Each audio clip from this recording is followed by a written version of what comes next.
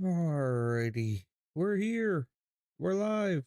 Why is my mic not reaching its limits? Hang on. Compressor. We do it that way. Maybe it'll go up a little higher, a little higher. No, it's 26.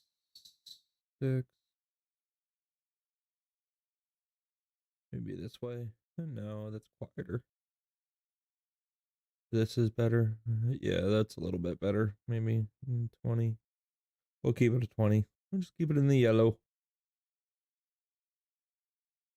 I think it might be because of this. Here, the compressor going on here too, I think. We'll lower that down a little bit. And if we do this way, that's full open, I think. I want it around 37.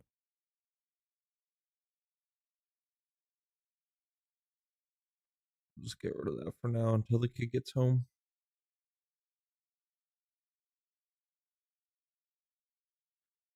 Until all the kids get home.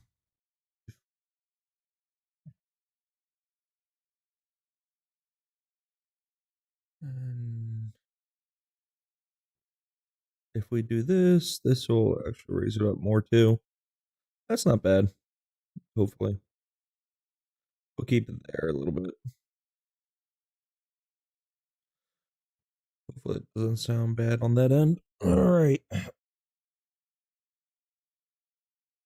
It's a live button. We're gonna see what Tulsi has to say. Apparently we suspended our trade deal with the UK today. That's interesting. I wanna find out more about that, so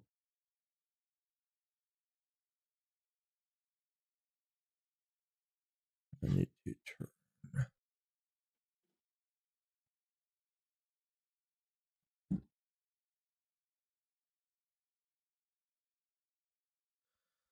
that down.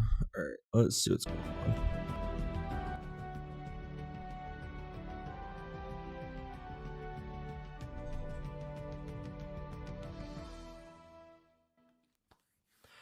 Welcome to 2C TV. This is your global news channel. I'm Maya 2C, and Keir Starmer's government is in turmoil, not just because as of now, President Trump has announced that trade has been stopped by the Americans, and specifically the tech trade deal with the United Kingdom has been suspended. And of course, everything goes back to the diplomatic wars between the British government and the Americans. There is also a problem for Keir Starmer's cabinet because the economy is collapsing. Unemployment is up and inflation is up. They don't know what to do. The Bank of England is now considering to change the interest rates. We're going to give you guys all the details in this, but before we start, huge announcement, ladies and gentlemen. Massive announcement. Tomorrow, 17th of December, we are finally releasing our exclusive 2C TV Plus documentary, October 7th, Beyond Survival. You can watch this by going on 2c.tv, but in order to do that, of course, we already have the Christmas period discount code, but I thought, let's go crazy. I want you guys to watch this documentary. It's the most important thing we've done on this channel. That'll do it for the microphone. We are giving you guys 55% discount. Limited offer. It's going to go very soon. So use the promo code Israel to get 55% annual memberships of 2C TV Plus by going on 2c.tv or find the link in the description. It's only for the annual memberships, not better. Monthly, so you can only use it in the annual registration. We'll keep it there about. So go on 2c.tv, use the promo code Israel 55%, and the documentary will be out tomorrow. Today you can go on the website and watch the trailer. It's already out. Now let's talk about the relationship between the British and the Americans. All right, it's not looking too good for Starmer specifically because it's not really just about Starmer and the overall Albanese guy have such a weird, quiet evil to them. There's something wrong with these. The Prime Minister of Australia and UK. Since I've heard them talk lately, I just can't They do give me the heebie-jeebies. Of Downing Street. President Trump has now suspended the trade deal that recently was signed between the two countries. Creepy. This goes back specifically towards the tech prosperity aspects of the deal.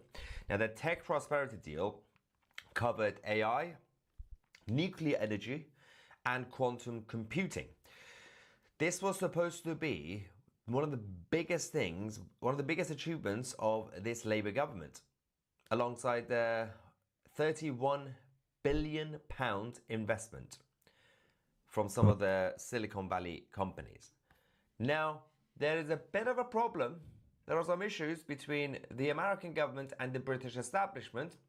Some of it goes to the cabinet of Keir Starmer, some of it goes to the British state and the BBC. We're going to talk about the BBC. Yeah, and the some of it BBC's a goes joke. towards bureaucracy Trump's suing the heck out of them.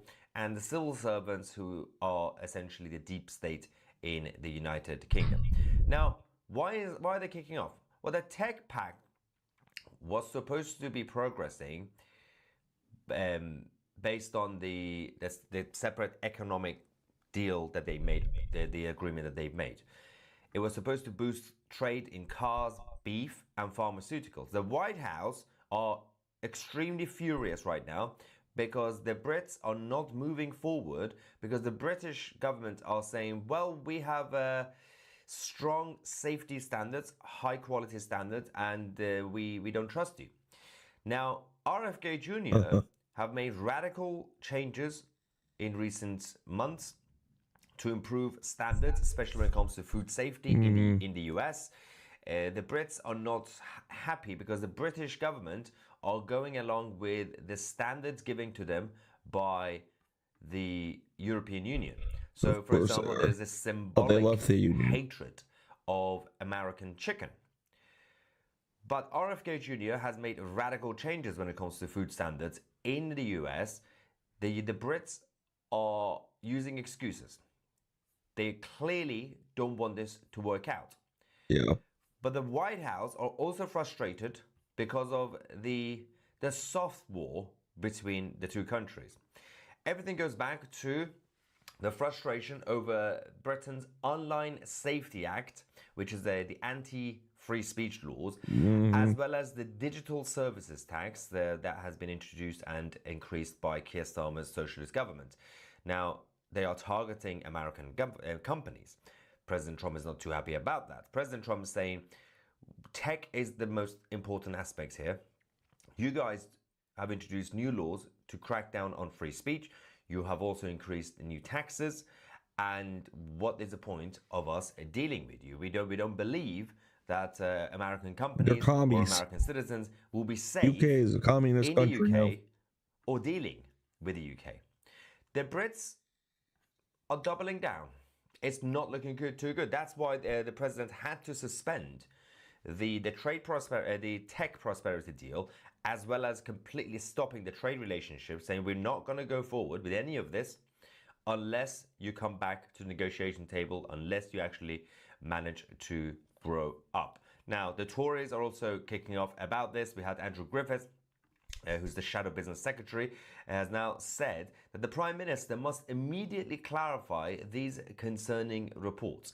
His steel deal has long been considered dead on arrival, and now it appears the same for his technology partnership. Now, it's extremely embarrassing because over the last year, Keir Starmer's Labour government have made deals with the Americans and the Indians.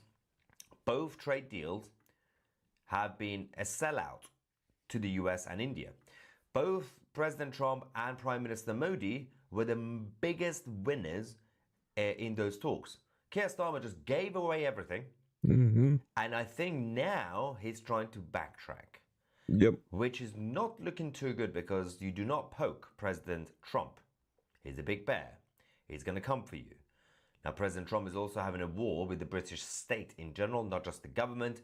He's now announced, as we reported yesterday, that he has actually officially filed the defamation lawsuit against the BBC after the fake news edited footage from Trump's January 6th speech in 2021. Now, The US president is now seeking damages of, there are two aspects to this. One of them is no less than $5 billion for the defamation lawsuit, and another $5 billion for the violation of a trade practices law. Now, overall it's 10 billion. The BBC are now also doubling down, which is kind of interesting. It's very brave. Now, there is a huge possibility that if the BBC fight this, because the legal action is in Florida, they might be able to get away with it, because they're going to go with the angle. The defense position is going to be, well, we didn't really defame President Trump in America. So there's an admission of guilt that, oh yeah, we might have accidentally, whoopsie, defamed President Trump in the UK, but not in Florida. So that's the position that they're going to be using. But this is what they said. Spokesperson for the BBC. The BBC sincerely regrets the manner in which the video clip was edited, but they also added that we strongly disagree that there is a basis for a defamation claim, right? Repeating the same thing that they said before. It gets worse from the position of the BBC. And what I'm about to tell you is the funniest thing I've ever reported on this channel. And actually, it's not this one, because we're going to talk about the leader of the Lib Dems, who's also a clown, but it's the next bit, which is about the BBC. Ed Davey is urging Keir Starmer to stand up for the BBC against Trump's outrageous $5 billion lawsuit and protect the license fee payers from being hit in the pocket. Trump wants to interfere, he says, in our democracy and undermine our national broadcaster. We cannot let him. Oh, you clown. It was the BBC that interfered in American democracy. Now, forget about the fact that he doesn't actually understand how anything works. If the BBC gets sued, if the BBC loses the case, the BBC cannot come to the British public and the license payers to ask for more money to pay the damages. That's not how it works. There are two options on the table. The BBC will have to use its existing budget, which means that they can pay it and they'll go bankrupt, or they could go to the Crown. They could go to the Crown and Keir Starmer and ask the British state to subsidize the BBC, but not the license fee payers. So, which is the whole new scandal, because that means that the budget in the Treasury will be hit and the British taxpayers will be absolutely furious. That's not going to happen. The BBC are still confident that they're going to win. The reason I say this is because the spokesperson for the BBC has now doubled down, saying, as we have made it clear previously, we will be defending this case. We are not going to make further comment on ongoing legal proceedings. Now, what I read to you just now was an official quote and statement from the BBC. Who do you think went to the BBC and asked them for the quote? It was the BBC. So the BBC asked the BBC for comments, and the BBC said, we don't want to comment. What's going on here? It's a joke. Can you make up your own mind? So we got BBC journalists going to the BBC headquarters saying, can you comment? Like, no, we're not going to further look. And then the BBC publish that exchange. It's a clown show. The whole thing makes no sense. Just release an official statement, you idiots. But while they're focusing on that, the British government is collapsing regardless because of the economic crisis and the cost of living crisis overall. The UK unemployment figures have just now come out. Guess what? It's now increased massively to 5.1%. We have gone back to the lockdown days. Inflation, as it has now risen to 3.6%, despite the fact that the Bank of England's target is 2%. Everything, both situations, in July 2024, when we had the election, by that point, both situations were fixed by the Tories, both the unemployment numbers and inflation. After the lockdown days, of course, we had the massive COVID crisis where the government decided to spend money and print money like there's no tomorrow. The Tories were very bad at everything else in terms of governance in the country, but they were very good at numbers. And they did fix it eventually. And Rishi Sunak warned everybody, and I didn't like Rishi Sunak in general. And he did say during the election campaign, this guy is going to increase your taxes and everything's going to go up. inflation and unemployment, and it's happened. We've gone backwards. We've gone back to 2020.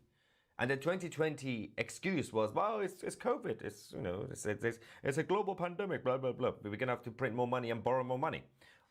But that was the excuse. What is the excuse now? Now, having said that, scandal after scandal after scandal. The trade relationship is in turmoil. Unemployment, the economy is in chaos. The BBC is falling apart. It gets worse because the priority for the British government is Islam. Yes, of course. Yeah, of course. Advance UK and Ben Habib have said that the government is finalising a new definition of anti-Muslim hatred following advice from a working group. This is not about protecting people from violence. Existing laws already do that. Yeah. It is about redefining language so that one religion is placed beyond normal scrutiny and turning guidance into a weapon against dissent. It's true. Advance UK also said this, that the government is quietly rolling out a new definition of anti-Muslim hatred and pretending it's harmless guidance. In reality, it's a backdoor blasphemy law. Once every public body adopts it, hatred can be stretched to include not just genuine threats, but robust criticism of Islam, Islamism, mass migration, parallel communities, or Islamist influence in our institutions. The government are spending more money and our resources on this rather than fixing the economy, rather than actually not embarrassing us on the international stage. Pandering to this small group that are on the rise 9%. because of the opportunities given to them by the Western globalists. Now, overall, they're committing suicide. the British state and the bureaucrats have no plan to resume talks with the United States. How long will it take until President Trump says enough is enough, we're going to put more tariffs on you? That tactic worked with the European Union. And I'm pretty sure the carrot and stick approach of President Trump is going to be a lot easier on Keir Starmer. I'm going to get some reaction on this in a second, but as I said, tomorrow, 17th of December, we are finally releasing our exclusive documentary, October 7th, Beyond Survival. It will be exclusively on 2CTV Plus. You can watch it by going on 2c.tv and download the 2CTV app. But use the promo code Israel to get 55% discount from our annual memberships of 2CTV Plus, not monthly, annual. This is the biggest discount we've done. Obviously, we already have the 50% for the Christmas period, but I thought this was an important project and it's an important thing for you guys to see. So definitely support the channel, join, use the 55% discount. It's limited offer, and then you can also watch that tomorrow when it comes out. Okay, so now Ivan says, seems like Donald J. Trump has lost patience with Starmbot. That's a good one. I like Starmbot. And Vinny says, big up the Donald Stuck Farmer. Yes. This is how you get around the YouTube censorship or any sort of social media censorship. Stuck Farmer. Just replace some of the letters. And welcome to Bankruptcy UK. Yes, so everything's going bankrupt at the same time. We got the NHS running out of money. I don't know how, considering that both the Tory government and the Labour government have increased funding for the BBC, for the NHS, but the National Health Service is falling apart. The BBC is running out of money. The Treasury is running out of money. Not sure how. Yeah. And we also now have Keir Starmer's government because they're paying for these illegal immigrants. More money on some paperwork that says, don't be mean to Muslims. Yep. Okay. Carter says, poor Starmer. He doesn't know when to quit. In his defense, it's very difficult to backtrack when you've already been instantly the villain of the country from day one when you're prime minister. You're going to have to keep digging.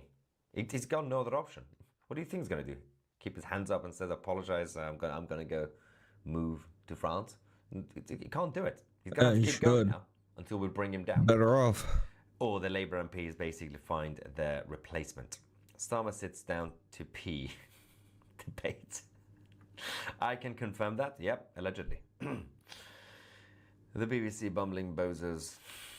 No wonder they are going down. The fact that somebody advised the BBC to fight this is interesting. It's ridiculous. Because, as I said, they can technically win if they are going with the defense position that, well, we didn't technically defame President Trump in the US. But they put it on their YouTube channel, which is worldwide. But not. It's worldwide.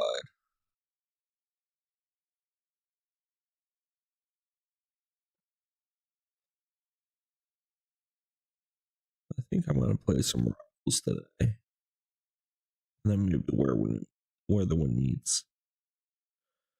What is love? The war is on, ladies and gentlemen, as we round out this year in the off season. That is, we're in a non-political year, and it's just before the holidays. Everybody's getting ready to go on that beautiful vacation, relax. The next big battle is about to begin, the midterms. And you may be asking, why do the midterms matter? The Republicans can't seem to get anything done. Even when they have a majority in every branch of government. They've got the House, they've got the Senate, they've got the Supreme Court, and they've got the presidency. And what have they really done? Not much. Fair point. Man, I'm right there with you. There are a lot of questions about what's going on. I certainly don't trust the Trump administration on things like the Epstein files. And we got a lot of questions. I can't say this. I remember only 4 years ago, I know it started 5 years ago, but we were all locked in our houses. And they made us wear 2 masks, and they forced people to get medications, and this was all largely the Democratic Party pushing it. The uniparty establishment fractured, and there is a right populist emergent phenomenon that does not dominate.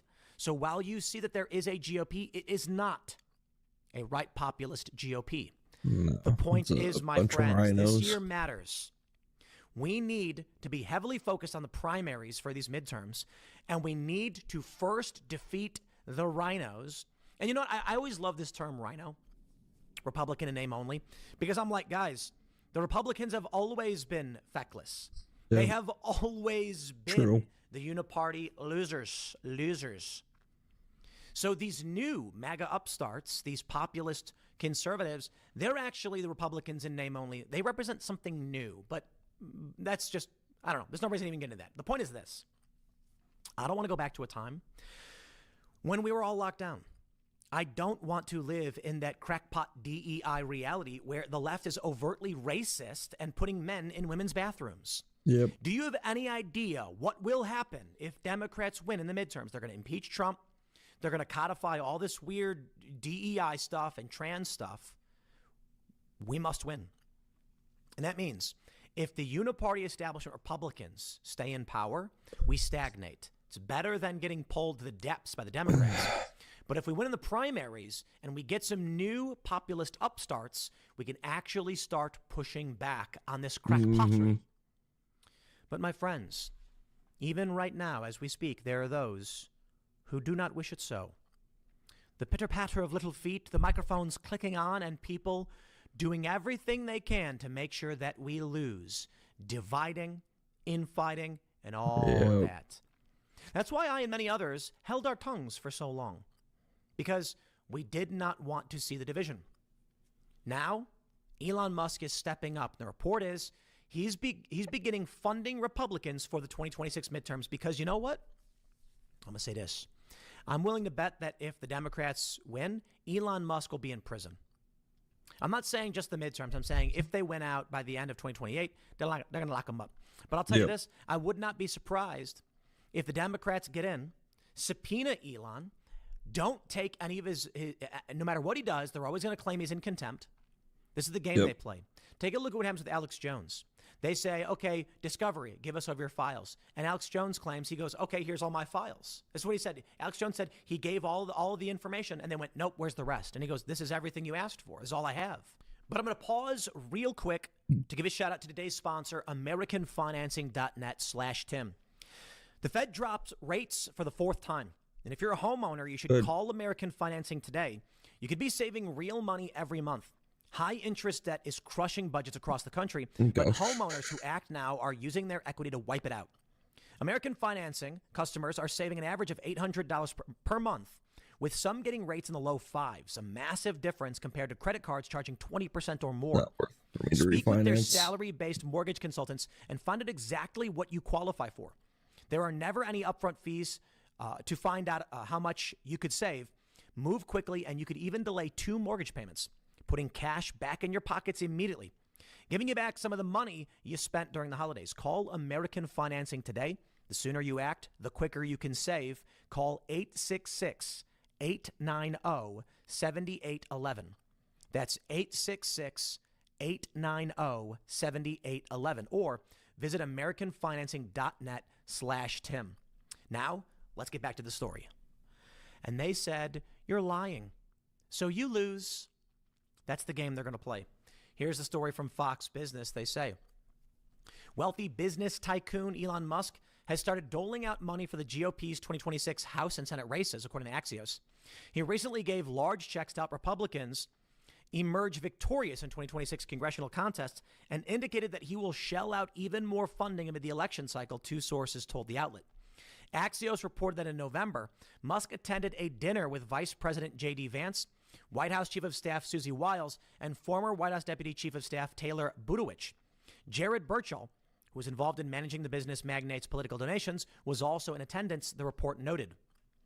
Musk's deep pockets could give the GOP a financial boost as the party seeks to maintain its grip on the House and Senate majorities in 2026. Musk strongly backed Donald Trump in the 2024 election. This we all know. But the 2 men eventually had a falling out, and this we know as well. Tensions seem to have thawed. On the day of the memorial service for Charlie Kirk, the conservative activist assassinated in September, Musk shared a photo of himself with Trump and wrote, "For Charlie." Last month, Musk was among the attendees at Trump's White House dinner for Saudi Crown Prince Mohammed bin Salman. It looks like Elon Musk is very much back in the fray, and we need it. Take a look at this moment right before, or I'm sorry, this is right after Charlie was killed, actually. So take a look at this.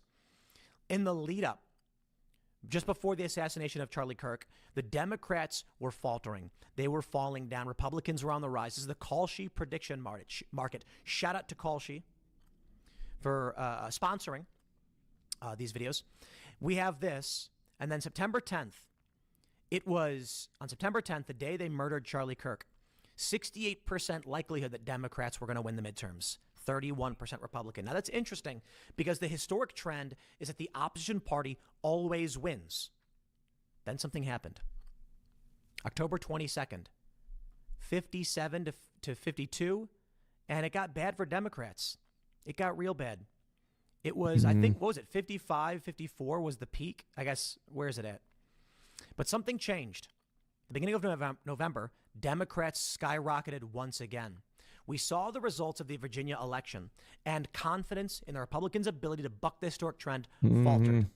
It did. And now here we are. The question then, my friends, is what becomes of us if Democrats win the midterms? They will impeach Trump, and they'll make up a reason. They will file subpoenas against tons of prominent personalities in politics and in media. And they're going to start locking those people up like they did to Steve Bannon last time. Steve Bannon, they did it to Peter Navarro. And yet, when the Republicans in Congress hold Merrick Garland in contempt, they don't do anything. Nothing happens. We know that Democrats will exercise extreme power and Republicans won't, which is why we need the primaries. We have to defeat these feckless loser Republicans and get in new, actual patriot Republicans. But here's the challenge. I have this clip. Jake says, Candace Owens, quote, I don't care about, she says your midterms. I don't care if the Republican Party is united. Candace Owens, we just stormed the gates and put Trump back in the Oval Office by burying the hatchets, locking arms, and voting like our lives depended on it. That wasn't luck. It was unity under fire. The kind of crush that crushes socialist strongholds and sends the deep state scrambling. Now you're out here shrugging off the midterms like they're optional, rooting for the GOP fracture while AOC's crew plots their comeback tour in 2026. That's not bold truth-telling. It's a Molotov cocktail tossed in our own foxhole, handing the gavel to the cartel lovers and fraud enablers because unity is boring. And they're going to flood the country again. They're going to open up the borders. They're going to give away our jobs. That's the left's playbook, not ours. MAGA isn't your solo spotlight, Candace. It's a battalion of young lions bleeding sweat in blue states, door knocking through blizzards, calling out sanctuary scams, looking to us to lead, not to lecture from the cheap seats. You want to burn it down for clicks and contrain cred, fine, but step aside for the warriors who show up when the polls close and the real fight starts. Divided, we gift wrap the apocalypse. United, we rewrite the ending. Your move. Join the line or watch from the sidelines as we win without you. Take a look at this. And I don't care. And I don't care about your midterms. Okay? I don't care about your next year midterms and whether or not the Republican Party is united. Okay? We know. I mean, we know that's not a secret. We are well aware of that and have been well aware of that. And it's her prerogative to not care. It's her prerogative to make her show about whatever she wants to be about. That's fine. But don't get it twisted. Somebody like Candace Owens, and this is the same thing I say about celebrities, when they're giving you political advice to something that never, ever is going to affect them. You know, Candace Owens has been a really powerful voice, but also it doesn't matter to her because it doesn't matter to her who is in the White House. A lot of these policies do not affect her. I'll double down on this one. In fact, it benefits her. Everybody knows it. The argument is when Trump is in power, Democrats get a media boost. And when Democrats are in power, Trump supporters or the conservatives, Republicans get a media boost. The idea being, with Trump in power right now, we won. What do we got to do, right? Everybody kind of feels like we did it. Let's take a year off. Well, the primaries are kicking up, and we need to win this one because the fight isn't over. We have routed the enemy, and we must continue this path towards victory. And the argument in media, if Trump loses, then all of us are going to be able to make shocking videos and say, oh no, help, we're being repressed. Me, I'm not so much interested in that, to be completely honest. At this point, I'm just so, to be completely honest, I'm fairly jaded. I am black-pilled because of people like Candace. Because you can see the grifters willing to put the knife in your back slowly and leave you hung out to dry. And what do we do then? When she says, I don't care about your midterms. Right. She just cares about getting clicks and having an entertaining show while she drives people to the brink of madness, and then Democrats win. And what does she care? She'll just make more videos about how Democrats are bad. Right? Yeah, right. Gives her another talking The good news point. is Elon Musk is stepping up, and we do have great warriors in this fight. So he certainly has substantially more reach than she does. And that's at least one big benefit, that Elon Musk is not backing down and he's getting back in the fray. Now, as for her, I hope that meeting she had with Erica Kirk brings her back to reality, or at the bare minimum, sends her into puts her in a place where she's at least willing to chill out on these issues. Go back to talking about Blake Lively and your celebrity gossip. Talk about Bridget McCrone, whatever. Things that don't demoralize the American people at a time when we must fight for our lives. Otherwise, where are you going? Smash that like button, my friends. You can follow me on X and Instagram at Timcast. Thank you so much for hanging out. Stay tuned. More to come, and we'll see you all tonight. Tonight they'll be on. What you say? Liberal Hive Mind. Hey guys, welcome to the Liberal Hive Mind, a channel solely focused on exposing the abundant hypocrisy of the left. And of course, here's your meme of the day, brought to you by 5mind.com. You know, it feels almost like we're in a post-reality world. What? You know, the left-wing wokesters, they've made telling the truth taboo. It's impossible to have a conversation if every conversation devolves into you're a racist, or you think this way because you're a racist white male. But that's the left's game, and the left represents, I guess, roughly 50% of the voter base. And so this is the operation. This is the game. We can't even have a conversation about numbers, outcomes, statistics, what is actually beneficial for the nation. And this clip that I got here from possibly the worst show on TV, Abby Phillips' little CNN train wreck, this panel discussion I think puts it all into perspective. A normal debate about immigration policy instantly gets derailed into you're a white racist. Let's go ahead and take a look at the debate happening here. And of course I'll drop my 2 cents as expected. Let me show you guys exactly what's being discussed here. We got some stuff to get into. So let's roll the tape. All right, friends, so take a look. Turns out it was very much correct. And it also helps to explain why currently the U.S. policy is that we only let white people claim asylum to come into this country right now if you're from the continent of Africa.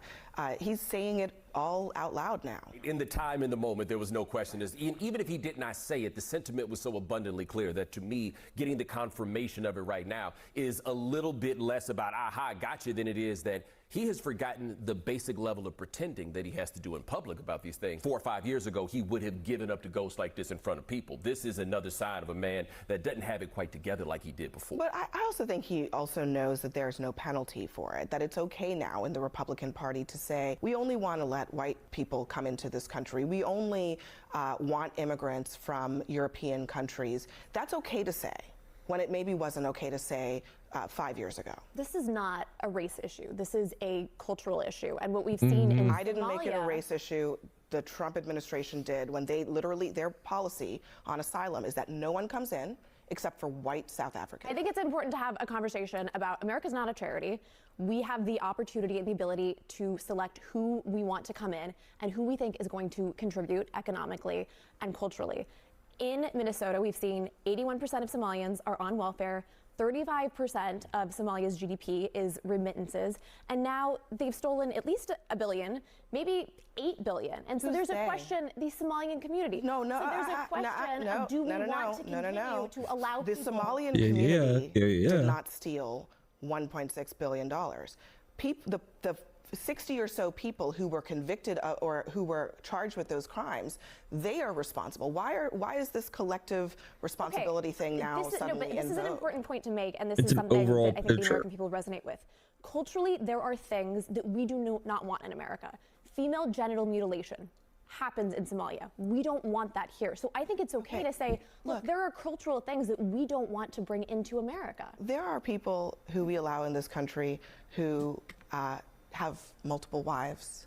They, polygamy. I don't totally want to encourage fine. that. I don't want more of that. But they're here. Yep, the typical Abby Phillips but they're here. gaslight. And That's honestly, stupid. what I think can maybe accurately be described as Doesn't mean you invite woman-splaining, more of it political in. woman-splaining, that is. Avoid every actual important topic, important detail of the conversation, and just play these emotional, theatrical Yep. games. And of course, the cudgel Normal of racism, leftists. it makes it impossible to have a conversation. She's making the claim that the Trump administration is only allowing more white immigrants because there's a focus on white South African farmers. But this is obvious race baiting, and it completely ignores the very obvious context of why South African farmers are being discussed in the first place. Well, firstly, because they're facing real vilification, a real genocide. The country's leadership is chanting, kill the Boer. You got farms, homes, estates being targeted, people being killed in mass. And of course, we've seen this story happen in Zimbabwe before. We know exactly what it looks like. So you can try to gaslight us all you want with, oh, there's no genocide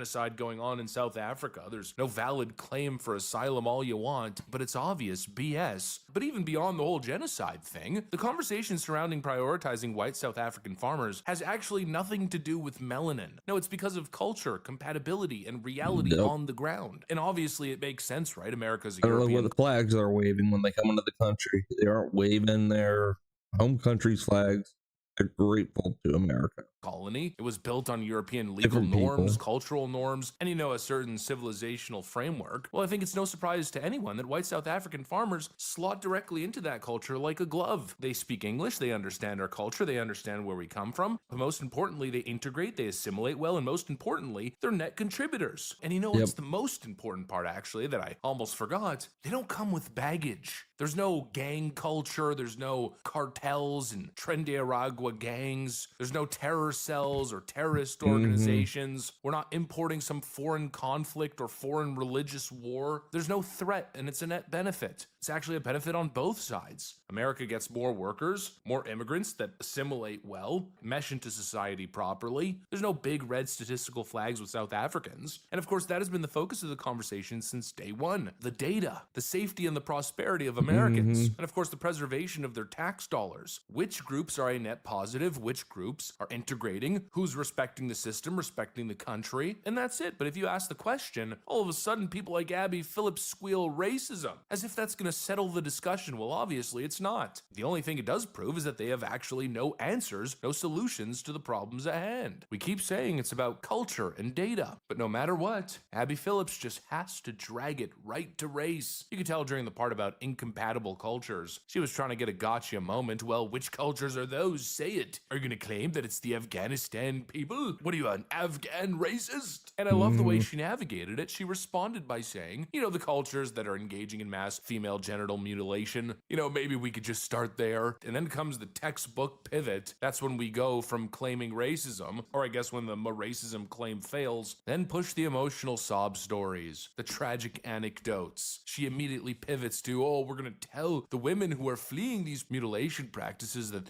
they're not compatible, and so we're closing the door on them. And I know this argument grabs people. I know it really speaks to female voters, but I'm sorry, I'm just going to say it. For me, it's emotional blackmail. You take a macro policy question about millions of people, national security, social cohesion, and you substitute it with one little heartbreaking anecdote. Well, what about the person facing this tragic practice? So what, we throw the baby out with the bathwater? We now insist that all policy must bend around to the whims and needs of everyone across the globe? That's not how a serious country survives. Nobody is saying that the world has zero victims, zero tragic cases. No, the point is that you cannot run immigration policy for 300 million people based on emotional vignettes. You have to ask yourself what happens at scale, what happens to crime, what happens to social trust, to public services, to political stability, what happens to the future of the nation and the fundamental founding values of the nation. And really, as we're seeing it now, as it's devolving now, are you really saving these people? That's another question. When you're localizing them all in one area in Minnesota, for instance, or are you just making them into another tribe? Creating little Mogadishu there? They're fleeing Somalia, fleeing Sharia law, only to live under underground Sharia law in Minnesota. It's almost as if we're creating cultural ghettos with this constant insistence and need to prove that we are not racist. We're closing our eyes to very obvious potential harms. This insistence that all cultures are equal. We can't possibly enforce our cultural values. No, but that's literally, in my view, the whole point of America. And if you immigrate to America, you are there to be an American. And guess what? American culture is not about honor killings and blasphemy laws and child marriages and cousin marriages. We're not into Sharia law, religious supremacy, political violence, mass fraud, and gang warfare. We've turned a blind eye to the obvious, and we've essentially handed over the keys to the kingdom, and now the results are ugly, and we're dealing with the aftermath. And yet here we are in the same position, being lectured by the same people who enabled and caused all of it, that yes, we're the problem for pointing out their failures. You're a racist. We can't block the poor women's and children's. Give me a freaking break. And I'd love to have a conversation about creating a system that prioritizes the people that need it and does proper vetting. But it's kind of hard to do that when, you Democrats opened up the floodgates, opened up the border to over 10 million people in 4 years, completely unvetted. It's a national security nightmare of your making. And now the people basically want a moratorium on it, not because of the skin color, but to protect the nation, to protect its interest, its stability. And you have the gall to claim that it's just racist people. Give me a freaking break. No, it's a new way of thinking, a new culture entirely, a new political ethos. We cannot save every broken culture. We should be extremely selective and extremely serious about who's allowed over that border, and we should be unapologetically in favor of people who are compatible, productive, peaceful, and grateful to have been given that incredible opportunity. And that seems to be the conversation that Abby Phillips is trying desperately to shut down. But these days, the woke outrage routine doesn't really carry much weight anymore now, does it? Anyways, that's what I got for you guys. Thanks for watching, and I'll see you on the next one. People are sick of it.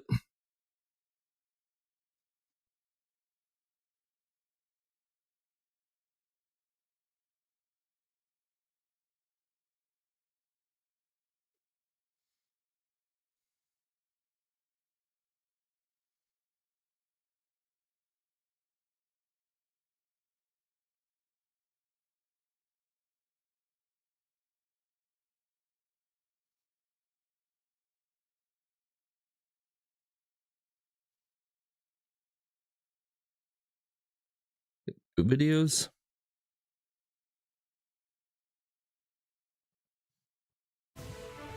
We have breaking news into CNN. The FBI, in coordination with the Providence Police Department and Rhode Island State Police, releasing a video timeline showing the movements of a person of interest in the mass shooting at Brown University. Let's go live to Brian Todd in Providence. Brian, what are you seeing in this timeline?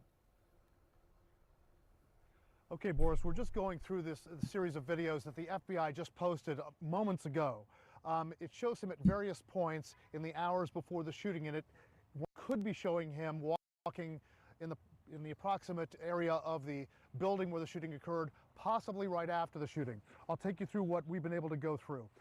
There are a few videos that show him walking on Cook Street, on George Street, and on Benevolent Streets in the 2:00 p.m. hour.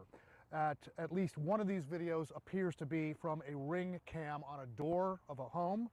At least one of the videos shows him jogging along a sidewalk at one point. I believe that video shows him jogging along a fence along a sidewalk.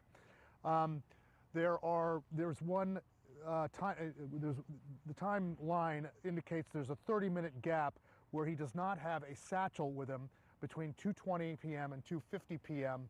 on that day.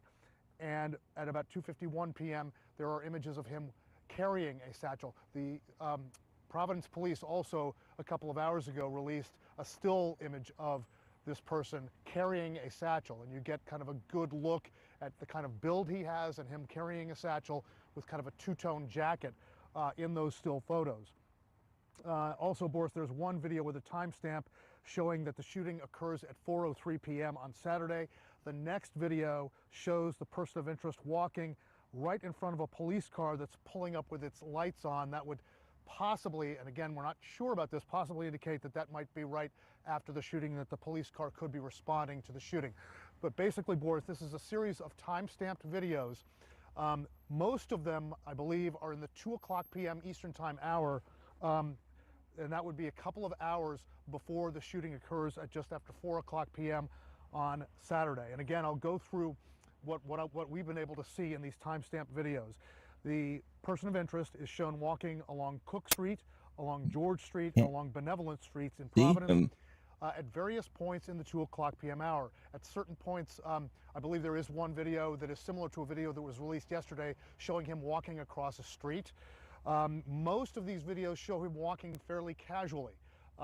There is one video that shows him turning abruptly. Actually, there are two videos that I saw, excuse me. One showing him turning abruptly and then jogging the other way, and another video just showing him jogging. There again, we seem to have a 30-minute gap between pieces of video between 2:20 p.m. and 2:51 p.m.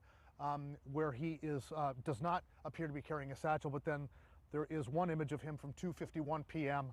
on Saturday where he is carrying a satchel. And again, there is one video with the timestamp showing that the shooting occurs at 4:03 p.m. The next video shows the person of interest walking right in front of a police car that's pulling up with its lights on, seemingly indicating that he is walking in front of that police car just after the shooting, but it's not quite clear. We're going to get some of these specifics and some of these answers from officials who will hold a news conference at about 5:00 p.m. Eastern Time today, Boris, and we can kind of give you a little bit more detail of this. But between these timestamp videos, Boris, and the still picture that was put out a couple of hours ago by the Providence police, you are getting many, many more looks at this person of interest now, and the way he walks, and the way he's dressed, and his build, and the fact that he, in certain images that they've released, is carrying a black satchel strapped over his shoulder, and at other times during these videos and still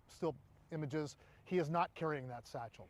So, have they found his again, car or why that anything is, yet? we're going to hopefully get some of those answers a little bit later today. But the bottom line here is, Boris, that now the public has many, many more images of this person to go by. Yeah, that don't as help. far as the way he looks, what he was wearing, his build, the way he walks, and of course, police and the FBI and The way others he are hoping walks, and this will really speed up the timeline. that he's a heavier set man. Yeah, and really interesting, as you point out, Brian, and I want to bring in John Miller to this conversation. There are, for instance, there's one video, and Brian mentioned it, John, and that was, I think, at 2:16, where you see him kind of moving slowly and making an abrupt turn, and it almost appeared as if he was turning away from someone he might have directly encountered on the sidewalk. I just wonder, what kind of patterns of movements are you seeing in these videos? Well, we're seeing someone who is walking slowly and deliberately in some cases, but we're seeing someone who is walking very quickly in other cases. And then, at least in one segment, we see somebody who's running. Here. And this is all prior to the shooting. Running might make more sense after the shooting, but it raises a number of questions, which is how is he gauging his time? I mean, this starts in the 2 o'clock hour, crosses over into 3 o'clock, but basically they're tracking him for what appears to be, until the shooting at 4:03 p.m., an hour where he's covering a large amount of ground. Walking, Really weird. Walking quickly, running through the streets, that lead to where the shooting occurs. It's actually very curious. Now, what is the utility of it? The utility of it is now they have done a video compilation, and here we see where the shooting occurs, the police response, and he is apparently walking off the set, at this point. It says to people, okay, now I have a map. Look at this guy here. He's walking down the street. He could be one of those people that police are saying, you may have passed this guy. You may have seen this guy. You may have driven by this guy. You may have a dashboard camera. So it's just one more tool in their quiver to say, we're trying to keep the public engaged, trying to keep them focused, and trying to keep those tips coming in. Weird. John, please stand by. Let's bring in CNN law enforcement analyst Steve Moore to get some more perspective.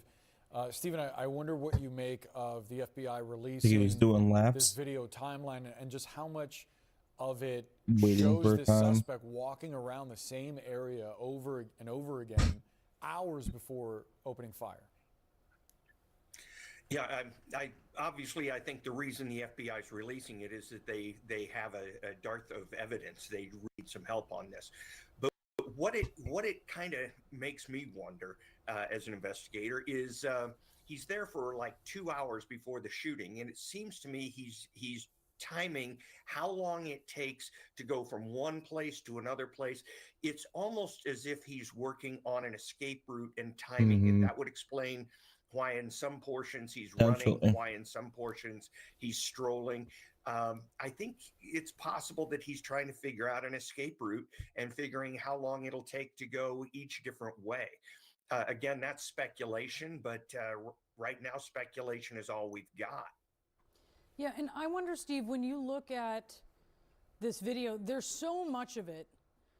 I would wonder if you know this person, if you would know this walk, if you would know sort of this body. And if you think with all of these videos out there now, if it's really just a matter of time before this person's identified.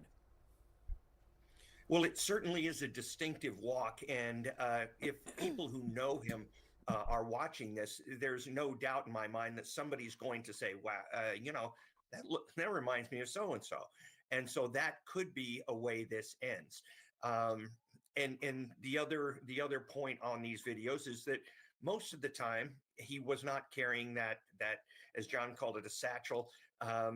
So where he start? Where's his origin? That he didn't want to be caught, right? That he didn't want to be vulnerable at that point, which would indicate to me more casing. And then when you see that satchel, what it looks like to me more than anything are the old fanny packs that off-duty law enforcement wore in the late 90s, early 2000s that had a holster in it instead of a wallet. So it to me brings a lot of intriguing aspects to it. And leads to many more questions investigators are trying to answer right now. Steve Moore, please stand by. We're going to sneak in a quick break. When we come back, more on this new video timeline released by the FBI in collaboration with state and local officials in Rhode Island of this person of interest who opened fire on Saturday at Brown University, killing 2 people. CNN will be right back.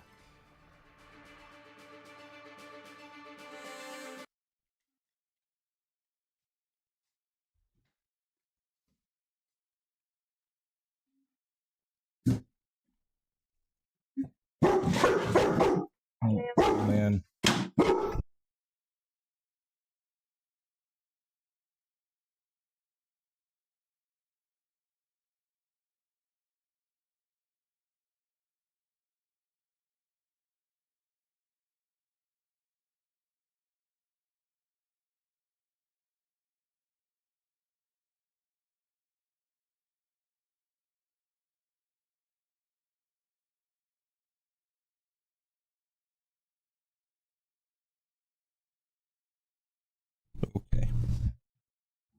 Please calm down. Why would you hold on?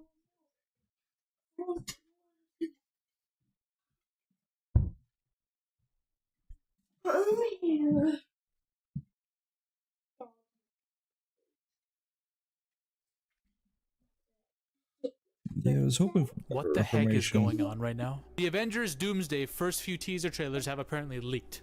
All right, I woke up to Twitter going crazy. Yesterday, Marvel put out this warning. No recordings allowed when we show you our teaser trailer at this expo or whatever, wherever they showed it. Yeah, good luck with that, guys. Good luck with that, because now these trailers have leaked. Who could have seen that coming? The Avengers Doomsday trailers have leaked, and they pretty much lead to who might be the main character of this, at least the first movie. I don't know if these trailers are real. They could be AI, but apparently they're confirmed to be real, okay? There's 4 of them. 4 teaser trailers. The first is December 18th, which is we know what it is now. The second is December 25th, January 1st, January 8th. 4 Avengers Doomsday trailers. By the time this video comes out, probably all of them will leak. Okay, I'm really sorry if they've leaked and I didn't see them. I've seen one of them. The first one is Steve Rogers centric. A very small look at Steve Rogers post Endgame, like directly after Endgame. The second one is about Thor. The third is about Doctor Doom, and the fourth is like the full teaser for Avengers Doomsday. Yeah, which probably will be a minute to 2 minute trailer, maybe. Who knows? And apparently you're gonna get different ones depending on who you are, where you are, and they're gonna be attached to the avatar. No. I don't know. Okay, I don't know. This is really just wearing a mask. Not because of the way the trailers are being rolled out, but because of what they lead to. People are asking, why do Steve Rogers, Thor, and RDJ get their own trailers, but not them? Fantastic Four, Reed. You would think Reed is a principal character when it comes to anything involving Doctor Doom, but he doesn't get a trailer of his own? Yeah. No. Marvel said fuck you to all of that and said, we're going with the big 3. We're going with the people we can trust. Any of these guys, screw them. We've established that X-Men are going to be Thunderbolts. Falcon's team. No. Steve. Potentially. That's where it's at. Steve. So the first teaser has been leaked online. The video itself. It opens to the Avengers score, the Avengers theme. We see someone riding a motorcycle. Steve Rogers himself. He gets up and walks towards his house. The house in which he's making sweet love to Peggy Carter, I guess. We see him pulling out a suit with the star on it. And then we see him holding a baby, his son or child or whatever. Him and Peggy went right at it as soon as he came back to this timeline. And we see his face. Beautiful man right there, eh? And then that's it. Steve Rogers will return in Avengers Doomsday, and then we get like a time countdown. Say Steve Rogers will. The clock's ticking countdown leads to May 29th, Iron Man's birthday, canonically, which means that's probably when the first official trailer for Avengers Doomsday comes out officially. The first of probably 3 trailers before the actual film comes out. Listen, this is a nostalgia bait post-credit scene. That's what this is, a glorified post-credit scene with the face we all love. I'm a big Steve Rogers fan. I'm a Captain America fan. I would be lying if I tell you I wasn't a little bit hyped to see Captain America back. He's one of my favorite superheroes ever. Well, like, it needs to be noted. There was nothing. This is just literally, hey, look at the guy you love. Who's gone? Has been gone for 6 years. You're gonna be into one of our movies again, Marvel fans. We promise you. The second trailer is this. It's probably gonna be out by the time this releases, but it's Thor in the woods praying to Odin before the big battle with Doctor Doom, so that he can be brought safely back to his daughter. Listen, all I'm gonna say is, and I really wished this teaser we could have teased Thor and Loki meeting or something like that, but no. I don't give a fuck about Thor's daughter. I don't want to ever see her face again because she reminds me of the cancer that is Thor: Love and Thunder that fuckwit Taika Waititi made. That entire thing should be erased from memory. I don't care about Thor's daughter. I want Thor to die in the battlefield. I'd rather that than him go back to his daughter. Or him to meet Loki. Or become the new freaking God of Stories. I don't know. Anything but his daughter. And then the Doctor Doom trailer, which I don't know what that's going to be. No idea. Could be him approaching Steve's house. Could be him looking at the timelines getting fucked. Could be him looking at the fall of his planet as a result of Steve banging Peggy Carter. Who knows? My only question is, this doesn't entirely make any sense. Steve Rogers is an old man when we see him in Endgame. This is the guy Doctor Doom has a beef with. This is the guy who's going to be the main character, arguably, of Doomsday, not anyone else. This dude right now has survived whatever happens to him, right? So, Doctor Doom is coming for this dude. A younger version of Steve. Does Steve at this point know what's happening? This is the problem that we have now. Did old Steve know but not warn the Avengers of what's about to happen with Doctor Doom? Or this Steve is different than this younger Steve that may have been confronted? Because remember, every time you fuck with the timeline, a new one branches out, and that's an alternate reality. Maybe that's what's happening here. Why did Doom target young Steve? Did he wait for Steve to have a son so he could kill the child? There's a lot of questions that could be brought up. Something just doesn't sit right with the idea that Steve Rogers is Doctor Doom's main enemy. Like, what's the end goal here, Doom? Do you just want to kill Steve and his family? Are you going after all the heroes' families? Maybe Doctor Doom's entire family itself got destroyed as a result of what Steve did, and he's deciding to take revenge on every single hero that's fucked with the timeline and caused an incursion. That's probably what it is, y'all. That's probably what it is. Now, here's the thing. We all love Steve Rogers. But this brother has been away for 6 years. The MCU has moved on after him. And for him to come back and just take the throne as the leading hero doesn't... It's a bit weird. It doesn't sit right. That's a big middle finger to him. That's a big middle finger to him, especially. He's the main character of Avengers Doomsday, if that's the case. Well, he's the guy that's coming back saying, bro, Doctor Doom's after my ass. But y'all gotta be ready. I'm gonna lead you to glory. That's what's happening. So people are like, this is mad disrespectful, y'all. Reed Richards, if anyone, should be the arch nemesis of Doctor Doom. You're kind of already set it up in the Fantastic Four movie. Captain Wilson, Captain America, Sam Wilson is the leader of the Avengers, the new Captain America. To be replaced with Steve Rogers, it's kind of disrespectful. And I know Anthony Mackie himself has problems with this. It's like Marvel Studios all of a sudden says, we don't give a fuck about any of what we set up in the last 2 phases because we know people are losing interest, movies are bombing. We need to get back to what we know works. Now here's the thing. I would be angry normally at the idea of Steve Rogers coming back randomly to take the throne as a leading character, but honestly, I don't care. You know why? Even though I know it's wrong, even though I love Florence Pugh, I do like Sam Wilson as Cap. I do, even though I think that movie, the Brave New World movie, was kind of crap. And even though I have problems with Pedro as an actor, some here and there, I like him as Reed. None of them really stick out to me as leaders of a movie ensemble with the Avengers. None of them really have that vibe. About the other leader of the other team, Scott Summers in X-Men. You realize that Scott Summers had no fuck all character development barely in the X-Men movies. No one cared about him. He was overshadowed by Logan. Charles Xavier and Logan were more leaders than him. So I don't really have an emotional connection to any of these guys. Here's how it should probably be. Falcon, Reed, Xavier, and Florence Pugh, because she's the leader of the Thunderbolts, I guess. They probably should be the four who are leading the forefront of this movie. And if Steve Rogers is coming back, he should be Captain Hydra, part of Dr. Doom's team of rogue Avengers or whatever. That's how it should be. I would love to see evil Steve Rogers played by Chris Evans whoop Falcon's ass, whoop Bucky's ass. But no, we're just going with Steve Rogers. The issue is both ways the personal connection is there. You have not built up Dr. Doom with these characters. You have not established a connection like you did with Iron Man and Thanos throughout the MCU. And that's the whole thing. You haven't had fuck all build up to Doctor Doom besides one post-credit scene in which he's touching up and diddying up Franklin Richards. You have nothing with this dude. And even then, this should connect him and make him a rival to Reed. But no, fuck Reed. Steve Rogers is our guy. Remember how they did it with Thanos?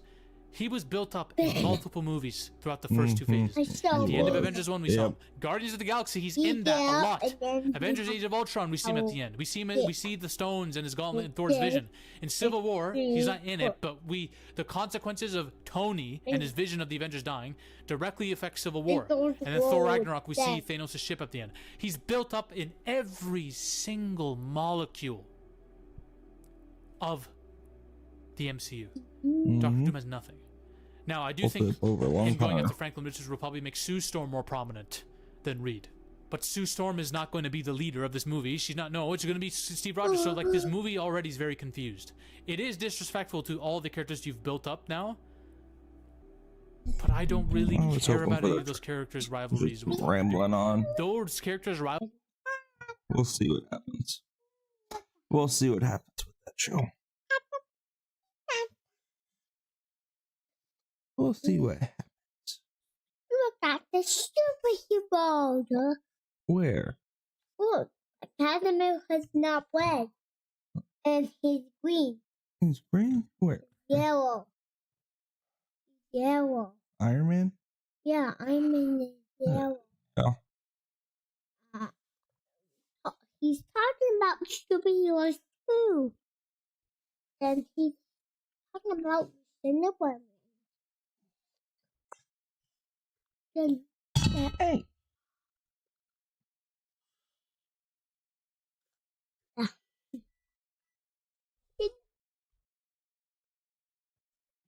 You getting down? Okay. Hi, babies. Hi, girl. What are you doing? What's up, buddy? She's getting the stuff in from the car.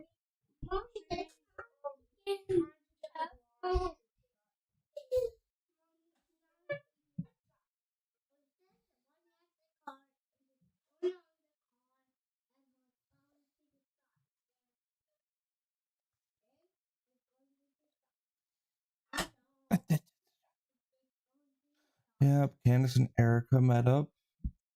Meet up. Erica and I agree. What? We agree.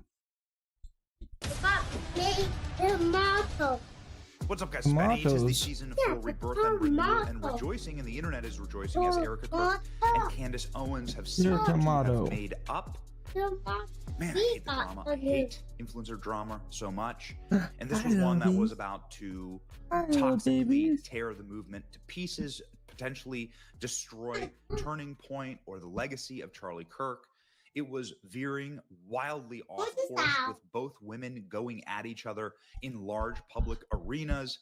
Obviously, Candace kicking it all off, going directly at Turning Point and the leadership there in assassination theories about Charlie, and then the team at Turning Point finally hitting back, and Erica Kirk then going on national TV and talking about the toxicity, crying and calling out the lies.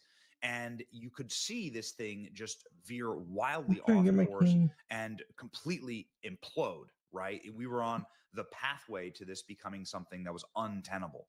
There was a lot of fatigue also on the internet of people saying, my God, like, how long is this going to go on?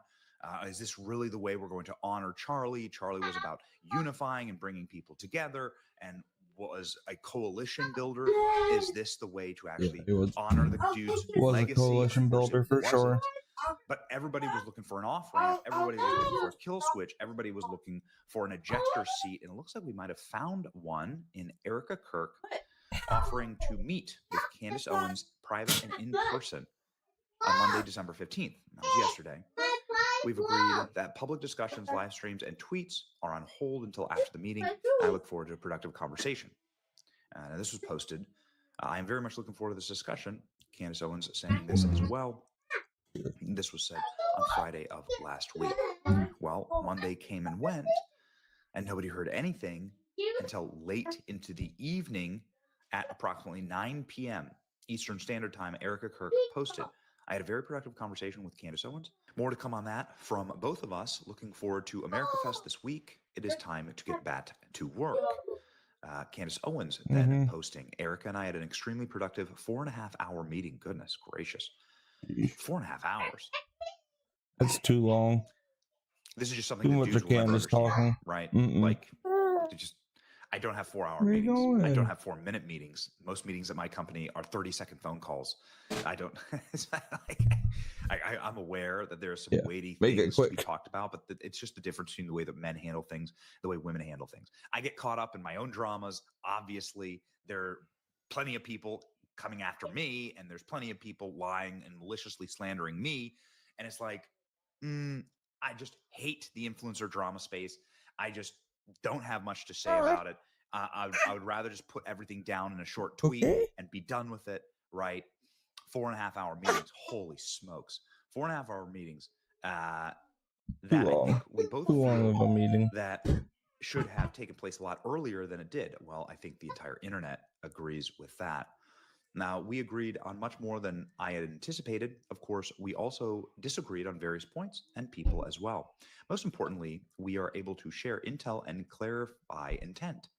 I will, of course, have a full rundown for you tomorrow, as I'm currently exhausted, but I want to quickly let you know about that absolutely nothing was held back, and the immediate result was that tensions were thawed. Sure. Okay. Well, there you go. We'll see. This is doing well. 4 million views. Erica Kirk's posted 1 million views. And it's gotten 64,000 likes, 7,000 comments. Next 2 weeks of content confirmed. Okay. Brandon Tatum. Here you go. Here's the Egyptian plane, and the honeybees. What are you doing? No, not my mouse. I don't know.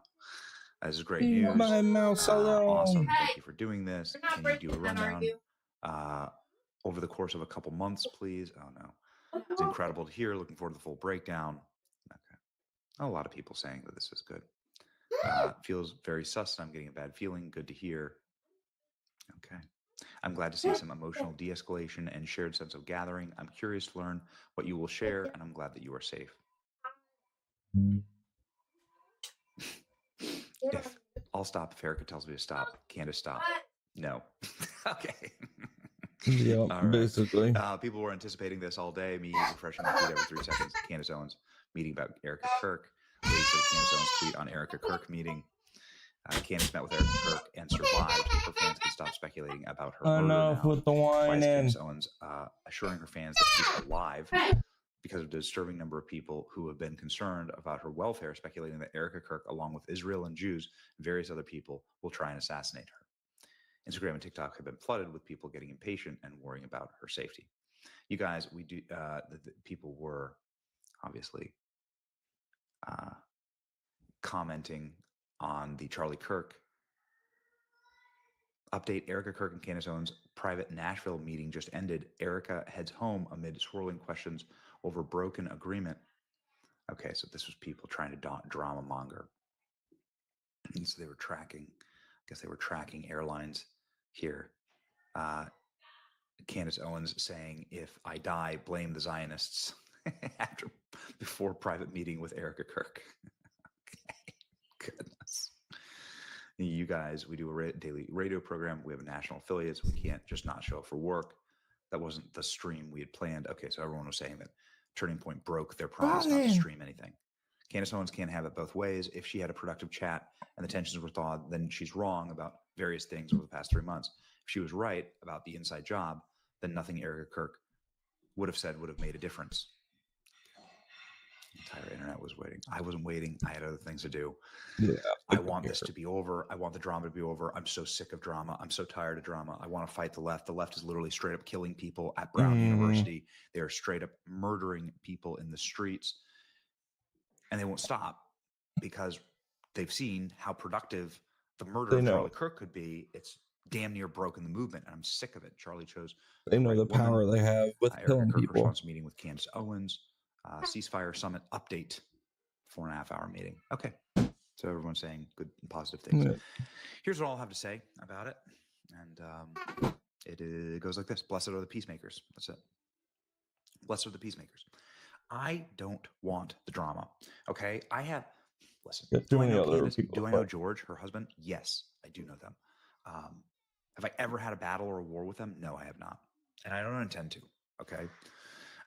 Do I know the team at Turning Point? Yeah, like really closely. Do I know Erica? Yes, I emceed her and Charlie's wedding. The more that you engage with the drama, the more drama you create.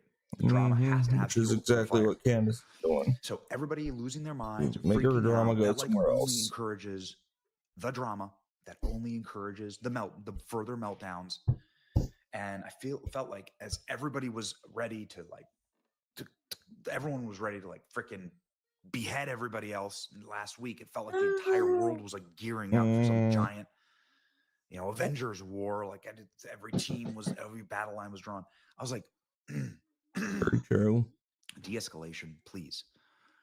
This is the last thing that the movement needs right now. The movement needs unity, consolidation, and to actually focus on the enemies, eyes towards the enemies. You can't win a battle when you're fighting each other. You can't win a battle when you're fighting yourself. You can't win a battle with friendly fire.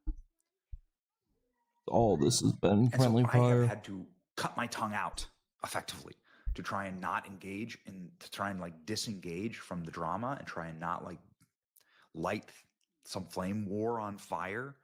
I've been trying hard. I know we've been pulled into it here and there, but I find that it is the best policy when something is truly a distraction, to not allow it to consume you, and to let the lies be proven as lies, and to have, if you have moments like this, to let these moments speak for themselves, because it's really hard to hate up close, and it's really hard to hate people who are acting in good faith. It's the bad faith operators and the liars and the people that are here simply to sow discontent and destroy the movement that are the real problem. And so, again, I know Erica, I know Candace. I'm praying for peace right now. It is the season of peace. Christ is the Prince of Peace. And so that's something that we can have. That's fine. A little rant on it. Here we go. It's your boy Benny. Like, share, and subscribe. Let me know what you think in the comments. See ya. All right. I wanted to. Where's Max at? He had a good video the other day about us seizing the ghost ships. Andrew Wilson humiliates Canadian immigrant feminist. Tried joining the Crucibles Discord. That didn't work.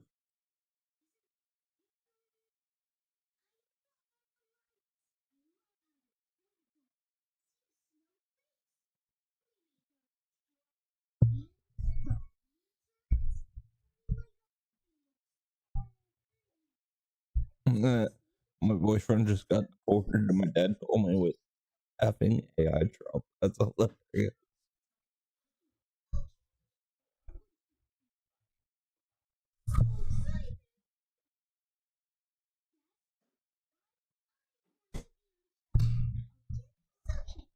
Sheesh. Yellow flash too. Hey, what are you doing? You on a microphone? Can't you on the microphone? Prophecy, live coverage, Rob Reiner, MIT professor. Agenda. He does good coverage. New footage exposes incompetent police response to Bondi's. Yeah. I'm just going to say it was one of the worst police responses I've ever seen. This was a failure. Your paper this morning is reporting that these two gunmen were firing for 30 minutes without being tackled. Like a shopkeeper has to tackle one of them to the ground. I just don't understand the police absence in this scenario. The head of the Australian police gets grilled by reporters on this. Is it true that private security there weren't allowed to hold firearms? And if so, can you explain why? So the question is it true that private security were not able to carry firearms? I don't know if that is the case. Happy to take that away and come back to you. The police chief doesn't know. He doesn't know the answers. Licensed to have those firearms. How difficult is it to get a license in Australia? We work closely with the security group, the Jewish security group, CSG. If you work closely with them, how come you don't know whether or not they were armed? I think what I can say and the reassurance I can give the community is the prompt response by police. Prompt response? Indicates hiding very behind clearly cars. That police take security clearly. They take safety seriously. He's going to keep repeating that. Can you just give us a timetable of when the first police shots were fired, when how long did it go on for, and when were the shooters taken out? Yeah, now it's not going to be so problem. No chance he's going to give us a timetable. No, I can't give you that right at the moment. That's obviously part of the investigation. Yeah, even though it's all on video and it's already out there. What I've said is that there were police at the scene at the time. That's even worse. If there were police already at the scene when it and started, they didn't do how'd they anything shoot for 30 minutes? They are shooting non-stop. As you can hear police sirens. And as you're watching the video, you're thinking, where are they? Where are they? We can acknowledge that it takes bravery to be a police officer at all, and to engage in a situation like this is going to be incredibly difficult. But you're supposed to be the people who are prepared to handle this. Police responded promptly. I think we have seen very clearly on footage the bravery of officers and members of the public. Yeah, we saw members of the public actually. It turns out there were even more unarmed civilians who confronted these guys than we thought.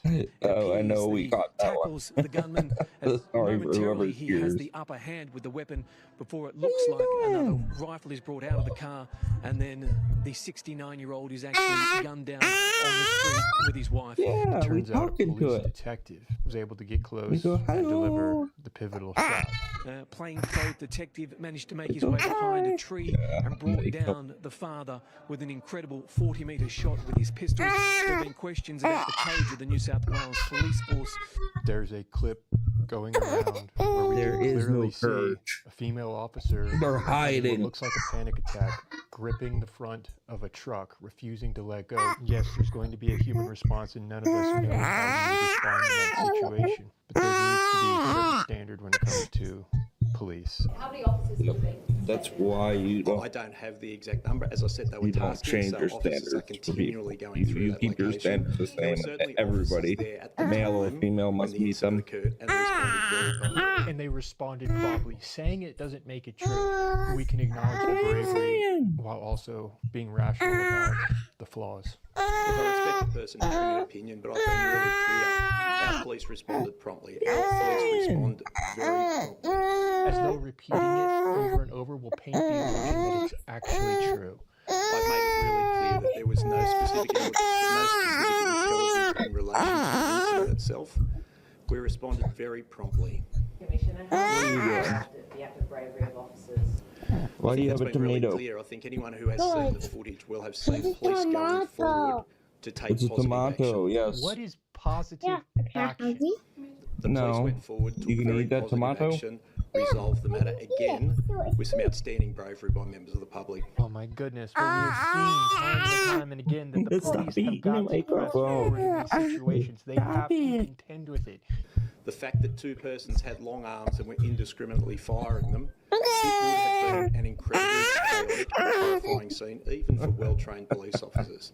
I don't think you can blame someone with a rational mind who looks at this and sees a massive mistake. You are never going to be prepared for it. That's not an excuse. The people are reporting this live on their phones. And yet the Australian police are routinely armed. They're all armed.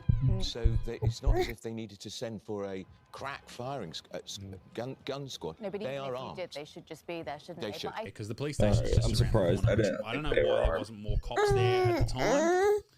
I thought they had like I guess maybe not all police on UK. station, you know, that type of thing. But anyway, The images, to be fair, the images are bad. It does look like the police are one lady had her hands up in the air, looking like she was surrendering. I don't know if She's that's yelling in the accurate. microphone. Another of a young female officer hiding behind a car. people can think critically and look at the video. It's all on video. You can watch it just uncut play out, and it's horrifying. But videos show that gunman then, despite the fact he hasn't got that weapon, he then makes his way to the bridge, and there are other weapons.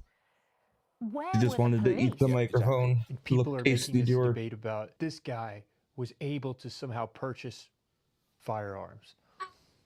Is it legal to purchase bombs? No, he still had a bomb. You can purchase I don't know hunting who this rifles. politician Yeah, is, but listen to what he says in response to this. Yeah, it does explosives. require legislation, and it means introducing a bill to Parliament to, I mean, to What a be really joke. blunt, make it more difficult to get these horrifying weapons that have no practical use.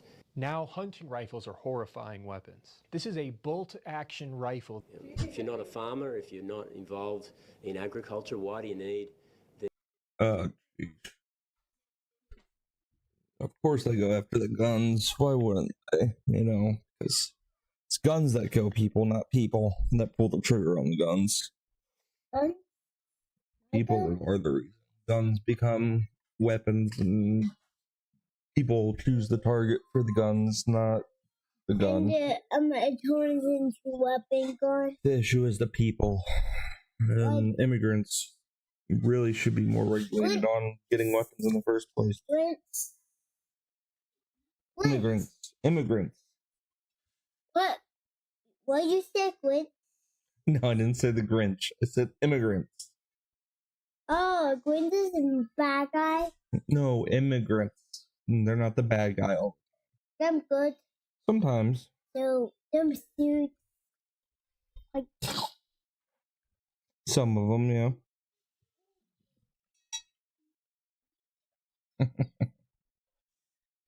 These massive weapons. Other than protection, which would have had a practical use in this scenario. We need to make sure the firearms legislation in New South Wales is fit for purpose. That does mean restricting firearms for the general public, for the people of New South Wales. They already have the most strict firearm regulations in the world in Australia. Needs these weapons of mass destruction. So now They're hunting not rifles are weapons of mass destruction. It's no longer assault rifles or assault weapons. Can't even be defined. And I don't know what the nature of the gun was. Thank you for bringing them up. Ancient. It's a hunting rifle. No, it just sort of looks so as you could, and watching that video of him reloading that single bolt action What? I know, I'm not opening it. Rifle or whatever it was, a hunting rifle. Like, man, he is just ripping through Yeah, that magazine. he's wrecking it. That is crazy shit. That is, like, he looked military trained. And Albanese is now saying, isn't he, that there's going to be a further crackdown on potential firearms. Yeah, they always say that after the event, don't they? But what course difference does they that do. make? You know, if you've got an ideological make a belief that you difference. want to go out and kill someone, It's you the will get that ideology whether that's the it's- issue. Find a means, even if it's a vehicle, a car, equivalent to And there will be a push to simplify this down into just, Yep. yes, this is anti-Semitism from people in their bedrooms spending too much time online. I think they did this because they've got into a cesspit online. But that's the danger, isn't it? There are a lot of, you know, young men who do get involved in extremism. They are young men who spend a lot of time in their bedroom and don't have any friends. Yeah, but and this don't was socialize. And normally that a can actually be an 50-year-old indicator father that and his someone son. is getting. It's an ideology in their religion. I'm not saying all Muslims are bad or extremists, but there's a good handful that are. There's a high percentage. Whether that be 30% of the religion or 20% of the religion, that's still a lot of people that have these ideologies embedded in them. Involved in rather extreme content. And the online. footage. I don't think this was incels in their bedrooms radicalizing this father and son to do what they're doing. No. And we can see right here, this is going to be used to crack down on monitoring people online. And I don't know whether it's a government measure that course. needs to come in, and this is going to sound extraordinary draconian. Stop and trusting your almost, government. Sort of it sounds rather dangerous, but you need to start monitoring what people are doing online, because if No. you know that these people are Googling, are looking up, you know, sort of these hateful or in corners of the internet which are extraordinarily dangerous, why are they not arrested? Well, Australian. And what does that mean, monitoring people Thought online? crimes. The problem is when you start arresting people for posts that are short of calls for violence. It can be debated as to whether they're anti-Semitic. I'm sorry, they are anti-Semitic, Absolutely. and they should be called out, and people should be arrested because they are hate crimes. But these calls for racism should be an arrestable offense, I think is a losing strategy. But that is abject racism, and that should be arrested. That will backfire and radicalize. I need to be careful of what I say in this video. I know that the E-Safety Commissioner is ready to censor everyone to save us all. But what the fuck is going on in this country? That's messed up. It is messed up. We'll eat a little bit, and then we'll play some video games, I think.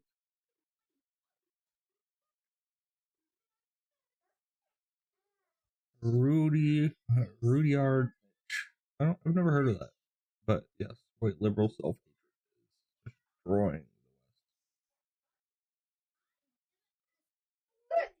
I'd shut down the FBI Hoover building on day one and reopening it the next day as a museum of the deep state.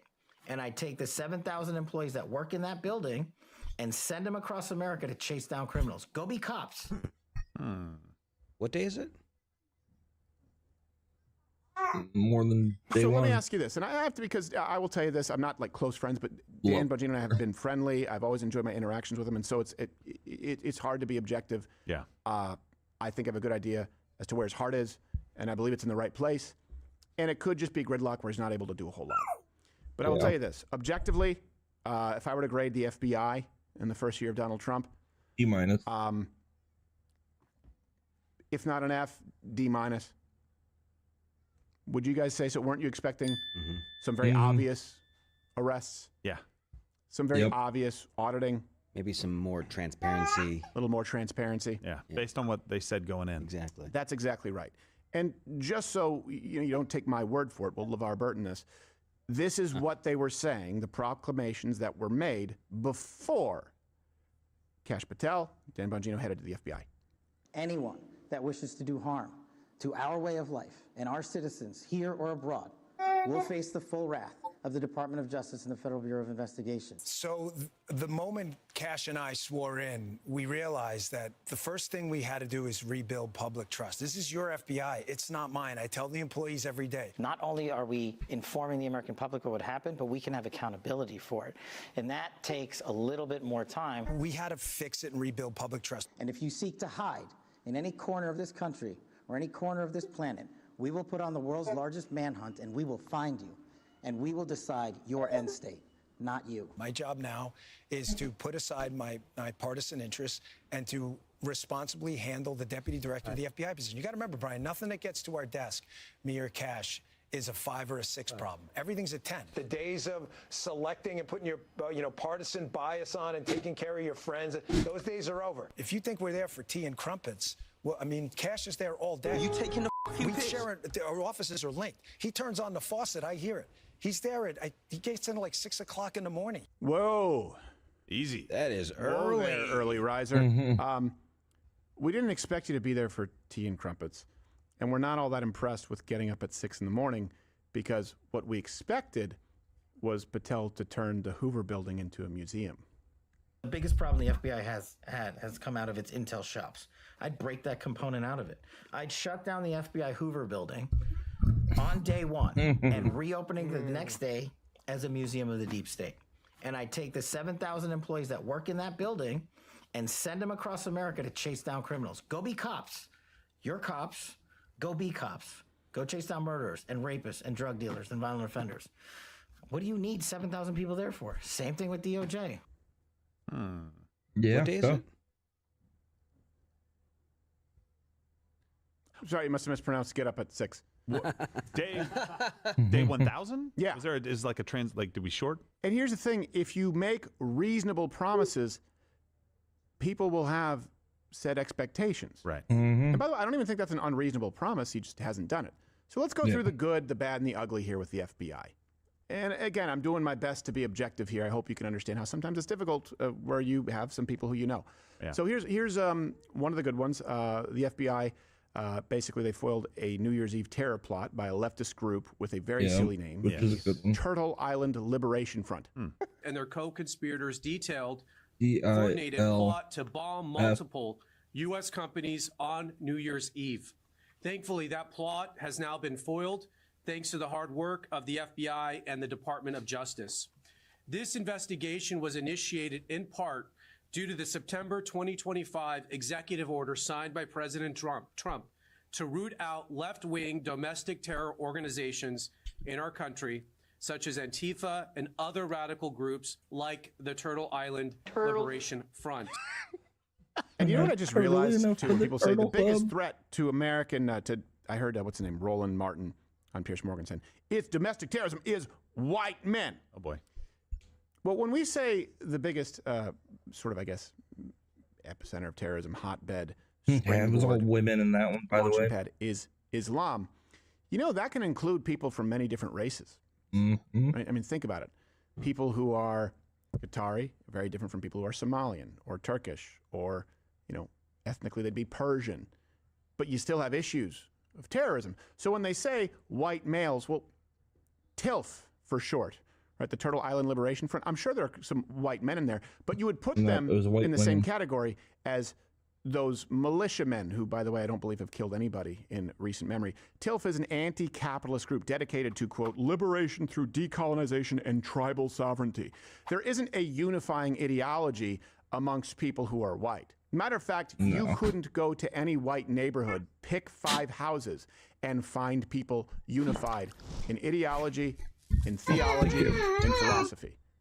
You would find people very much unified if you were to take Islamists from Turkey or Somalia. So that's another way that they mislead you. Their plan here was to attack somewhere in Los Angeles. They were caught assembling bombs. They targeted a couple of U.S. companies and, of course, ICE agents, vehicles. Wonder where they got that idea from. White guys. You just throw them all in the same pot. I can do that with Islam, regardless of race. You can't do that. What's the ideology of white male? Here's the bad. The sort of press tour thing. Yeah. And I understand that messaging is important. And I wouldn't have a problem with them going on podcasts and communicating to the public if it was in the name of or in pursuit of transparency. We're not seeing that. We're seeing a lot of press hits that seem to be more self-serving than serving the American people. Again, just my opinion. So right now the FBI, they're offering a $50,000 reward for the Brown shooter. And, okay. Figure that one out. So we're going to talk about transparency. But I understand crowdsourcing, especially now. We do the same thing with journalism. Here's what the public has as a jumping off point. These pictures posted by Cash and this video posted by the Providence Police. Him just walk. You can't even see him. Blends in. So the Slender Man. Oh, there he is. You I just see see him now. pants. Kind of. I see half of him. People calling Just us. see Yes, I pants. believe I just saw the Mothman prophecy. Isn't this from Signs? Something about chapstick? Yeah. So they released that and say, hey, can you help us? We want to. We really want you to take part. By the way, this video of the suspect has also been making the rounds. Yeah. And keep in mind, Brown University has more than 800 security cameras. Wow. This is where people say, hey, hold on a second. I'm asking some questions. And a legitimate Why question isn't there more? 800 security cameras? An active manhunt? That's all you have? I find that difficult to believe. Why is this all we have? That's a pretty reasonable question. Oh, I forgot to hit record. Yeah. And by the way, that actually can be the case. I'm not saying it's the case here, but that can be the case where sometimes you run out of space. It shouldn't happen at a school. They run out of VHS. But I know people who've had that on their home security systems where it's like, you need to pay for upgraded storage and you lose it. But there should be answers for that. People delete stuff too. That happens. Yeah, this was the school that was nicknamed the surveillance school in the school newspaper. Well, I think Nancy Mace has the footage. Yes, she does. Oh, So, yeah. Yeah. Call her up. Yeah, it's just her and nothing but a bathrobe with a fridge camera. She's right next to the guy in the bushes. Now, here's the thing. So they're doing that. That's all they give you. Okay. All right. I understand using the press for transparency or using it to try and protect the American people. I don't think that was done very effectively. What was, however, was going on the Katie Miller podcast. Cash Patel did that with his girlfriend. We are so excited to be joined by Cash and his beautiful girlfriend, Alexis. So I just want to clarify, you're not Jewish. I'm not. You are not from Israel. No. So how did we get to, are you a Mossad agent? You know, that's a great question. Where's her ring? Just to clarify, how often has he traveled to see you since January 20th? Has there been one moment where you're like, you can't make this up? Ridiculous.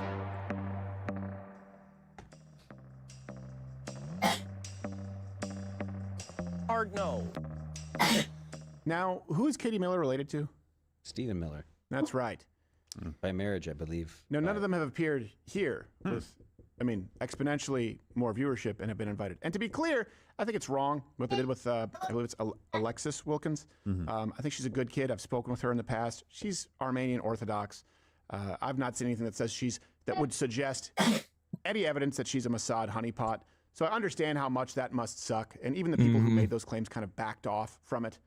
Yeah, but suing the people. Yeah, and going after, suing people, and then going after the podcast space to clear that up, but not the shooting. Now, to be clear, this interview was pre-taped. Yeah. And Miller even actually wrote this, so it was taped prior to Sunday. But when people talk about the swamp, this very much does seem like, hey, where is the most sensible podcast here, sensible show where I could reach the most amount of people and it be done in good faith, but be challenged? It's not Miller's wife. Yeah, not at all. That very much seems like favors for favors. And it's not a good look. No. It's not a good look. And by the way, I want Cash spending 0% of his time on this. Right. You know, like, he's the director of the FBI. I don't want him to go to sit down to kind of defend this situation. Like, just, they made way too much of this. Just move on. Well, how about spending resources, like using the FBI jet to allegedly go see his girlfriend perform at a state college or State College in Pennsylvania, I believe. Yeah, is it called State College? Boy, talk about generic. Just have one of the other parents record it for you. That's Penn State. Is it Penn State? That's State College in Pennsylvania. It's just, okay, so it's a state college. I've written down here in my notes, State College. State College PA, I think, is short for Penn State, but I could be wrong. That's horrible. There could be a Pennsylvania That's college. just so generic. State College, too. I'm so thinking State College is the name of the city. Oh, in State College, Pennsylvania. Okay. Okay. Yeah, I was wondering why he was dating a college-age woman. No, I'm the one who got that wrong. I just thought it was called State College, where someone's like, well, what do we call it? It's State College. Well, yeah. Penn State is in State College. I understand now. Oh, okay. See, there we go. But yeah, record it. And by the way, I also understand he can go visit his girlfriend. That's not someone you would use the FBI jet for. That doesn't seem appropriate. And then he again used his media appearance time, some of it, to defend what I would say is not really all that defensible. I've also used the airplane less than my prior two predecessors. And yes, I'm entitled to a personal life just like my other agency had counterparts with their partners. So do I support my girlfriend? Absolutely. And do I take trips with her? Absolutely. So, to be clear, so criticized, stiff. by the way, of course, the use of the jets. Girlfriend, in that case, is not the same as like a wife, like a first lady. Right. And That sentence is funny, though. yeah. As the FBI director, I would like to support my girlfriend. I don't give a shit. Okay. Fine. What are you, the head of Gilmore Girls? What is this? Yeah, exactly. Yeah. The director of Dawson's Creek? Yeah, as head of the FBI, I will bring her Midol and watch Ryan Gosling films. I will get to the bottom of that true crime story she's been listening to Yes. for the last 4 weeks. You'll just watch another episode. I will get to the bottom of, with the Notebook. Like, the other guy seems like a good guy. Why was he hung out to dry? I'll get to the bottom of it for America. Press conference. We have made an arrest of the person who's been talking behind my girlfriend's back. Yes. Yeah. Yes, Becky. It's always Becky. We're coming for you, Becky. Shouldn't have said those things about my eyes. Yeah. And he's had a few big swings. And I will tell you, it seems to come from someone being pretty thoughtless. That's my read on Kash Patel. Like on September 10th, he did screw this up. He prematurely out there sort of insinuated that Charlie Kirk's alleged shooter was in custody. You shouldn't rush to X to post something unless you've double, triple, quadruple verified. Especially as the director of the FBI. Yes. Not just like some dude. He's not even just like the sheriff of a small county in Wyoming. He's the director of the Federal Bureau of Investigation. It's crazy. When people say the swamp, what they mean is those in government using it for personal means.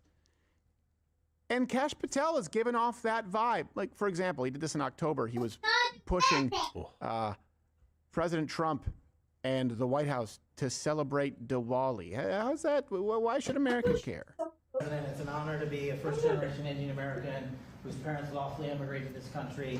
And under your leadership, so many more millions of Americans are living that dream. And to celebrate it here in the Oval Office on Diwali, which you said, rightfully so, is a triumph of good over evil. It's just an incredible honor. It's incredibly humbling. demon worship. Indian Americans around the world and Indians around the world are thrilled that you are such a profound leader in sharing this diversity with the world, and we can't thank you enough. And happy Diwali. I don't like anything that I just heard. And I'm not saying that it's right. When people talk about, is this nation a Christian nation, the Founding Fathers, I'm not saying it's right, but George Washington would have had him hanged.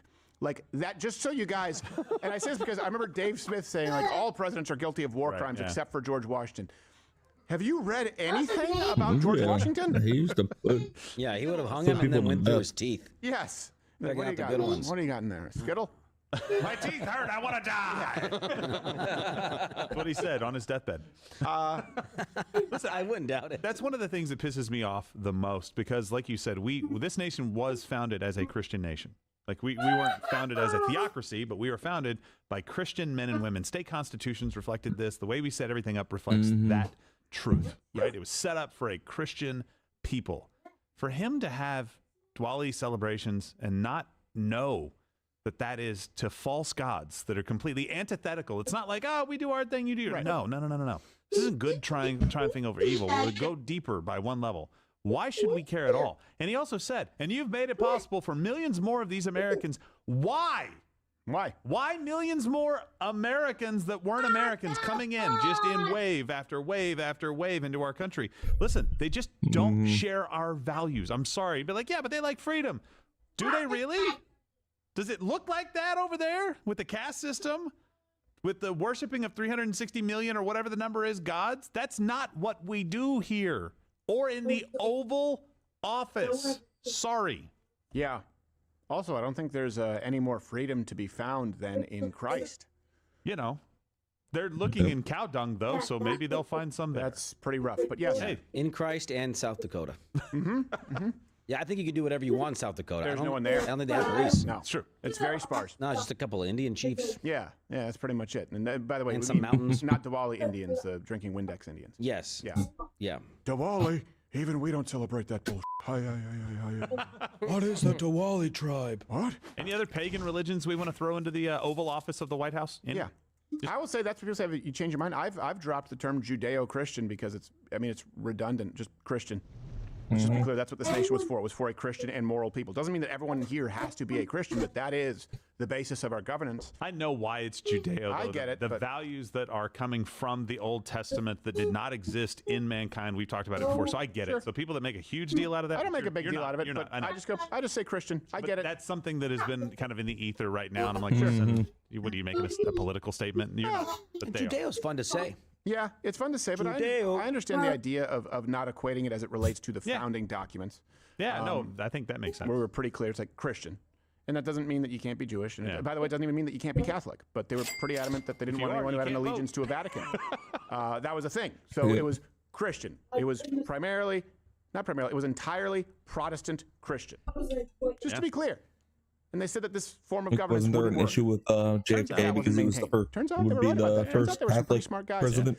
And then it brings us to who knew? Yeah, Worried about his allegiance to the Vatican. Dan Bongino. So there was some recent reporting out there from Miranda Devine, quoting some sources at the FBI, that Dan is maybe on the way out, but that some of the FBI rank and file, and I understand people could say the rank and file could be sort of holdovers from Biden. That's a legitimate conversation to have.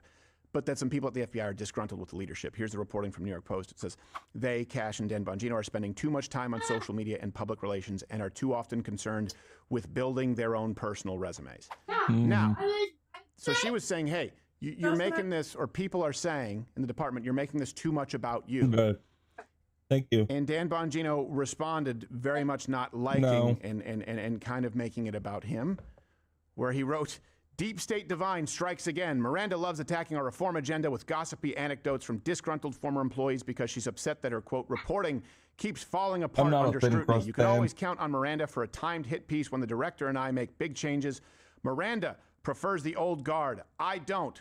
Full steam ahead. Here's the thing. I also understand it's the easiest thing in the world where people go, hey, let's sort of try and impugn your character here. Look, disgruntled employees. And it's even cheaper when they do it with like employees who were fired with cause. But is that affecting the FBI's ability to do their job right now? No. Why waste time on it? Yeah, and I think most of that is really leveled. Like if you go back up to Miranda's quote, and she's not talking about Dan leaving or anything. She's just saying there are some people that have come out kind of proclaimed Trump supporters in the administration for the FBI that says stole the plate they're off spending my too much desk. time on this. I think most of that seems to be leveled at Cash. Yeah, he's doing too many podcasts. He's focusing too much on his resume, and that makes sense for Cash. Dan doesn't seem like the guy that's focused too much on his. No, resume. no, I will say there's a difference. Yeah. But for him to go out of his way to respond to But it, I think that's exactly kind of right. you end up proving her point, even if she wasn't really talking about it. Well, Deep State Divine, I don't understand what he's trying to say there. Like, I'm not sure where he's getting any of that from. Maybe that she leans left. I think what he's saying is that when he says deep state Divine, that she likes the old guard. The deep state. And by the way, there's probably which they did not get rid of. Right, they did not get rid of. So it's like a weird, like, what are you even referencing? It's still there. Well, either way, there's no way out of it. If you go, well, the people who are disgruntled, they're holdovers, and it's people who like the deep state. Okay, you said you were going to get rid of them. Why didn't you? Or they actually are pro-Trump workers there, and they're upset that you didn't get rid of the deep state. There's no real good answer, unless this whole thing is just fabricated, and that may be so, but people are perceiving this FBI a certain way because of what you guys directly are doing and saying. And it hasn't yielded the results, and you haven't delivered on the promises that you made. This is not people, because there are people, I want to be clear. I'm separating the two. There are people who just go, I want every single person to hold out in cuffs. Well, that's not going to happen. But then there's a huge group of people going, hey, we did have expectations based on the promises you made. Yeah. I think that those people actually deserve answers. That's my position. Again, remember, all the group of people who are acting in good faith want you to do at the FBI is exactly what you promised you would do. Let's make this redundant. Anyone that wishes to do harm to our way of life and our citizens here or abroad will face the full wrath of the Department of Justice and the Federal Bureau of Investigation. So the moment Cash and I swore in, we realized that the first thing we had to do is rebuild public trust. This is your FBI. It's not mine. I tell the employees every day. Not only are we informing the American public of what happened, but we can have accountability for it. And that takes a little bit more time. We had to fix it and rebuild public trust. And if you seek to hide in any corner of this country or any corner of this planet, we will put on the world's largest manhunt, and we will find you, and we will decide your end state, not you. My job now is to put aside my partisan interests and to responsibly handle the deputy director of the FBI position. You got to remember, Brian, nothing that gets to our desk, me or Cash, is a 5 or a 6 problem. Everything's a 10. The days of selecting and putting your partisan bias on and taking care of your friends, those days are over. If you think we're there for tea and crumpets, I mean, Cash is there all day. We share it. Our offices are linked. He turns on the faucet. I hear it. He's there. He gets in at like 6 o'clock in the morning. The biggest problem the FBI has come out of its intel shops. I'd break that component out of it. I'd shut down the FBI Hoover building on day one and reopening the next day as a museum of the deep state. And I'd take the 7,000 employees that work in that building and send them across America to chase down criminals. Go be cops. You're cops. Go be cops. Go chase down murderers and rapists and drug dealers and violent offenders. What do you need 7,000 people there for? Same thing with DOJ. And your supporters are still asking the exact same thing. Again, I very much like Dan, and I wish him a long and happy life and career, but I don't think, you guys let me know, do you think you're getting what you signed up for, what you paid for? I would say no. At least address this point, because that interview was 6 months-ish before he was on day one. Yeah. It's not like this was something he said 5 years ago. Right. And he had a chance to kind of evolve in his position. Go out there and say, you know what I said when I came in is that we were going to do this. It's going to take a little bit more time than day one. I said it I shouldn't have said it like that. I should have said one of my first things that I will try to get done is this, and that's going to take a little time. Or something to the effect. And by the way, show us he's going to do it. This is where people have a point where they go, well, yeah, they're trying to distract you with, okay, here's this win here, but we're not doing the things that we promised. When you have the Democrat Party who basically say they're going to impeach Donald Trump, they're going to make it so that he can't run for office again. And as soon as they are at the levers of power, they do exactly that. And then you have these promises, by the way, based on public, legitimate evidence of corruption, whether it's January 6th, whether it's people like Schiff, Ray, Comey, they kind of all bleed together. It's like, okay, what's actually being done? Because the left destroyed the current president's life for far less. For far, far less. I mean, I would argue that we have done more, that the Mug Club Undercover has done more, just with the DOJ story, just with Jay Varma. Yeah. They've been more effective in actually, maybe not getting people arrested because we can't do that, but rendering people completely neutralized who were in positions of power and using it corruptly. So it's not like we don't have experience here. And yeah, I think it's a legitimate grievance. And I also think people saying like, hey, you know, deep state, I mean, Pam Bondi, lobbyist for Qatar. Yeah. Is she going to be objective? Epstein, right, with her track record there. Still nothing on Epstein? Yeah. Still not. Still, I guess they're still using the highlighters. And when people see court docs were released, Ghislaine's court docs are going to be released. That's the latest. But other than that, Pam Bondi's going to give it a nice review. Is it going to be a Christmas miracle? Like, we waiting on the 25th? Well, and you can't always rely on Donald Trump's executive orders because people have a point. Well, those can be reversed. They can. Those can be reversed. So Day one. Democrats achieve power, boom. They start prosecuting. They start persecuting people. Donald Trump comes in, and not just Donald Trump, but you're talking about a team of people promising justice, promising rooting out corruption, and very little happens. That's when you get people who say, oh, you know what, burn it all down. And I don't agree with that, if only for the immigration issue. I certainly think that this administration is leagues better, and there's a stark contrast to Joe Biden, or my God, Kamala Harris, who is saying she's going to run again. Oh, please do. That'd be great for the Republican Party. Yeah. Would, yeah. Yeah, but I tell you what, if they keep going this way, someone like Kamala Harris would actually have a chance at winning. That's the crazy thing. They may run on releasing the Epstein files now. We've given them that opportunity. Yeah, good point. You know what? I don't know if they're trying to wait for midterms or something like that, but whatever they're doing is just not working right now. Yeah. It's just bad. And listen, I understand there's a 0.01% chance that like because it's the FBI, we hear a lot about the bad stuff, not nearly as much about the good stuff that they're doing and a lot of the things that they're in process. But man, that's a 0.01. Okay. And if that's the case, now's the time to roll it out. Start trumpeting the wins. Start showing us that you're converting stuff into a museum. Start showing 7,000 people that were in the J. Edgar Hoover building going out and being cops in this country. Show us that. Yeah. That would be great. Nope. Show us delivering on your promises. Yep. I'm not seeing it. Oh, you're still here? And you're still watching this on YouTube? Enjoy, Crowder.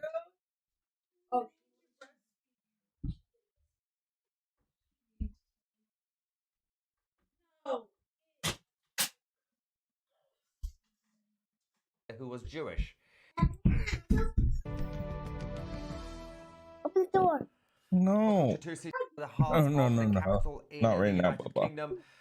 Once again, the Islamists are For a few out minutes. during the Hanukkah season. And of course, Okay, following the Grandma. attack in Sydney at Bondi Beach, Is it hard? they are out chanting It is globalized intifada.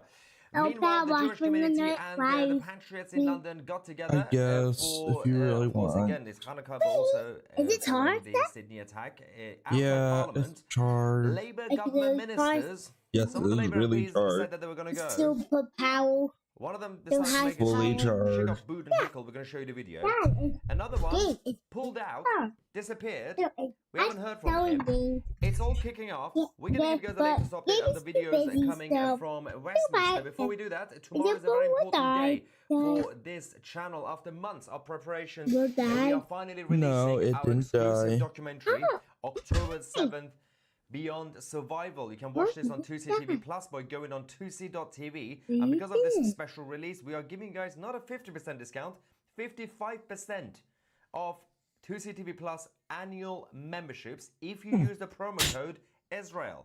And then obviously download the 2CTV app as well if you want to watch it on the app or cast it on your smart TVs or whatever. Let me give you guys the update first, then we're going to get your reaction in the live chat, especially the lovely left-wing trolls and the Islamists who are ready to chant Palestine, Palestine. This is Ashley Dalton. She's the Minister for Public Health. Don't even know why we have that as a job, but okay. And she decided to go to the rally in Westminster outside Parliament, following her government backing the Palestinian state, whatever that means, following her government with her Prime Minister Keir Starmer creating new laws against free speech in defense of Islam. If you criticize Islam, you will go to prison now. Now, let me show you what happened here. First, let's go to the video from the crowd when they started booing her because of what she was saying. I'm going to show you on stage what was happening there. Let's go. And will not tolerate anti-Semitism.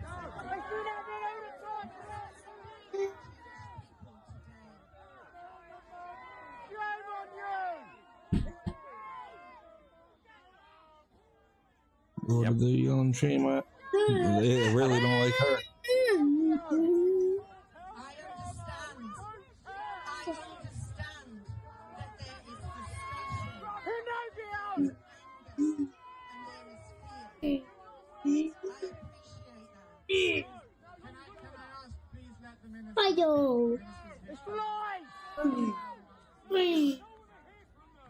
We've already heard from her.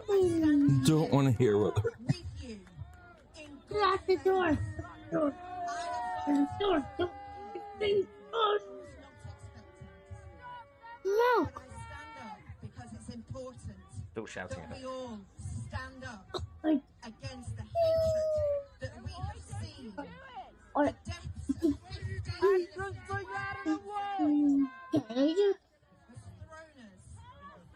This is your chance to be an ambassador of light.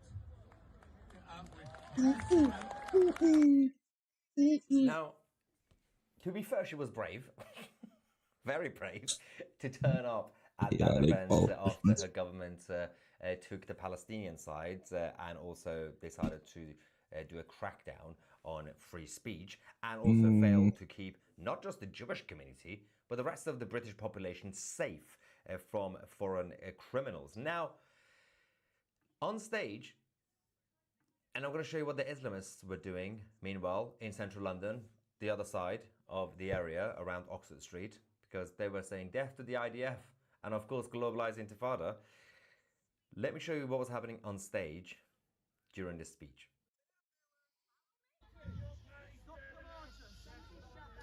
The government does not and will not tolerate anti-Semitism.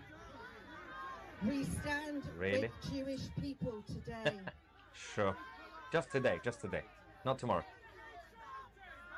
Gideon's here.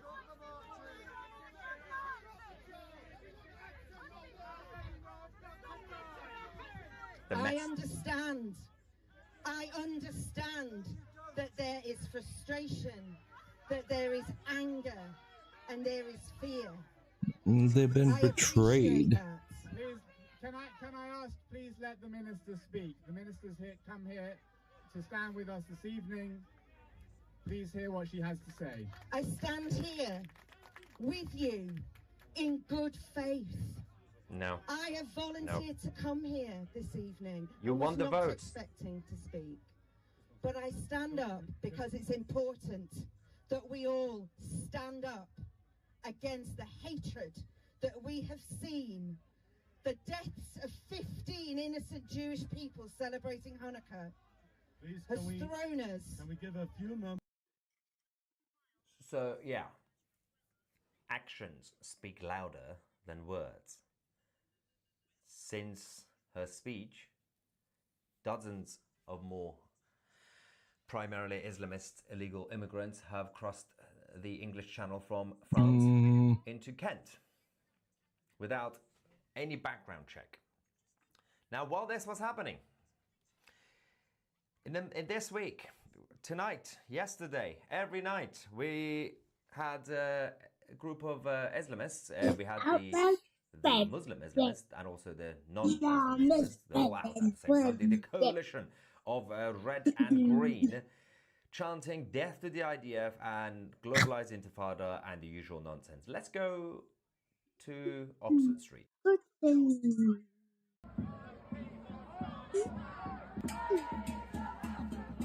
Wow. That's Israel at the fault.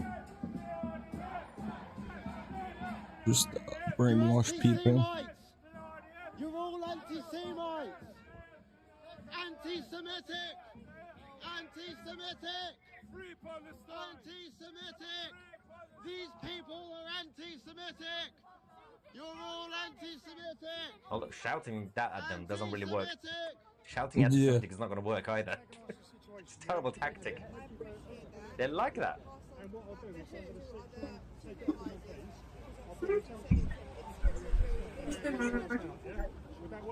So, 2 days after a horrific terrorist attack on Bondi Beach, That dude's wild looking.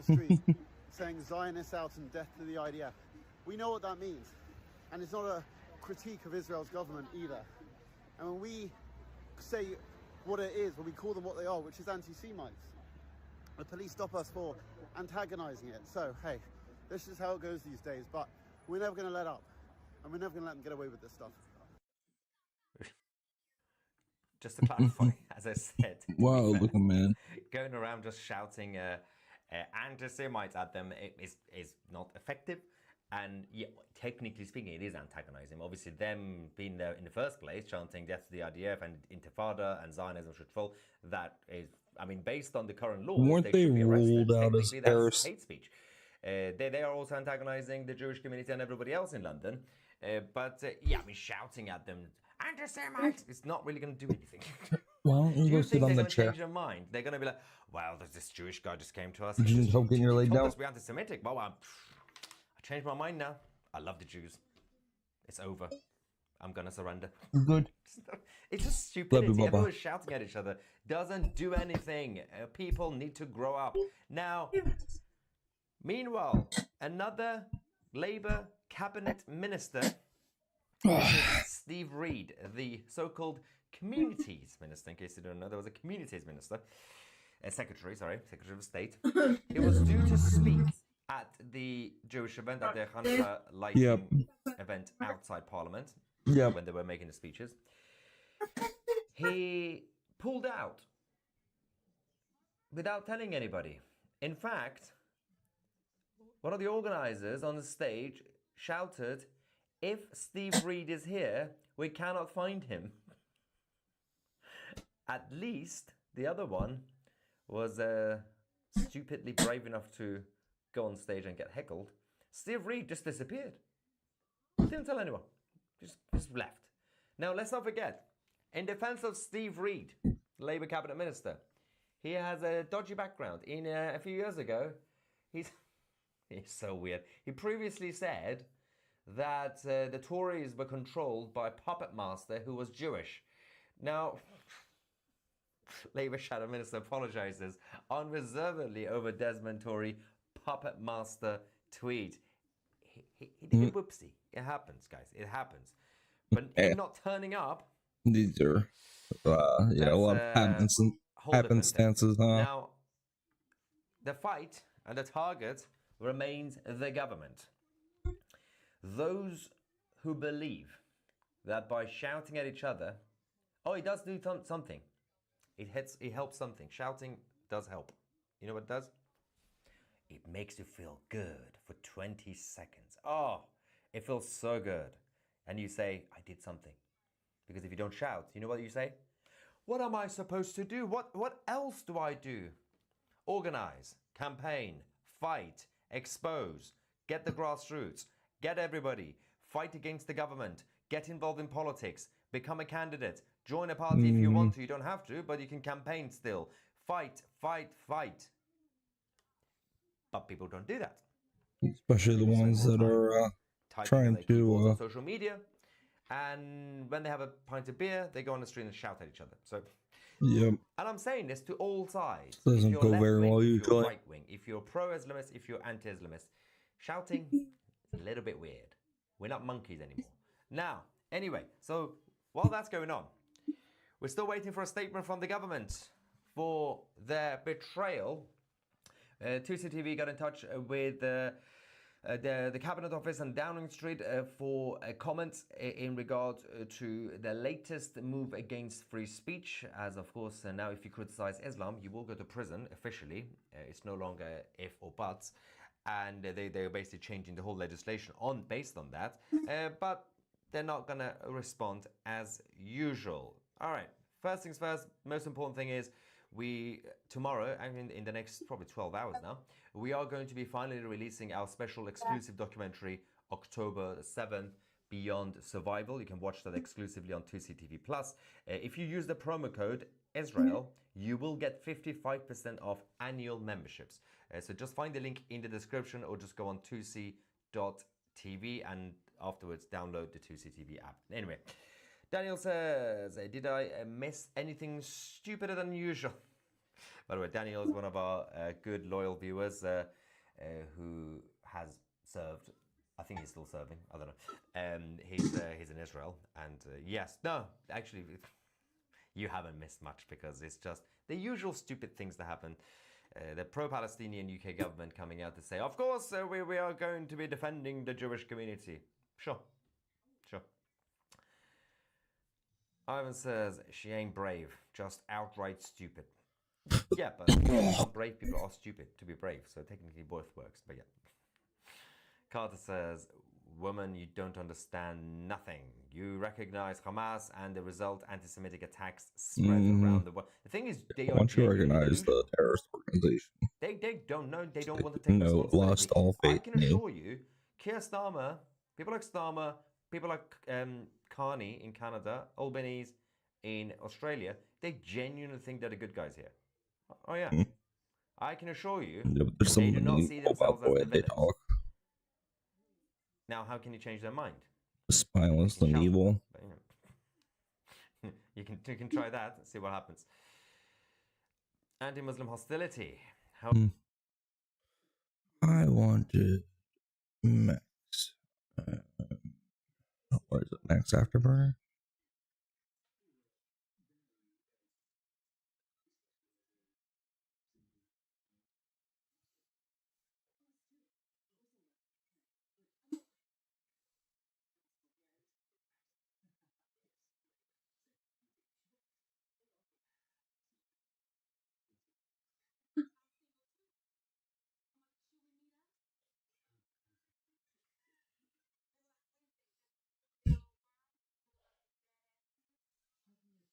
Yeah, this was about. Hey everybody, welcome to today's video. Some breaking news is that the U.S. is basically saying that they are targeting Venezuela's ghost fleet, targeting their shadow fleet of oil tankers with no holds barred. They're going after them in a way that will totally disable that entire fleet. And what that will do is crush the Venezuelan economy. So this is a whole new level of ramping up the pressure on Maduro. We're going to talk today about the exact implications of where things go from here, how these fleets will actually be taken out. So how will this shadow fleet be taken out? The SEALs, the potential special operators that will be going in and striking these different oil tankers, as well as the air power involved that will be supporting them, from the different drones doing ISR, intelligence, surveillance, and reconnaissance, to the different aircraft that might actually strike some vessels. We have seen, as of today, there's reports of 3 different vessels being struck. They were narco boats that were taken out, and it looks like 8 narco terrorists, as of this morning, have been struck in the Caribbean. But these ghost fleets are on a whole new level, the boat to match the water. striking and taking out narco boats is important. It keeps those drugs from flooding the streets, keeps those fentanyl precursors from flooding the streets. Which is now So when it comes to these oil WMD. tankers, these very large boats, it comes down Chemical to actually mass destruction, technically. $90 to $100 million for each one of these tankers that is taken out. And then those tankers are doing that repeatedly throughout the year. So hundreds of millions, if not billions of dollars is now being crushed. And we saw the first example of this on December 10th, 2025,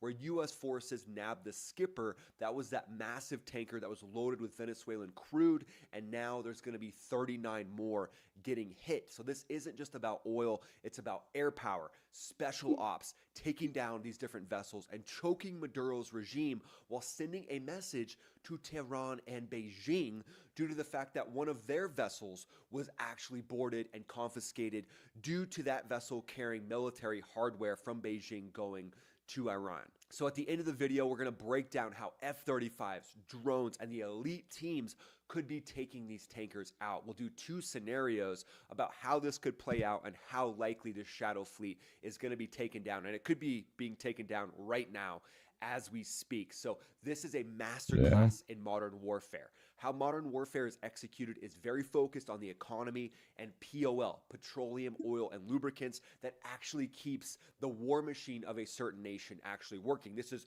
straight out of military 101, how to take out a regime, and it's going down right now. So what is this shadow fleet and how is it operating? These are old, relatively sketchy tankers. Think rusty hulks with fake flags and potentially spoofed AIS systems. That's automatic identification system for you acronym lovers out there, and that tells everyone in the maritime environment what is going on with that ship, where they're from, where they're going, what they're hauling. But they're hauling sanctioned oil from places like Venezuela and Iran. That's what this shadow fleet is doing. The Skipper, that was a very large crude carrier, VLCC, that was caught having 1.8 million barrels of Venezuelan Mare crude. A lot that of is oil. a very sulfuric crude, but it's part of a network that's funding Iran's Revolutionary Guard and Hezbollah and the military regime that's connected to the cartels in Venezuela. So Venezuela's oil, over 90% of its economy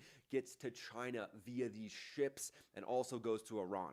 Dodging U.S. sanctions is the name of the game for them, and they've been doing that since 2019 by faking the origin of where this oil is actually coming from. There's about 1,400 of these dark fleet tankers globally.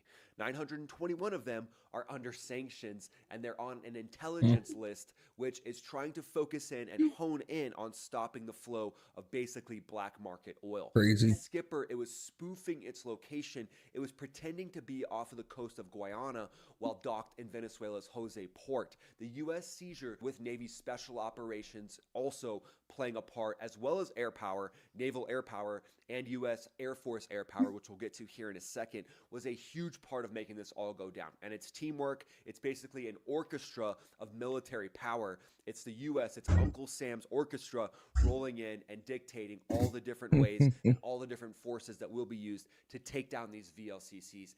And they're cracking down hard. So not only cracking down on these narco boats, as we've seen as of this morning, but now the pressure campaign is not only going kinetic on the narco boats, but seizures are happening now as well to choke off the entire Maduro regime.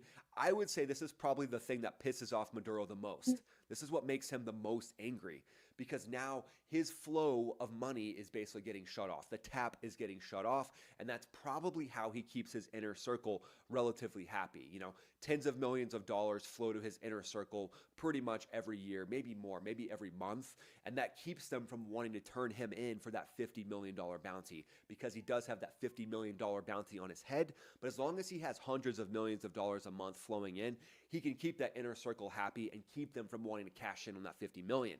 So as you squeeze off the hundreds of millions a month that are flowing into Maduro, this is probably the thing that's making him the most nervous. Now, he's not going to show it. He's going to pretend like everything's great. But at this point, it's clear that this could be one of the kingpin operations that actually turns his inner circle against him. And when it comes to this, it's about deception. It's about under-the-table warfare. And that is what I really see going on to get a firm grip on Maduro's inner circle with seizing this shadow fleet. But how is the U.S. pulling this off? So we've talked about the why. Now let's talk about the how, and how the team effort of air power, drones, and special operations plays a huge part. So USS Gerald R. Ford Carrier Strike Group is parked in the Caribbean. They own the Caribbean. They're basically the daddy of the Caribbean at this point. And they bring a massive fleet of F-18s that can do air superiority work, which is one of their main focuses right now, going up against Su-30s in the Venezuelan regime, making sure they can strike those down if any of those Su-30 pilots start to feel a little bit too big for their britches. They feel like their cojones are hanging out of their G-suit, and they want to go up and take on an F-18. Those F-18 pilots are locked and loaded and ready to go, likely sitting alert 24/7. Yeah. Oops. Hey everybody, welcome to today's video. Down right now. So what is this shadow fleet? Crude, but it's part of a network that's funding Iran's Revolutionary Guard and Hezbollah and the military regime that's connected to the cartels in Venezuela. So Venezuela's oil, over 90% of its economy gets to China via these ships and also goes to Iran. Dodging U.S. sanctions is the name of the game for them, and they've been doing that since 2019 by faking the origin of where this oil is actually coming from. There's about 1,400 of these dark fleet tankers globally. 921 of them are under sanctions, and they're on an intelligence list, which is trying to focus in and hone in on stopping the flow of basically black market oil. The Skipper, it was spoofing its location. It was pretending to be off of the coast of Guyana while docked in Venezuela's Jose port. The U.S. seizure with Navy special operations also playing a part, as well as air power, naval air power, and U.S. Air Force air power, which we'll get to here in a second, was a huge part of making this all go down. And it's teamwork. It's basically an orchestra of military power. It's the U.S., it's Uncle Sam's orchestra rolling in and dictating all the different ways and all the different forces that will be used to take down these VLCCs. And they're cracking down hard. So not only cracking down on these narco boats, as we've seen as of this morning, but now the pressure campaign is not only going kinetic on the narco boats, but seizures are happening now as well to choke off the entire Maduro regime. I would say this is probably the thing that pisses off Maduro the most. This is what makes him the most angry, because now his flow of money is basically getting shut off. The tap is getting shut off, and that's probably how he keeps his inner circle relatively happy. You know, tens of millions of dollars flow to his inner circle pretty much every year, maybe more, maybe every month, and that keeps them from wanting to turn him in for that $50 million bounty, because he does have that $50 million bounty on his head. But as long as he has hundreds of millions of dollars a month flowing in, he can keep that inner circle happy and keep them from wanting to cash in on that $50 million. So as you squeeze off the hundreds of millions a month that are flowing into Maduro, this is probably the thing that's making him the most nervous. Now, he's not going to show it. He's going to pretend like everything's great. But at this point, it's clear that this could be one of the kingpin operations that actually turns his inner circle against him. And when it comes to this, it's about deception. It's about under-the-table warfare. And that is what I really see going on to get a firm grip on Maduro's inner circle with seizing this shadow fleet. But how is the U.S. pulling this off? So we've talked about the why. Now let's talk about the how, and how the team effort of air power, drones, and special operations plays a huge part. So USS Gerald R. Ford Carrier Strike Group is parked in the Caribbean. They own the Caribbean. They're basically the daddy of the Caribbean at this point.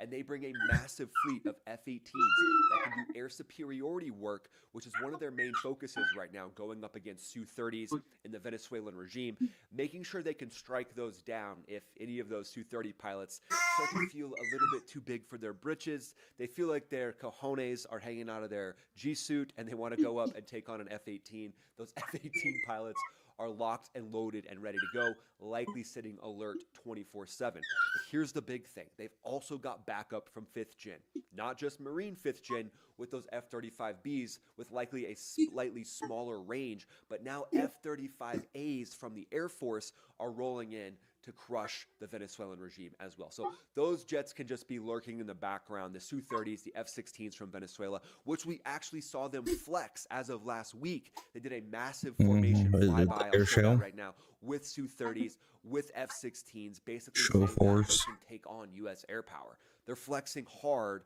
but now that their source of funding is being cut off for their POL, for the ability to actually fuel these jets, we might see a little less flexing. But if they went up and actually tried to flex, they'd be going up against those F-18Es, which are those single-seat air superiority beasts, and then the F-18Fs, two-seat strike package F-18s that likely, in my opinion, will be the first ones rolling into Venezuela, taking out the land targets. And that's also the rhetoric that we're seeing as well from the Trump administration. They're saying that they will start striking land targets. And mark my words, once that happens, I believe we're going to start to see the toppling of the Maduro regime, because the inner circle at that point is going to realize, all right, so now all the money is cut off. We're not getting $1 million check every couple weeks. And also they're striking land targets. So what's next? Potentially start striking high value targets who are in that inner circle of the regime. The cartel members that are in that inner circle of the regime are going to start to get a little bit nervous. But then you've got the F-35C, the Lightning IIs from the Vermont Air National Guard that are in Puerto Rico, and they are ready to go. So they'll be up there at a moment's notice. They're likely flying patrols. They're likely also spotting narco jets. So that would be Lear jets that are packed full of cocaine and fentanyl precursors. And now with these strikes happening, like what we saw this morning, these strikes going down are making the cartels very nervous. If you put yourself in their shoes, they're just going to adapt and change. They're not going to stop, right? So they're going to do land routes, but then they're also likely going to focus on narco jets. So a $6 to $20 million jet for them is nothing. If the load they're carrying is worth 60, 70 million, then they don't really care. They'll get a $10 million Phenom or some other type of private jet. They'll load it down with cocaine and fentanyl, and then they'll try to tuck it up underneath a 777, an A350, an A330, and then fly formation underneath that jet as they roll into the U.S. And then once they get to a point where they're not under radar coverage anymore. Then they can just duck down, fly to an austere strip in southern Texas, southern Florida, Alabama, Mississippi, basically go into where they think they're not spotted anymore. But with the F-35C rotations, the radars on these things will spot those narco jets. Make it known, those narco pilots are on notice that now the F-35C, those radars, that APG-81 is up there now to take you out, and there's nowhere to hide at this point. You might have been able to sneak that past 4th generation jets, but now you're not going to sneak that past those 5th generation jets. F-35C, highly capable. If you followed my channel, you know I'm an F-35 fanboy. So the F-35's got a 1,200 nautical mile combat radius. There's also tankers that are in the area. Puerto Rico also has tankers of its own now. KC-135's based out of Puerto Rico, Roosevelt Roads. Those things are on alert as well. So you keep fighter jets on alert, you keep tankers on alert, and now you have the ability to really back up any special operators that are going after this ghost fleet or that are starting strikes on land in Venezuela. The MQ-9 Reaper drones, highly capable, 1,100 nautical mile range. They provide real-time ISR, intelligence, surveillance, and reconnaissance. But here's the big thing. They're also armed ISR. Armed ISR, way better than unarmed ISR, right? They carry Hellfire missiles if things get a little bit spicy. Special operators like Navy SEALs or any of the recon teams working with the Marines, those have the ability to call in airstrikes from those MQ-9 Reapers. The SEALs likely leading the charge here. We've actually gotten reports that the SEALs are actually some of the ones that are in charge of these boat strikes. They're coordinating them. They're doing different operations to do ISR to get the PID, which is positive identification of friend or foe. That makes you track and know exactly who you're striking. The SEALs are experts at it. Fighter pilots are also experts at it as well. You have to be when you're on the pointy end of the spear. So SEALs, pointy end of the spear. Fighter pilots, pointy end of the spear. Marine recon, pointy end of the spear. If you're in those elite teams, those elite groups, your number one job is PID when it comes to the strike. So you have to get PID. You make sure that it's in accordance with the ROE, the rules of engagements, and then kaboom, you take down the enemy. That's the number one goal of these SEAL teams that are out there getting the job done every single day. They could also be the ones that are in charge of boarding these different ghost vessels. They'd be dropping in from MH-60R Seahawks. They did that on the Skipper. These teams will board, they'll secure, or they'll disable the ship in minutes. The Pentagon's also got E-3 Sentry AWACS that are coordinating off the coast of southern Florida from 30,000 feet, and they link all the different assets together so that everybody can talk to each other and everybody knows where the special operations teams are, where the MQ-9s are, to make sure that you have precision and not chaos. So what is Venezuela's response going to be to striking their ghost fleet? Because this is their lifeline. This is like cutting off someone's blood flow. Its Air Force has a handful of those aging Su-30s and F-16s. They're grounded by a lot of different maintenance issues, but there are some that they can actually get airborne. Their Navy's got some rickety old patrol boats. They don't have warships. Iran's shadow fleet ops are much better than Venezuela's from all the research I can do. And then they use shell companies and that AIS, that spoofing, to try to keep anybody from striking their illicit shadow fleet. But they're not fighting back militarily, and they really don't have the ability to protect the shadow fleet.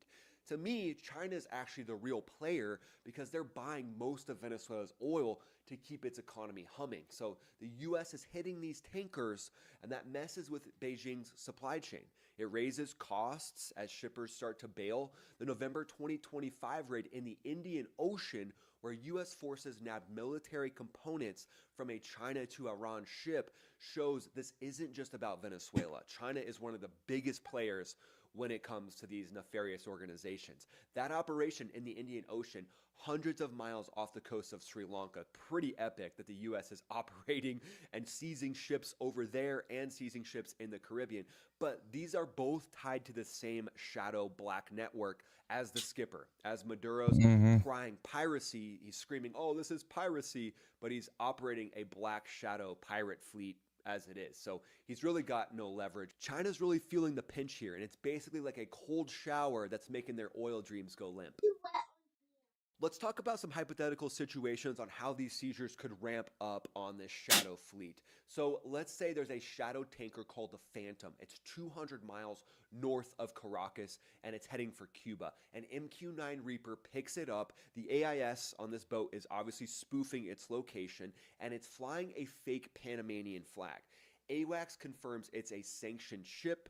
2 F-35Cs launched from Puerto Rico. They're screaming in at 500 miles per hour to verify with their infrared sensors. There's different tactics and techniques that you do as a fighter pilot to verify the identity of the boat. So you'll fly over certain parts of the boat. You typically don't fly over the front in front of where the captain is sitting, so that you don't get them to think that you're doing an act of war, because that can actually be perceived as an act of war. So typically you'll fly over the back of the ship. You'll look for any identifying marks. You might look with your eyeballs, or you might look with your targeting pod. And when it comes to the F-35C from dozens of miles away, they could read the freaking license plate on that ship. Pretty sure that oil tankers have license plates, but they'd be reading that flag, they'd be reading the name of it, and they would be relaying all that information to an Aegis combat ship. And then once they realize it's that shadow fleet that's operating this in totally nefarious conditions, they would then cue in that Aegis combat system on the USS Ford Carrier Strike Group. One of the ships there would launch an MH-60R, who would have a SEAL team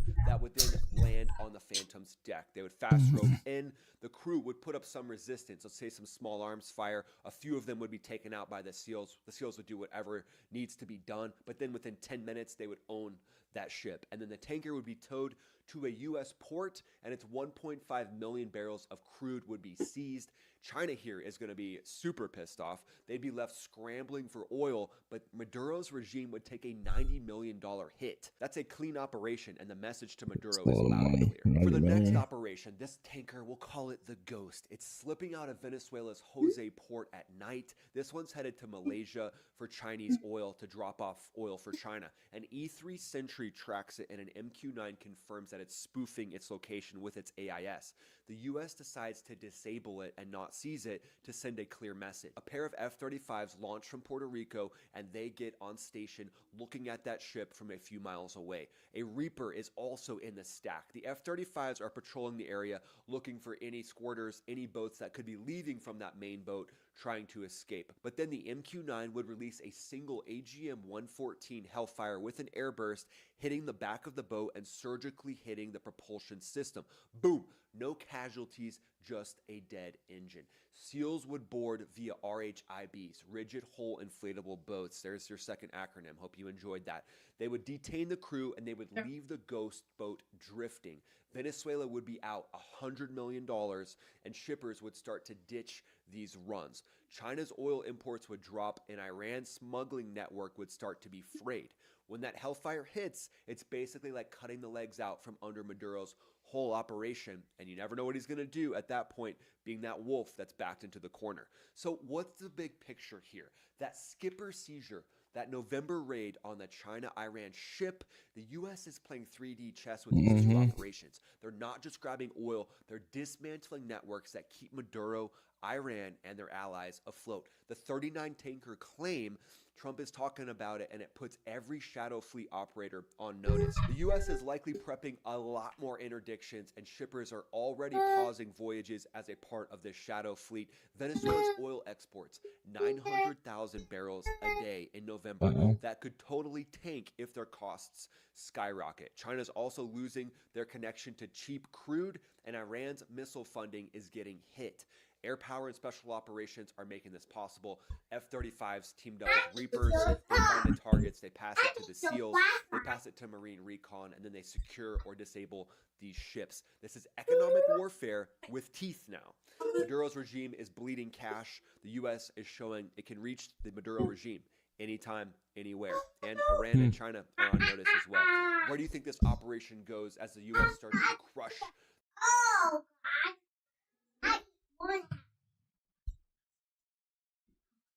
I eat it.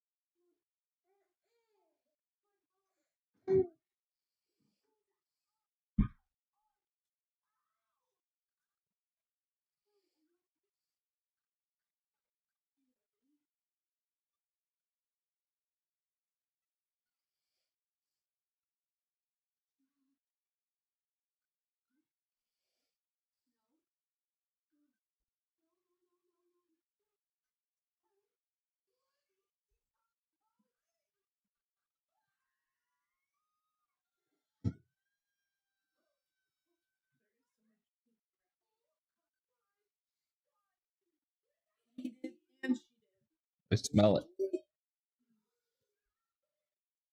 Oh no, Adam's getting canceled again. And, do you see this? They're trying to get you deplatformed. People are not even watching the clip. What is this here? This is another meltdown. Asmongold essentially saying, we are going to kill all trans people and it's their fault. For sure. That's exactly what I was trying to say. While smirking and having no understanding of the political landscape or the fact that he does not actually have any power within it. A perfect encapsulation of online chuds and dweebs like him. What do you think happens whenever people like me or people that are more extreme than me inevitably get control of the government? Yes. What do you think happens to all the people that were tweeting nonstop about trans kids? What happens to them? That's right. I'm not talking about 17. We're talking about 7. No reasonable, normal person spends this much time trying to communicate and advocate for kids to be confused about their gender. This is crazy. And now you can see why these people are so extreme. It's because I think on some very, very base level, they know their days are numbered. That's right. The days of going out, advocating for violence. Just so that we're clear, this was Baldy's direct response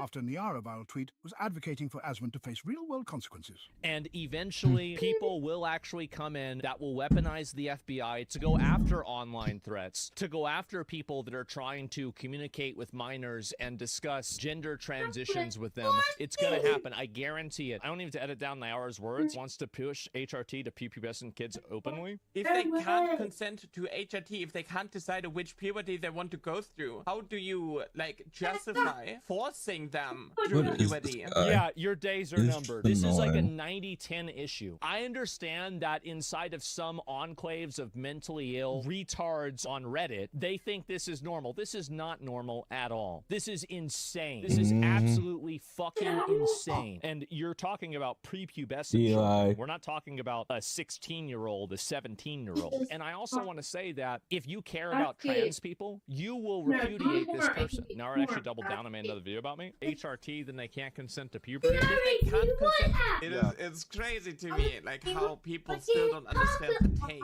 Puberty induced through HRT is mechanically the same as puberty induced through your natural produced hormones. So if you're saying that, because 16-year-olds do not know their gender identity, they don't so know many if they're lies boy out of or their girl, butts they to don't try know to the make right any path. truth. Don't go through puberty at 16. You give them puberty blockers in order to give them time and so on. But a lot of these people are like, no, you have to go through your quote-unquote natural puberty before you go on HRT, right? You have to wait. Oh my god, this person's gonna get gay marriage banned. This radicalizes people so much against LGBT stuff. This is the reason why support for gay marriage is going down. For some reason, HRT is something irreversible, life ruination or whatnot, and puberty is like the whole reality. Yeah, I know. Thing. Just to be absolutely clear, we are not talking about psychological counseling. We are not talking about puberty blockers. We are talking about hormone replacement therapy for children, the effects of which are permanent and irreversible. You know what else is irreversible and permanent? Puberty. Again, cry about it. Everything else, this has an expiration date. All you need to do is show people that clip and imagine what most parents are going to do.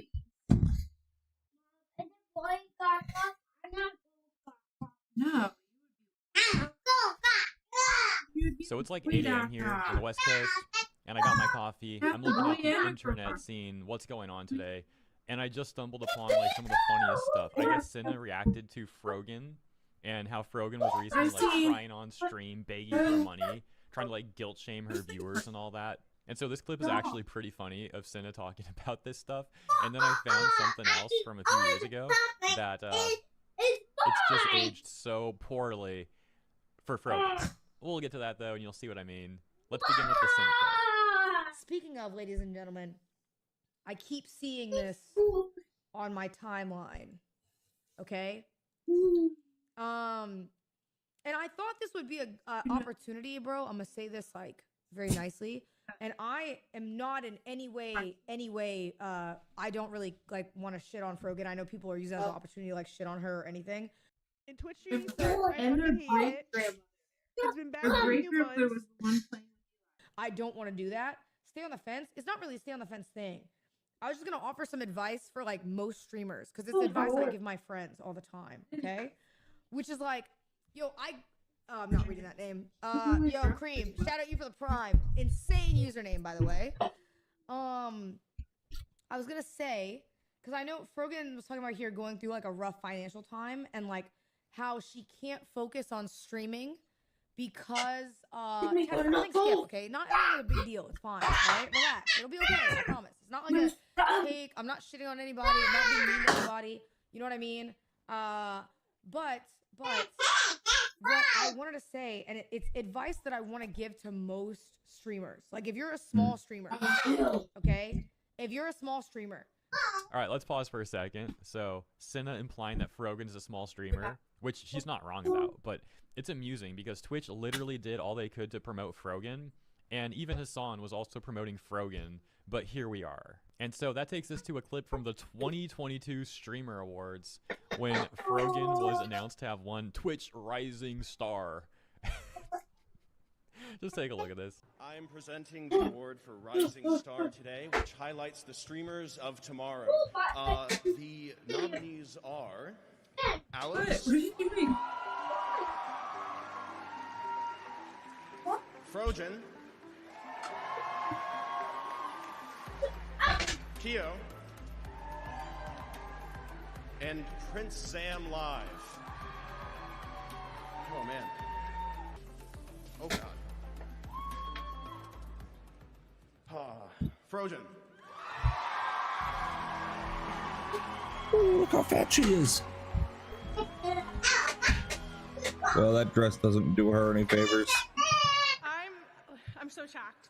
So a year ago today, I was a public health scientist, and then I quit my job full time to stream full time.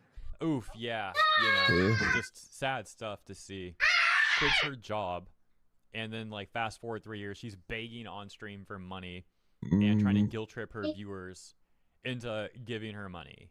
After, as mentioned, Twitch had promoted her multiple times trying to hand her a career, and his son similarly tried to like promote her and hand her a career, but here we are. And you know, people would probably feel bad for her if she wasn't on record just displaying like such toxic and nasty behavior with the stuff that she has said. And then even like the other day, as we were talking about, she'll apparently just like walk away from her stream and play other people's copyrighted material for like hours upon hours on end. So just like all around with this person, man, the audacity is crazy. I'd like to thank Hassan for being a mentor to me and for supporting my career. Wait, so not only did his song promote her, but he was like her mentor? Oh my gosh, bro. And then going back to the Cinna clip, she starts talking about why like small streamers shouldn't just quit their day job right away, under the context, of course, of this also applying to Frogan. And I don't even know if Cinna knew that Frogan quite literally did do that, but you know, I didn't even know that either, actually, until I was like looking at this clip, and then she just says it right there. So again, it's just like crazy how all of this aged. It's advice I want to give most streamers because I've given it to my friends who I've talked to a lot about this, okay? Is when you're streaming, you should not ever quit your job so early because you're like, oh my God, I need to be full-time and I need to do this and I need to do this. I streamed like for 2 years going to college and working a full-time job before I was ever able to make ends meet. And even then, when I was able to make ends meet, I waited like almost 8 months, 6 to 8 months of consistent income before I ever left my job. And so this clip of Cinna is getting comments like, you know, it's bad when even Cinna is saying go back and get a job in the nicest way possible. Yeah, it's what a lot of people have been saying to Frogan. Like, go back. Instead of begging and guilt tripping people on stream to give you money, just go back and get a job and stream on the side and try to make it work out. Like, have some dignity and like stop trying to guilt trip people. It's just not a good thing to be doing. It's not like Frogan is doing just like being able to eat all we've the got some time milestones on stream. You know, and like working hard to hit those milestones or whatever. No, she's like literally like breaking down on stream and trying to guilt trip people and saying how much she hates streaming and blah blah blah. You've probably all seen the clips, you know what I'm talking about. Now, as for Cinna's advice, it is very good advice, and I actually did similar. I'd spent years trying to make the channel work while I was still working at the restaurant, going to school part-time, training Brazilian Jiu-Jitsu every day, sometimes twice a day, doubling up. And then, as mentioned, also like working on YouTube and trying to post daily videos. And then after years of grinding away like that, eventually my channel started taking off during the whole Vic Mignogna situation, and it was just crazy. I couldn't believe the amount of growth that was going on. And I began to start making significantly more money every day on YouTube than the money I was at the restaurant. But nevertheless, I still remained at the restaurant for like 3 to 4 months. I forget exactly what it was, but it was like 3 to 4 months of working at the restaurant still, knowing that if I stayed home and made videos, I would quite literally be making significantly more money. But at the same time, the internet can be a fleeting thing. So I didn't want to quit right away. As mentioned, I stayed for 3 to 4 months. But after going to work every single day, knowing that I was leaving all this money on the table, I decided, you know what, it's time to pull the trigger. And even that's questionable. You know, 3 to 4 months, questionable. It was a risk, but a measured risk, and it did work out, thankfully. You know what I mean? I made sure I was making more than I was at my job before I ever left my job and took that leap of faith. And I tell people that because something that is kind of talked about in here, but I think is like kind of good advice, is like a lot of times this has happened to some of my friends that I've seen. People will quit their jobs to go full time, and then when it doesn't work, it becomes so much about the money because you have to make ends meet. And so you're like, oh my God, I need to do everything I can to farm subs. I got to do a subathon this month. I have to do this month. I have to do this month. When the reality is like, you know, you then lose the ability to have fun with streaming because, you know, because you have so much. There's so many smells. Stresses coming on you. So yeah, once again, I think Cinna's advice is very solid advice. And if by any chance any streamers and or creators, you know, are watching this video, are you trying to solve the smell issue? All you guys, and maybe one day for Frogan, she'll be a less toxic person. I don't know what all I'm smelling, but there are so many different smells in the air.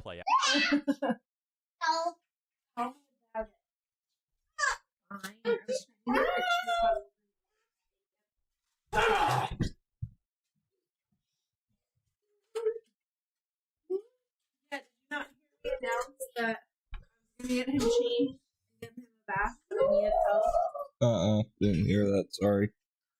I've been in and out. When no one answered, I was like, oh. Then I was like, I can leave. Yeah, I can hold her.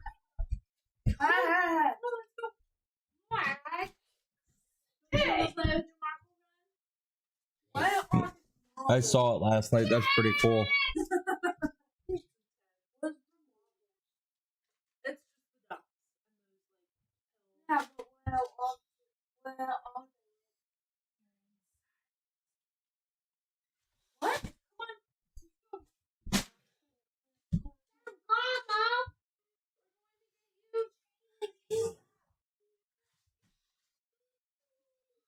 Let's see.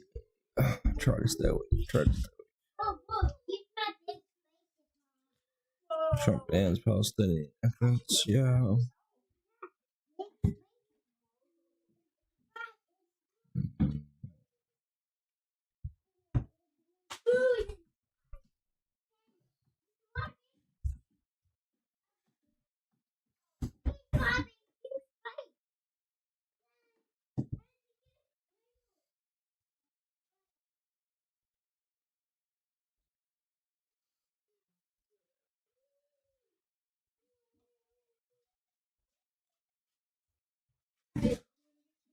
The Expeditionary Sea Base, often shortened to ESB, is one of the most unique and unconventional warships the US Navy has put into service.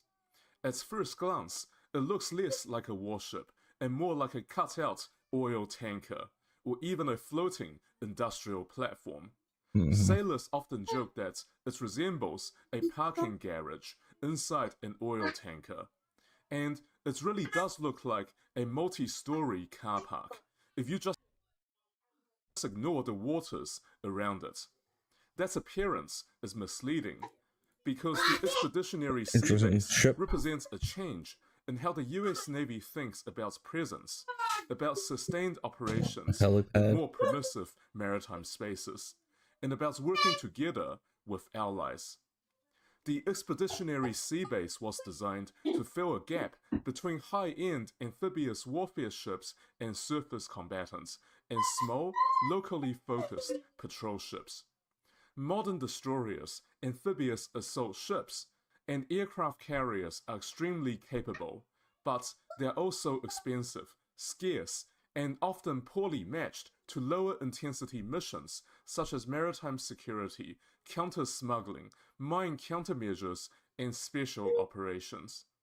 The Expeditionary Sea Base was conceived as a way to perform these lower intensity tasks and to offload these tasks from high-end warships, freeing the latter to focus on warfighting, while still maintaining forward presence in less critical waters. The USS Lower Speed Polar, the first purpose-built expeditionary sea base, provides the clearest picture of what the platform can and cannot do. Forward deployed to Bahrain and operating primarily in the Middle East, Lower Speed Polar has functioned as a mobile airbase, a mine-sweeping support ship, and a special operations staging base. During deployment, it supported more than 1,200 aircraft launches and landing involving US and coalition forces, demonstrating just how beneficial the platform can be in terms of offering flexible air power without having to deploy a full-sized fleet carrier. Physically, the Expeditionary Sea Base is a very large ship by any standard. It displaces roughly 100,000 tons, is about 233 meters long, and has a beam of 50 meters. In terms of displacements, it is basically just as large as a super carrier. The ESB cruises at about 15 knots and has a range of around 9,500 nautical miles, or 17,600 kilometers, which allows it to remain forward deployed for long periods. The design is derived from the hull of a commercial tanker, a choice that prioritizes stability and volume over speed and maneuverability. This is not a ship designed to dash into combat, but one built to stay on station. Similar to commercial ships, the ESB's design philosophy is about capacity, sticking to the idea that steel is cheap and air is free. One of the Expeditionary Sea Base's defining features is the massive flight deck. It is among the largest in the US Navy and can operate 4 heavy-lift helicopters simultaneously with additional deck space available. In practice, this means the Expeditionary Sea Base can host almost every rotary wing and tilt-rotor aircraft in the US inventory, as well as many flown by partner nations. Aircraft that have operated from the Expeditionary Sea Bases include the MH-60 Seahawk, the CH-53 Sea Stallion transport helicopter, the NV-22 Osprey tilt-rotor aircraft, the AH-64 Apaches, and the AH-1Z Vipers, in a wide range of rotary wing unmanned aerial systems. However, the ESB does not and cannot operate fixed-wing aircraft, even those with short takeoff and vertical landing capabilities. The F-35B STOVL fighter does not fly from the flight deck of the ESB, because the high-temperature exhaust from the fighter jets is likely to damage the flight deck. Beneath the flight deck sits the mission deck, which is the heart of the ship's cargo space. It is used flexibly to fulfill a huge range of missions. This large open space can accommodate small boats, unmanned naval vessels, containers, vehicles, and specialized mission modules. These modules can include command and control centers, intelligence centers, medical facilities, mobile harbor, and even weapons systems. The mission deck is designed around the idea of plug-and-play capability, allowing the ship to be reconfigured as missions change without requiring any sort of major structural changes. The Expeditionary Sea Base uses a hybrid crewing model that blends civilian mariners and Navy sailors. Civilian mariners from the Military Sealift Command handle navigation engineering, maintenance, and ship handling, while Navy personnel manage flight operations, security, mission execution, and command and control. This model is efficient, but not without challenges, especially when operating close to potential adversaries. Sudden panic and high stakes can lead to confusion about who's supposed to do what. Experience aboard the USS Lower Speed Polar has shown that careful integration of watch teams and clear delineation of responsibilities are essential for safe and effective operations. Mine countermeasures were one of the original justifications for the ESB, and real-world operations have expanded that role. Polar has supported both airborne and underwater mine countermeasures, hosting unmanned underwater vehicles and remotely operated vessels designed for mine clearing and operating mine hunting sonar on its mission deck. The ship's cranes and deck space have proven well suited to handling these unmanned vessels, although questions remain about launch and recovery in heavy seas. Deployments of unmanned aerial systems, for example for scouting, have emerged as another major ESB mission area, even though they were not always recognized as such. The Polar has flown extensive missions using the Scan Eagle UAV, collecting intelligence and imagery for the US Central Command. This experience had led operators to argue that intelligence, surveillance, and reconnaissance using UAVs should be formally recognized as a core ESB mission, rather than treated as an add-on to the expeditionary sea base. The ESB has also proven valuable as a lily pad for maritime security operations. Its fuel capacity, deck space, and ability to host small patrol vessels allow us to extend the endurance of partner nation navies and coast guards. This is especially important in regions where many states operate small, short-range vessels optimized for coastal patrol rather than blue water operations. By rafting up to the ESB, these vessels can refuel, resupply, rest crews, and return to patrol without sailing back to port. The expeditionary sea base also allows the US Navy to address piracy, smuggling, illegal fishing, and drugs trafficking, without deploying destroyers or amphibious warships that are in effect overqualified. This frees up more valuable assets towards better uses. Another emerging role for the ESB is a platform for coalition learning and coalition integration. Essentially, it allows the building of interoperability between allies and partners at an early stage, because it has abundant workspace, accommodation, and aviation access. The ship can host large numbers of liaison officers and personnel from other countries.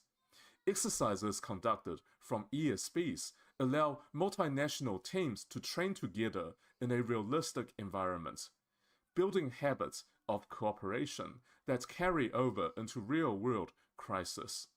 In this sense, the ESB functions not just as a ship, but as a floating headquarters and training center.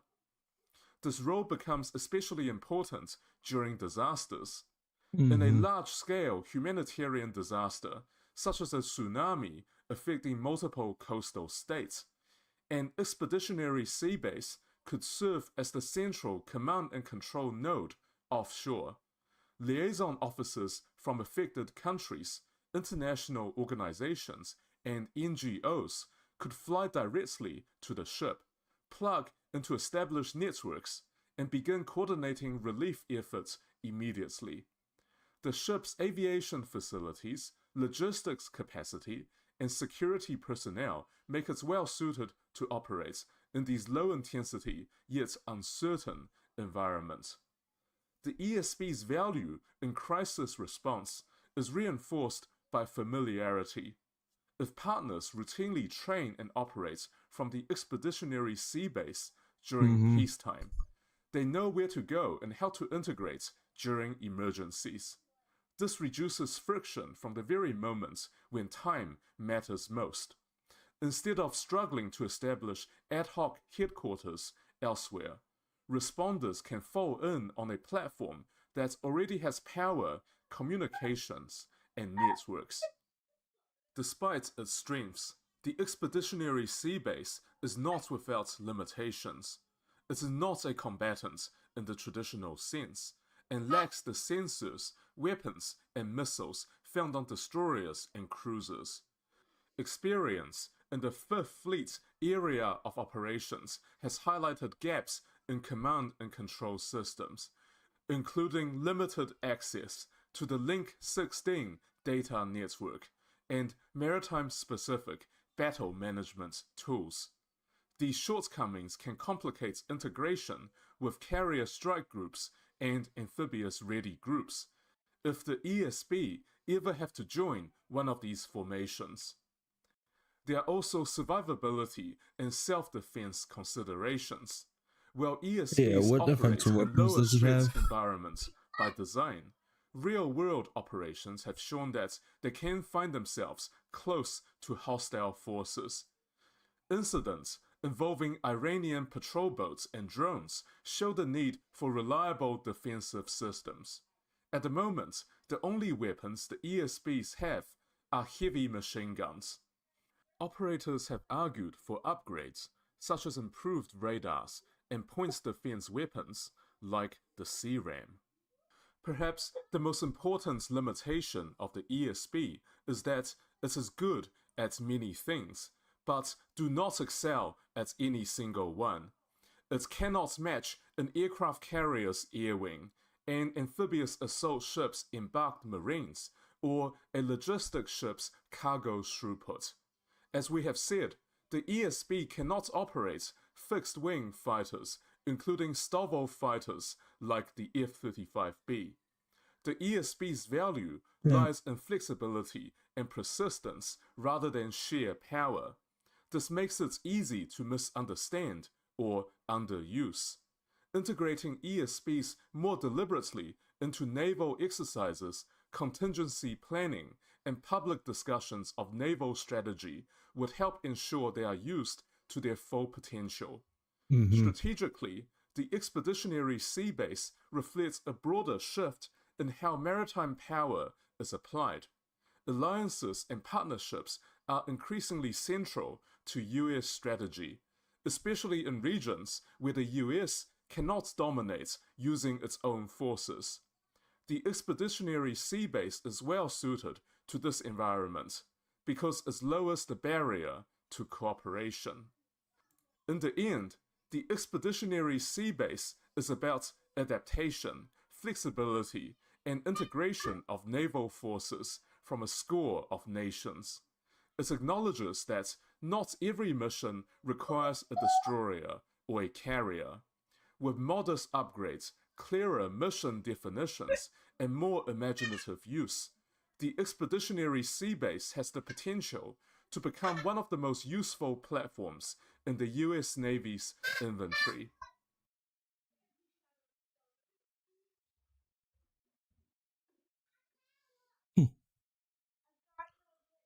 It's pretty interesting. What else we got going on? Arrest inbound. Trump just concealed the evidence. World War II. 3. I think World War III is really on the horizon. Welcome in, here. everyone. I hope you guys are doing great wherever you're watching from. I'm filming this on December 16th. We have some stunning news that is going viral, that hundreds of thousands of Russian troops are mobilizing to launch an attack on NATO. But is this true? Where is the information coming from? What the hell is going on? We are going to take a look at what we know, what we don't know, and whether or not these claims circulating the internet and going mega viral on social media are They're true. drafting. Are Like we it's on the full-blown brink of draft NATO everywhere. being invaded by Russia? As of today, we're going to break it down. But before we do, as always, Please make sure to like and subscribe. Totally free. Well, he Costs only you has guys a certain absolutely window to nothing at take all. some of those Baltic states. Huge So boost to the channel. Comment with your thoughts below. How do you want to see Russia handled? Do you think Russia is a threat? Do you think Russia is I actually think going China to is the invade biggest NATO? threat. Let me know in the comments below. Hit that notification bell. All notifications on. You won't miss a thing. Instagram, David_Hookstead, X, D_Hookstead. That's where you can find me on social media. My DMs are wide open. Please reach out with whatever you got. And if you want to join our members only, the link is in the video description and the pinned comment. Many of you have already joined. You guys are awesome. We're going to continue to do members only stuff, certainly on the lives. Now let's get into it. We know that tensions with Russia are the highest they've ever been since the Cold War, probably since the Cuban Missile Crisis, to be quite honest with you. Russia continues to wage a brutal and bloody war in Ukraine with absolutely no end in sight to the dying, the suffering, the carnage, and chaos. At the same time Russia is doing that, they're regularly violating NATO airspace. They're flying fighter jets over Estonia, Lithuania, NATO countries. They're flying drones over a bunch of different NATO countries, including sites of America's nukes and French nukes. They've done this multiple times. NATO has responded by saying they might launch a preemptive strike on Russia. And keep in mind, I don't even know if it technically would be preemptive because the Russians blew up a rail line in Poland, which is a clear act of war. Now, Poland did not respond by bombing Russia. They were essentially walked off the ledge and sought NATO assistance. So then I hop on the internet today and I see all these reports that 300 to 350,000 troops, Russian troops, are on the move and have been stationed in Belarus to launch a potential attack against NATO forces. Now, I've been doing research to try to figure out just how true this is or isn't. And this is from United 24 Media. This appears to be where this originated from. Again, published December 16th, so published today. It says, up to 320,000 Russian troops stationed in Belarus, German security expert warns. So this appears to be the source of the claim that you probably have already seen, that 360,000 Russian troops are in position to strike NATO and launch an imminent invasion. So let's read a little bit of this. It says the presence of up to 360,000 Russian troops in Belarus has drawn renewed attention following warnings from Roderick Kaisenwetter, a foreign policy expert from Germany's CDU party, who said 2026 and 2027 will be critical years for regional security. The German broadcaster NTV on December 16th, in an interview with journalist Pinar Atali after recent talks in Berlin, Kaisenwetter said, who served as a colonel in German armed forces until 2009 and spent several years working at NATO headquarters in Mons, Belgium, said Russian leader Vladimir Putin is assembling hundreds of thousands of troops in Belarus, a country bordering NATO. According to Kaisenwetter, Russia currently maintains 2 army corps in Belarus, between 350,000 and 360,000 combat-ready soldiers. Their presence has raised particular concerns in the Baltic states and other neighboring countries.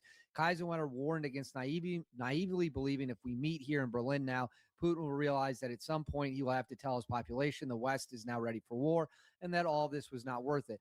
If we survive them, critical points in 2026 and 2027, through our ability to defend ourselves, but also by not frightening our population, but rather saying, attention, this could happen, let's be careful, then we will have survived it. Furthermore, Kaisenwetter noted the presence of 2 army corps in Belarus is worrying, especially in the Baltic states, and that Putin is conducting a war not particularly successful militarily in Ukraine, but through a wartime economy is training hundreds of thousands of soldiers who are never deployed to Ukraine. So this appears to be, this article right here appears to be where this claim of the 360,000 Russian troops originated from. Here's the issue. I'm going to pull this off the screen real quick. Here's the issue. I spent all morning researching this claim that there's 360,000 troops in in Belarus ready to attack NATO forces. Russian troops in Belarus ready to attack NATO forces. That is the claim the Germans have laid out. So let me be crystal clear with you all. Yeah. Well, there's a song for that one. Just started singing it. I don't have to spell bananas. Yeah. I gotta go pee. I don't want to go. No. Not really. Okay, a minute.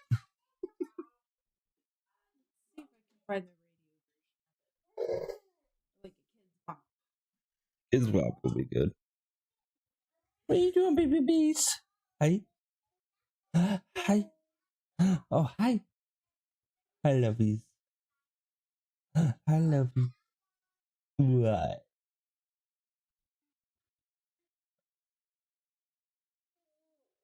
Oh, yeah. Really? Oh, booby.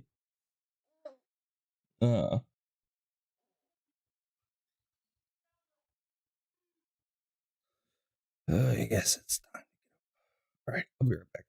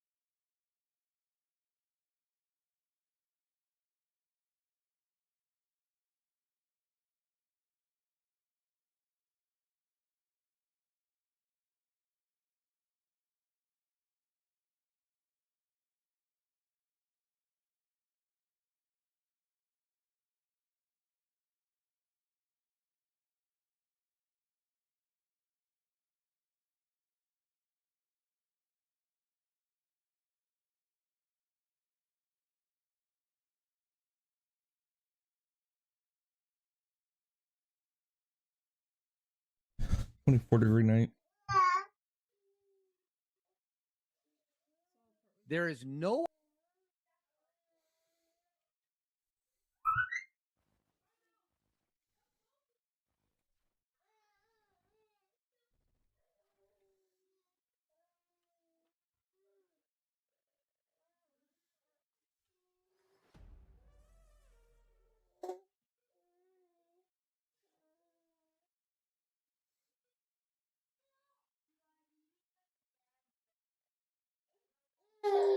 Found it.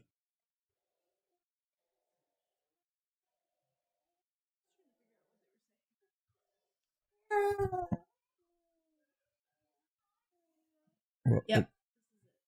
It is definitely hollow background. no other reporting of any kind, nor U.S. military or intelligence assessments that say Russian troops have amassed to the tune of 360,000, which is an invasion force in Belarus. Yeah, it's a lot of There's men. no reporting to back that up. The U.S. assessment and NATO assessment, as far as I can find in the research, that at most Russia has about 10,000 troops in Belarus, not 10,000 or 360,000. 360,000, that's an invasion force. 10,000 troops is not invading NATO. They're just not. That's the fact of the matter. So I don't know if this is true or not, but what I am telling you is the evidence does not indicate that it is true at this time. We don't have satellite images backing it up. We don't have the U.S. military backing it up. We don't have NATO backing it up. We have this single-sourced former NATO official, former German officer, and this publication warning that that's how many troops are in Belarus. But we have nothing else. So at this time, we cannot take this as 100% real. I would urge you all to not do that. My job here is to deliver you guys the news, figure out what's true. We do not have proof of hundreds of thousands of Russian troops amassing in Ukraine. Now, what we do have proof of, and I'm going to put this up on the screen for you, we do have proof of NATO warning that World War III could be coming. This is NATO chief Mark Rutte, who did say that we will see Russia's fighting. next We step. could see They're trying fighting to in Europe pigeonhole like in our parents Ukraine. and grandparents saw during World War II. Let's watch his comment. If Putin got his way, Ukraine under the boot of Russian occupation, his forces pressing against a longer border with NATO, and a significantly increased risk of an armed attack against us. It would require a truly gargantuan He's shift crazy enough to in do our it, and then when he defense starts and losing, he'll threaten to use nukes NATO so that would he can have to negotiate and get what substantially he'll get what he increase wants. its military presence along the eastern flank. And allies would have to go much further and faster on defense spending and production. In such a scenario, Yeah, I should have we would already long had your for the defenses days up instead of when spending it on healthcare. 3.5% of GDP on core defense was enough. We need to be ready. UN, Europe. At the end of this first quarter of the 21st century, conflicts are no longer fought at arm's length. Conflict is at our door. Russia has brought war back to Europe, and we must be prepared for the scale of war our grandparents and great-grandparents endured. Imagine it, a conflict reaching every home.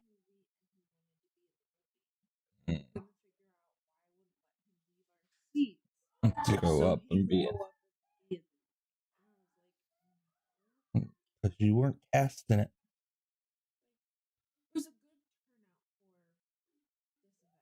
Yeah.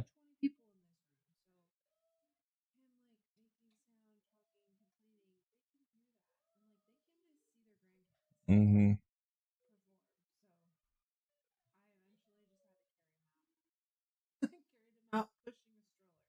Yeah.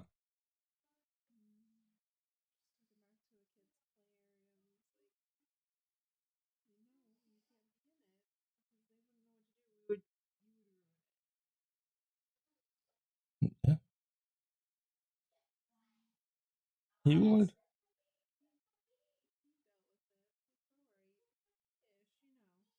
Mm-hmm.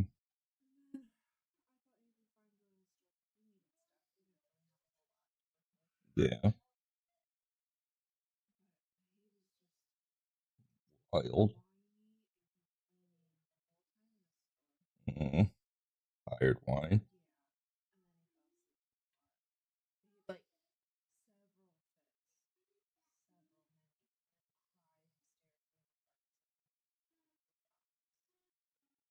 The graham cracker box.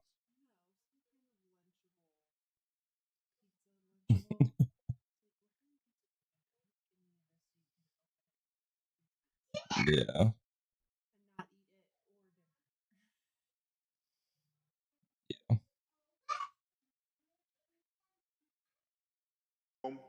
Every workplace. Destruction, mass mobilization, millions displaced, widespread suffering, and extreme losses. It is a terrible thought. But if we deliver on our commitments, this is a tragedy we can prevent. So that is NATO chief Mark Rutte saying that World War III could be coming. We should take him at his word. We know Russia is doing highly provocative things. They are testing the limits. And how do you stop a bully? You push back. You don't let him get away with it. And Mark Rutte is not the only one sounding the alarm. Share this.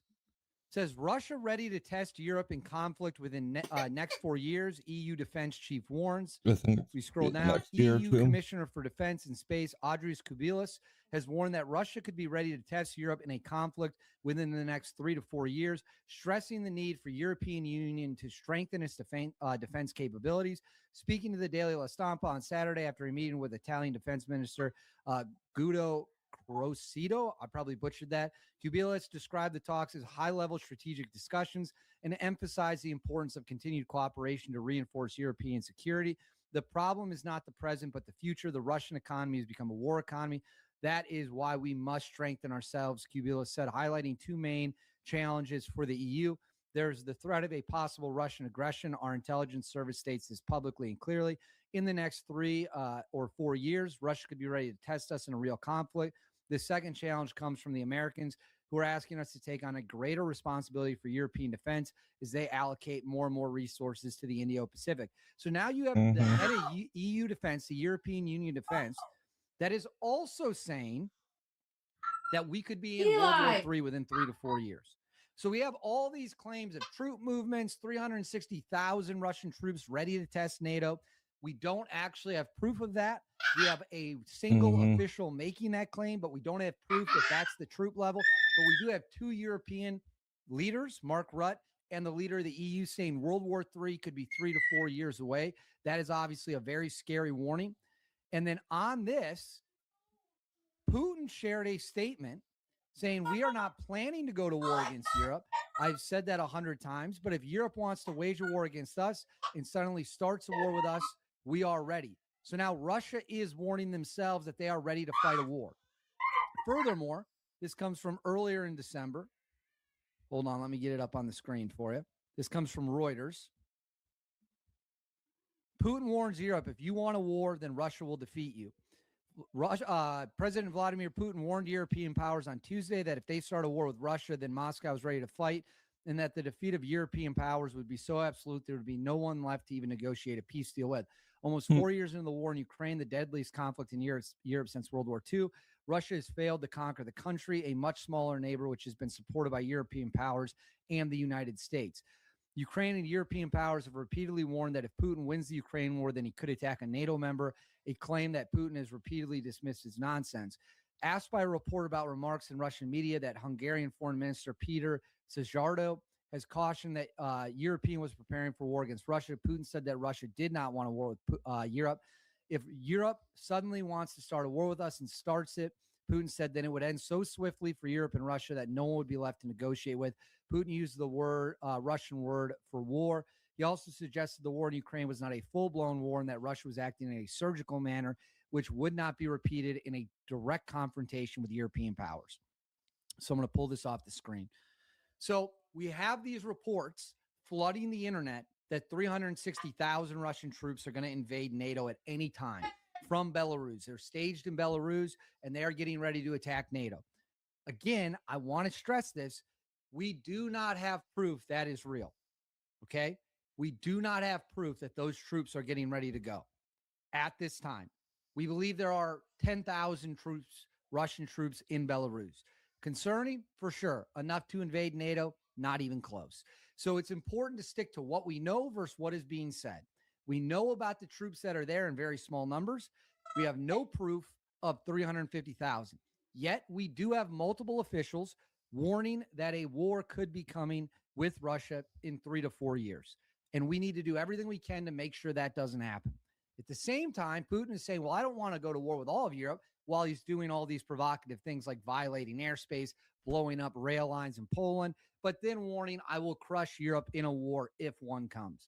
So that is where we are at as of this time. As of me filming this on December 16th, a lot of moving pieces, a lot of moving parts, but that is where we are at. So we shall see where we go next, what comes next, how did we get here, where are we going to go from here. But as of the filming of this, that is all the information we have. So I'm bringing you what I know. Be careful with what you read online. Always research it. Always see if it's true. This is what we know versus what we do not know. But I want to know what you guys think. Let me know in the comments below. Do you actually think the Russians are amassing troops to invade NATO? Who do you think will win that war if it happens? Let me know in the comments below. Please make sure to like and subscribe. Totally free. Cost you guys absolutely nothing at all. Huge, huge, huge boost to the channel. Hit that bell. All notifications turned on. You won't miss a thing. And then right here, Instagram, David_Hookstead, X, D Hookstead. That's where you can find me on social media. My DMs are wide open. Link to join members only, exclusive perks and benefits in the video description and the pinned comment. Thank you for watching. I'll see you all next time.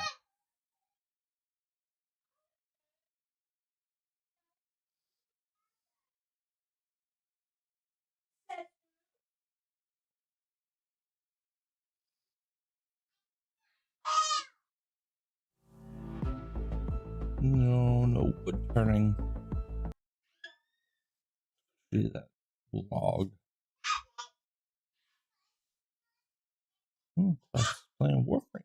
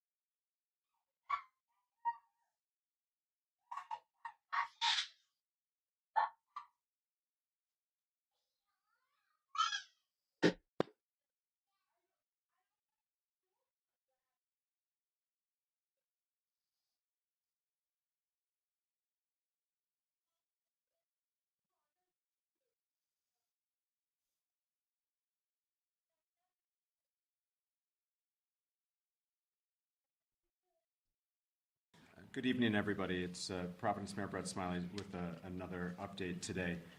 In just a moment, Colonel Perez will give an update on the investigation, including video that was released.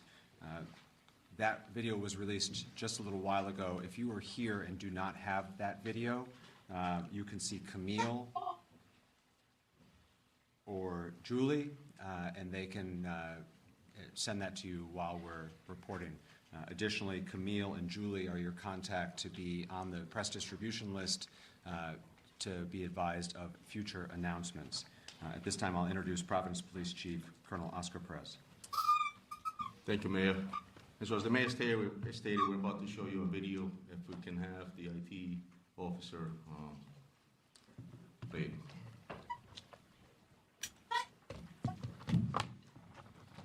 All right, enough. Clean up.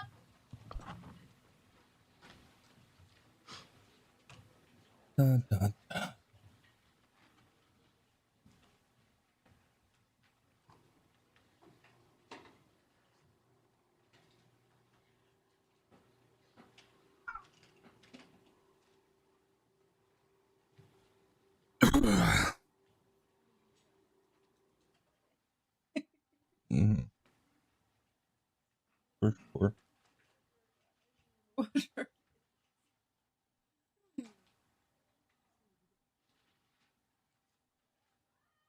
have a quiet.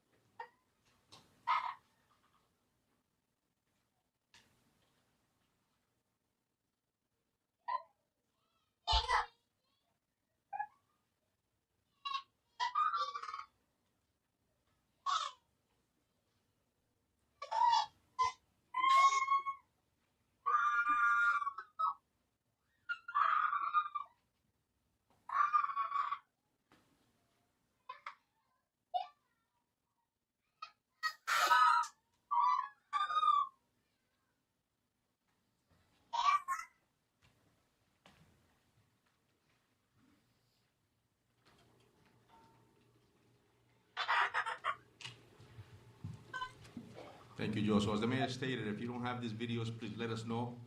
And the reason we have shown these videos, there's a purpose, right? So as you can see, they're enhanced photos, there's enhanced video footage. And so we're asking the public to ensure that they can see them, they can see here that Why you want to can't focus I on the body identify his movements, face? the way the person moved their arms, Well, if he's not in the system, he could the way be they carry the weight. I illegal. think those are important movement patterns that may help you identify this individual, which is extremely important. Another thing that we're going to ask the public is if you have any type of camera system, including Teslas, in your property. And this video that you just saw behind me, it all comes from the residential block of Waterman Avenue, Power, Ives, and Hope Street. And it's those residential areas that we're asking the public to look, if you have any camera systems or any Teslas, like I mentioned, that you look at that footage and that you can reach out to us and please provide us anything that you have. And we're asking you to go back at least a week to do that. And the reason for that is because on Saturday night, the day of, we actually learned that this individual was in that neighborhood at around 10:30 in the morning. We also know in this profession that many criminals will case out an area weeks and days prior. And so it's important for us to ensure that we can have you look at that and help us. And the reason for that is because our offices, our agents, are looking at terabytes of data. And we're looking for a moment that is shorter than somebody taking a breath. It's incredible hard work to do that. And so we're asking the public to assist us with that. The other thing is the tip center.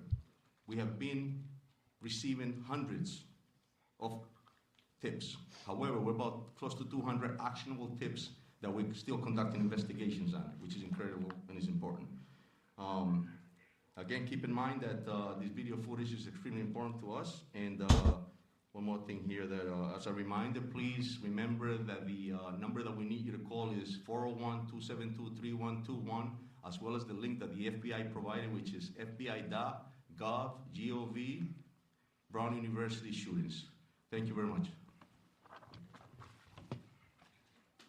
Thank you, Colonel. Now we'll hear from FBI Special Agent in Charge, Ted Dux. No, thank you, Mayor, and good evening. My name is Ted Dux. I'm the Special Agent in Charge of FBI Boston. On the heels of this tragedy, the strength and resilience of the people of Providence is a powerful reminder of the bonds that unite us. The men and women of the FBI, along with the law enforcement team standing before you, carry the victims with us as we work around the clock to bring the individual responsible for their injuries and deaths to justice. Today, the FBI is working with Brown University to do everything we can to provide services to those impacted by this horrific shooting. The FBI has almost 30 victim specialists, special agents, and analysts from all over the country who are here in Providence to support our survivors, the victims, and their loved ones. The FBI Victim Services Response Team is one of the many specialized FBI assets that have been deployed here to assist. The toll this type of tragedy takes on victims and their families is immeasurable, and we ask everyone to respect their privacy at this difficult time. Thank you. Thank you, Special Agent. Next, Attorney General Peter Nerona. Thank you, Mayor. I don't have a lot to add other than that from my perspective. I think the investigation in a case like this, which is a challenging one, is going really well. On the third floor of this building, there are dozens of agents detectives led by Providence Police, prosecutors from my office, working to put together, and what you're seeing is just a portion of what they're working on right now. So they are literally, because I have seen at least part of it, the shift changes late at night.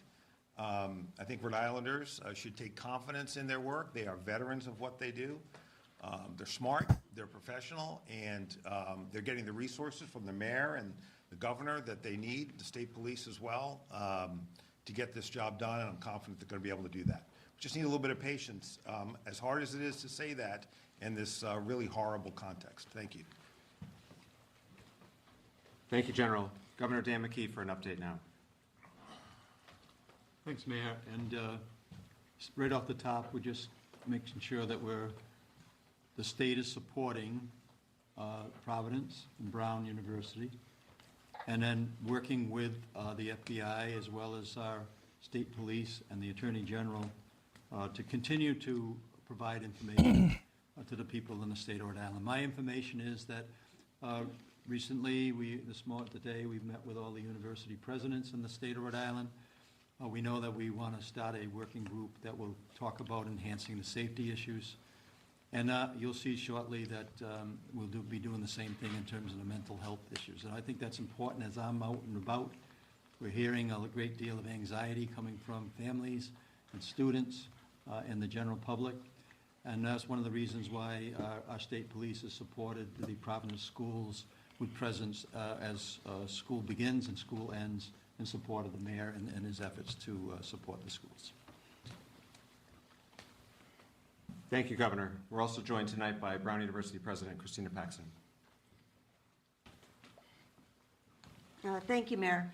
I want to begin by thanking the many law enforcement agencies who continue to work around the clock on this case. It's very impressive. I also want to thank the mayor and the governor for their continued support. The primary point that I wanted to address before we get to questions is that Brown is deeply committed to the safety and security and well-being of our community. And I've been deeply saddened to see people questioning that. We understand that as time goes on, there is maybe a natural instinct to assign responsibility for a tragic event like this. Anxiety and fear is very natural, but the shooter is responsible. Horrific gun violence took the lives of these students and hospitalized others. And it's deeply sad and tragic that schools across the country are targets of violence. Brown is no exception. We are cooperating fully with law enforcement, and again, we thank the multiple agencies that have been working so hard. Thank you, President Paxson. I'll give a couple updates on behalf of the city, and then we'll take your questions. First, as has been discussed many times, we continue to have enhanced police presence throughout the city of Providence to help bolster the confidence and provide a sense of additional security to our residents. Today, we were aided by neighboring municipalities in Central Falls and North Providence with supplemental officers. We're grateful to our neighbors for sticking up and standing up with Providence. The state police continues to be an incredible partner, and I thank the governor and Colonel Weaver for their partnership. Providence Public Schools remain in session. Friday is the last day of school before winter break. Spent some time at our schools again today. As has been the case in the past, the schools in the area of Brown are having regular police presence, and because of the assistance of the Rhode Island State Police, we've been able to provide additional police presence and coverage to other schools in Providence, and we thank them for that. When I was at one of our elementary schools this morning, the faculty were having a brief meeting before kids started to arrive, and in discussion with some of the teachers, I asked how they were doing, and one of the teachers said what I think a lot of us are feeling. She said, it's hard, but I'm putting on a good face for the kids. We need to be here for them. And I think that's how a lot of our residents feel right now, which is that we are taking very tentative steps forward, but we're doing it for one another. And so I do want to thank our educators at this time. They're being asked to go to school right now. Our principals are asked to be going to school right now for the sake of the families and the kids. And at that same school, there was a second grader literally skipping to the front door because he's a second grader, and he doesn't know everything that's going on in this scary world right now. And so the strength of the adults has allowed that little kid to skip to school this morning, and so I want to thank all of my fellow residents of Providence for putting on a strong face for the sake of others at this time. There were questions yesterday, and so I'll also just give a brief update on the health status of the survivors. If folks will recall, there had been 8 hospitalized. 1 has since been discharged. There had been 8 hospitalized. 1 has since been discharged. The 7 that remain in the hospital, 1 is in critical status, 5 in critical but stable status, although healthcare providers report that they are improving, and 1 in stable status. Those are the 7. 1 in critical, 5 in critical but stable, 1 in stable status, and 1 discharged since the last time we made comments about their safety and recovery from the podium. Now we'll open it up to questions.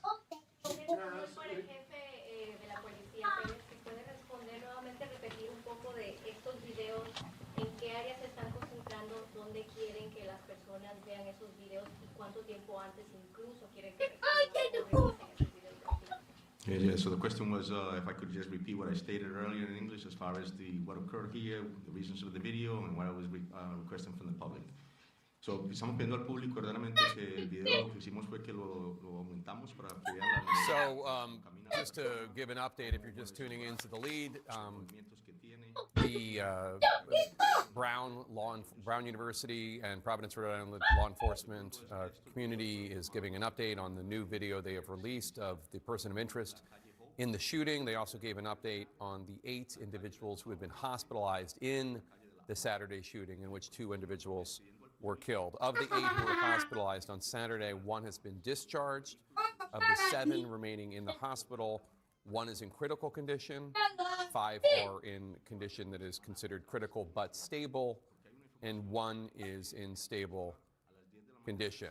Oftentimes in these shootings, we focus on the killed and not necessarily the wounded. Let's listen in now. The morning of the shooting, and what do you believe he was doing there at that time? Correct, and we have video footage of that, and we believe that he was actually casing out this area to commit the crime. That's a pattern that criminals do, and that's what he was doing. Chief, yesterday the FBI described the person that we've been seeing in these images as a suspect. Today the language seems to be person of interest. Can you clarify, do you believe that this person that we're looking at is your shooter, is your shooting suspect? Definitely he's still a person of interest, and we're still investigating that to be able to get that answer. But we strongly believe definitely he's a suspect in the incident and a person of interest. An MIT professor died early this morning from gunshot wounds. Does that incident have any potential connection to this investigation? Now that we know of, no. In the back, sir. To ask you, yesterday we were wondering about this person's age. Now that we've seen more video, again, a couple of days ago, I know you're saying 20s, there was some talk about 30s, but just to help people at home, people seeing this video, do profilers or anyone in your department have any better understanding or closer idea on his age? And the second part of that question is, can you now confirm that he has no connection as a past student or as a past staff member at the university? So the first question, I'll tell you that when it happened on Saturday night, obviously it was chaos, and there was a witness that stated that he might have been in his 30s. At this point, we're still just looking at the picture. We haven't identified ages or anything to that point. And as far as where he's a problem student or anything, we don't have any of those answers. Colonel, in one of the new videos, prior to the shooting, this person was seen running. At this point, do you have any inkling why he's running? We're still investigating that, but we do know definitely that he was casing the area. Again, that's what criminals do prior to committing a crime. Chris. Why'd you break Blue Buzz? The blue ball is so good. Gimme. That's good. Then you can have to put two. You gotta understand that there's a lot of people upstairs as the general senior, and we're trying to ensure that we do our job and collect the evidence, and that we make sure that everybody has especially you guys in the public. We want to make sure that the community is safe, well informed, and stay confident in the work that we're doing. So yes, there was a video was released. We also were working on another video. ensure that the public can see those videos showing movements, like I stated earlier, the way the person walks, the way they carry their weight. That's the importance. And so our video, the second video that we showed was the one that we didn't show the public. No. Gonna put them in this spot because they belong in. Are those working at all? And if so, why not release some of those videos? So the video that we showed you came from inside the building, and that's all we had at the moment. That's all we have at this moment. Correct. I'm sorry. It's from the outside. I'm sorry. So you have a video from Yes. inside the entry? Both inside and outside. I'm sorry, just outside. That's all we have, not inside. No, I'm sorry, just outside. But I didn't. So I'll say that. That was released already. That was the outside of the building. We released that. Let me just jump here and clarify. Okay, so there is, for those of you who've been with us before, and I understand not all of you have been, there is video inside the building. There are cameras inside the building. What we have released to you are videos of this person of interest. So I want to be clear, because later on there may be other videos that get released in the course of a prosecution, likely will be at some point. They show things like chaos after the shooting. What they don't show is this person of interest. So that's why we haven't released those videos. Okay? What you do have are videos from the camera outside of the Brown building and other cameras from around the neighborhood that the good men and women in law enforcement located and have put together in this montage. And to your question, Chris, there are two versions of that video, but the bottom line is they, as I understand it, they depict the same thing, and number one, and number two, the agencies are working very, very well together. Okay, then bet. Listen to Mom. Get in your seat or go to bed. I just said that. It's not going to be any snacks in your chair. You listen. You aren't listening at all. I've been here since 7 and speaking to people Now get in your chair. and in the businesses, All right, many bed. store I'm not they're playing with you. involved. It wasn't until this morning that the police have actually come to Hey, ask them if either up to bed or get in your chair. They could offer any CCTV or any evidence that they could I don't know provide. why Why it has took it you taken so 3 days long. It's like you're ignoring me. As I stated earlier, it's a residential block that includes I'm crying. different camera footage, and it takes a lot. Nobody of feels bad for There's you. a lot of terabytes that we're looking at in order to be able to analyze it, pull what we need. Pain in the butt, Eli. That we need, and it's shorter than somebody taking a breath. So it takes a lot of work. And then so once that leads us to a next location, and so we move strategically, we have to pull the video, download it, analyze it, investigate it, and then move forward. It takes time. Yeah, I just want to jump in there too, because I think I want to clarify in a sense what the chief is saying. Is that you start in the grid, and in the first instance, it's closest to Brown. It takes a lot of work to canvass that area, and then you build out as you learn more about the path of travel. So it's entirely possible that tomorrow we'll be canvassing places that we haven't canvassed yet, because we're working out with the resources that we have. Dan, go ahead. We have a question and a follow-up, right? Yes. My first question, Attorney General, to follow up on my colleague. This is the question I asked on Saturday night, which is, so there's cameras in the hallway, but they don't show the suspect, or Brown is not releasing them, or you're not releasing them to us. How does a multi-million-dollar school not have a bunch of cameras in the hallway? So let me try to explain that. So, as President Patson knows, there was a major addition put on that building within the last 5 years or so. That is a modern building attached to a much older one in the back. So it doesn't come as a surprise to me, at least, that there are cameras in the newer part of the building. And there is video footage, okay? So there's the back part of the building, old part, and front part, new part. The shooting occurs in the old part, towards the back, out towards Hope Street.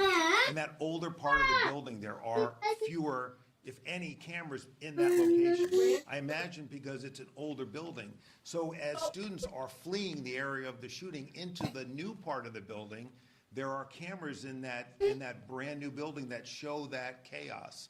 But the only video of the presumed, anticipated, suspected, however you want to define it, person of interest, you have it. We would release it if we thought it would be helpful in identifying this subject, because we are relying on the press and public to help get us there. There would be no reason for us to hold it back. We're looking for the best image we can. Dan, got a follow-up. Attorney General, thank you for explaining that because it really clarifies it. Although I'm sure some people watching would think a multi-million-dollar school with a huge endowment could afford new cameras in an old building. That's my statement. Here's my question. If he's casing that area, Colonel, like you said, he had an intended target, which speaks to the motive. Did he have a target to kill one of the two people that were killed? We're still investigating it, Dan, and it's something that we're trying to get the answers as well. So. Patrick? Yeah. For President Paxson, have you reviewed any communications to Brown before the shooting that revealed any kind of threat, any kind to anyone Brown? And then since the shooting, I believe some web pages or students have back been taken down. Is that a response? Now hopefully he won't throw the Buzz Lightyear downstairs. We have been working very closely with law enforcement to provide them with all of the internal to Brown information that they need to do this investigation. It's their investigation. They're the professionals. So we're providing information. We're not in the job of reviewing it for them. I know nothing about web pages being taken down as part of this. It's the first I've heard of it. In the back, yep. I think that's the president of the school. This person of Here interest she is no was. longer in Providence, no longer in Rhode Island, are they out of the state? Do we have any sense at all?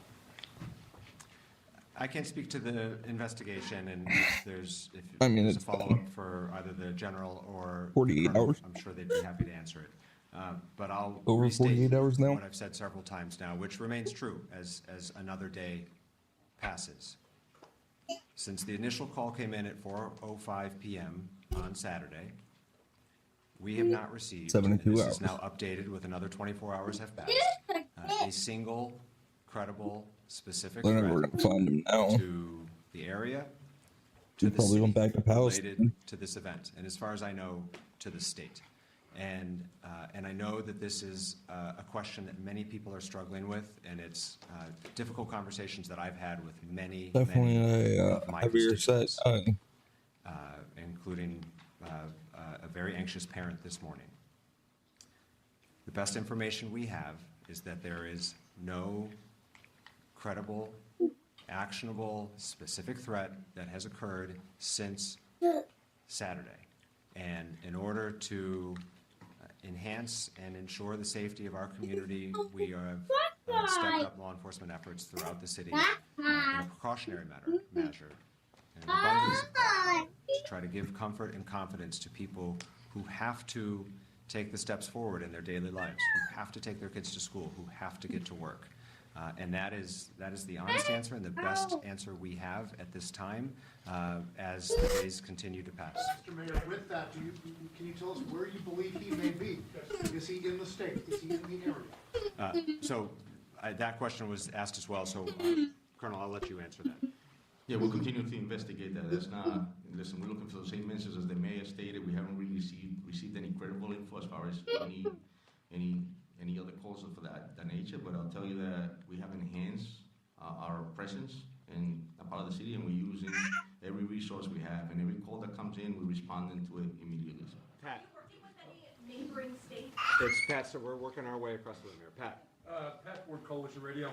In a case involving a hit-and-run accident in the vicinity of Brown University that was litigated by the Office of Attorney General Nerone in 2023, Brown University Police Detective John Remke stated that the university maintains several thousand video surveillance cameras and license plate readers on Brown University campus and surrounding campus. Now, this is in addition, obviously, to the Providence Police Data Center.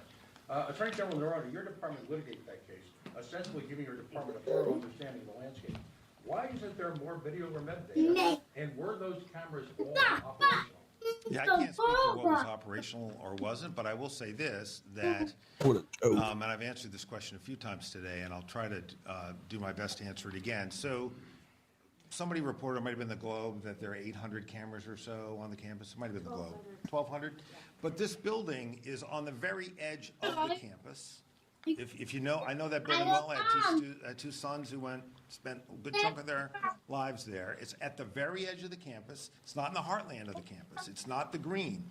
And there are several greens. It's not any of the 3 greens as I remember them. So it's right on the edge of the campus, and where the shooting took place is at the very edge of that building on the edge of the campus.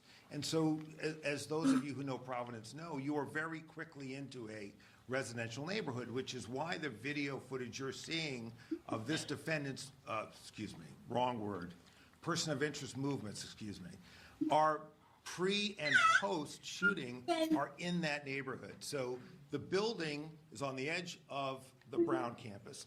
Where the shooting took place is at the edge of that building, and then you're very quickly into a residential neighborhood. There is no footage. I'll try to say it again. There is no footage that depicts this individual that would be useful in identifying him that we have not released. It's so Frankly, the not very helpful quality of the initial footage, that our standard is pretty low. If we thought it was at all helpful, we would have in. Can't even tell what color, like skin color he has.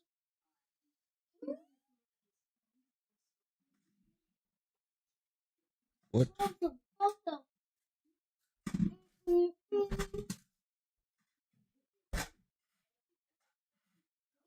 The left has reached a level of violence that I think a lot of us are actually really shocked by. A lot of us are really surprised, especially since the murder of Charlie Not Kirk, totally watching surprised. leftists cheer and celebrate it. I think we've really entered a new era of waking up and seeing what we're dealing with. We're dealing with godless heathens importing heathens that believe in a different god. And the reality is it's actually diabolical. If you look at the last 24 hours, a Muslim killed 3 Americans in Syria, 5 Muslims were arrested for plotting a massacre at a Christmas market in Germany, Paris concert canceled due to Muslim violence, 2 Muslims murdered 12 people at a Hanukkah party, it's now up to 15 in Australia. Truly Islamophobia getting out of control. Now, the reality is there were more instances than this too. There was a shooting that we don't know who did the shooting in Brown University in Rhode Island. We don't know who did that, but the guy allegedly screamed Allahu Akbar before committing the shooting, even though the guy managed to get away, it seems. And we also had another instance of 4 Palestinian activists getting arrested for planting bombs all over Los Angeles, like the Joker. So this is true Islamophobia at the highest levels. Now, you're probably wondering why you have so many peaceful countries like the United Arab Emirates. Well, Saudi Arabia, for example, executed 340 people in 2025, a new record. They've found a solution. They found a solution to crime, and that is mass executions. Pretty diabolical. I saw this and I literally lost my mind. Hello, Grok. How many of the 340 were Pakistanis? Now, I was like, why would they ask something like that? What a stupid question. What a dumb, stupid question. What a dumb, stupid question. 338 were Pakistani. 338 out of 340 were Pakistani. Bro! Nah, that's crazy. So anyway, I'm not saying that that's a solution or anything. I'm just saying they're like they handle this very differently than we do in the West. Because we import these people, we think they're just gonna like become wonderful Westerners, and then they kill us. It's pretty insane how that keeps happening. So lock in, everybody. Think Before You Sleep just made a video about how the left became violent, and I helped him on this video a little bit. So I helped him a lot, specifically in the Hassan and Younger related situations, and I'm excited to see what actually happened. Because he told me he didn't want to reveal everything he found, but you don't understand how actually scary it is. Because every attack that we see take place, there's 10 that are thwarted by the FBI first. So lock in, and let's see what these retards are doing. These people aren't like fascists. I literally showed him this clip. Yeah, they are fascists. They are fascists. So at this point, I don't want to hear any talk from Republicans about, oh no, guys, we just have simple disagreements. Republicans are ugly, they're immoral, and they're fascist.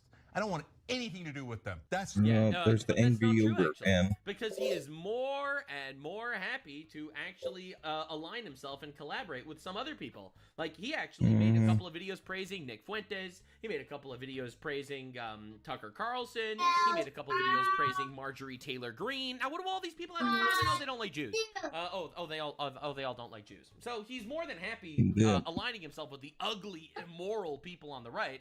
specifically if they follow his actual ideology, which is he wants the downfall of Western civilization. That includes America. That also includes Israel, which is why he's a communist rat fuck, an inbred rat that, in my opinion, contributed to the incitement of the murder of 4 police officers, which we were probably going to be covering today, because that's part of what I actually was helping think before you sleep on. It's the reality of what Republicans are today in America. Well, that escalated quickly. Is he going to say why Republicans are fascist? Nope. Nope. He's just going to allude to some vague media story that people can't recognize anymore because it was too long ago. So basically, this is just a 1 minute short of the Young Turks owner and horse enthusiast, Cenk Uygur, calling his political opponents evil with no explanation. I wonder if that might radicalize some retards in his audience to kill us. I wonder if that'll happen. Probably. Is it any wonder why the modern left is becoming more and more a synonym for the word violence? Nope. Especially after watching every reasonable person flee that party or get ousted for not being far left enough. But the way we got here is not a mystery. It's an actual cesspool, man. It's evil. And in my opinion, one of the reasons why they're able to survive is because they steal elections, in my opinion. They're literally importing people to vote for them. So they're not even trying to win our votes as much as they're trying to bring in retards to outvote us. Yeah, they bring in the votes. Which is truly insane. In fact, I think a lot of the progression towards radicalism is quite intentional. Speaking of the Young Turks, allow me to introduce... You want to know something absolutely horrifying? The murder of Charlie Kirk was not just a tragedy, but it was also a very effective political strategy. Tale as old as time, political assassinations work. We don't have a Charlie Kirk. We're probably going to lose the midterms because of all the infighting on the right. And the reality is, they murdered our best soldier. They murdered a wonderful man, a man of God, a man that had a family. They murdered him. They celebrated his death, and it worked out for them. It just worked out for them. Definitely So, of course, lowered they're gonna morale. slightly nudge people towards political violence while having, deniability. I didn't say political violence. I just called them all Nazis and fascists. So that's where we're at. to former employee Oh God, Jimmy Dore. Here we go. Here we go. I know where we're going. Jimmy Dore telling the Young Turks audience to assault cops. When you're around cops, right, you're like, oh, you want to be like... He's literally going to use this for the video. Oh my God. Oh my God. This is the story that I helped on a bit. Because a lot of people don't know about this. Compliant, right?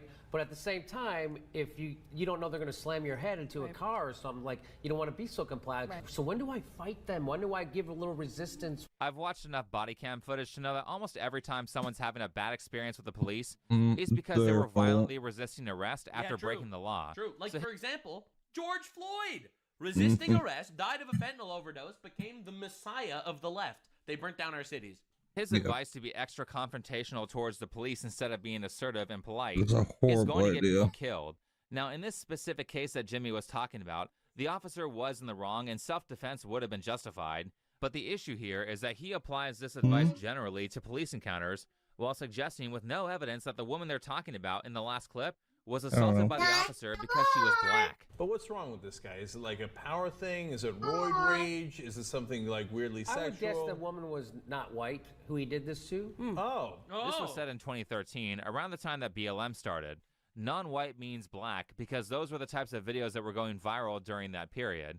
So the suggestion is that the officer attacked a woman for being black, and he made this assertion with no evidence. She was white. And the problem is that when you make this kind of assertion on a topic that's already been heated since Rodney King in the 90s, followed by saying that you should be violent towards police officers, you're going to inspire certain people to take action. That's the thing.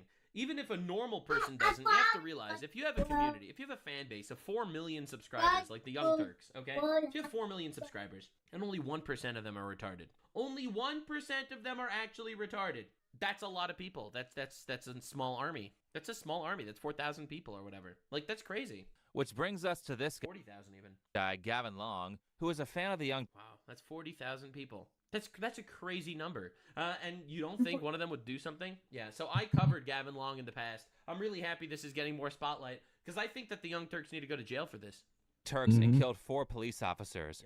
Before the shooting, Gavin had uploaded reaction videos to content from the Young Turks, one of them being where Jimmy Dore said this in response to a police dispute that actually involved a black woman this time, who is being arrested. I don't know what I would do in that situation. So if you go over and you confront the cops, which you would do in any other situation if they weren't cops. That's right. In any other situation, if there were two grown men pouncing on a woman who is pregnant and she's screaming and she's not a threat to anybody, you would go over there and you would start by punching those guys. That's how you would start. Hey, retard, in this hypothetical example where you're the hero, do you know any of the context before you start acting? Are you saying that people should beat up cops because they hear a woman shouting? What if she had a gun? Oh no! A woman is crying! Burn the Constitution! That's literally the leftist mindset.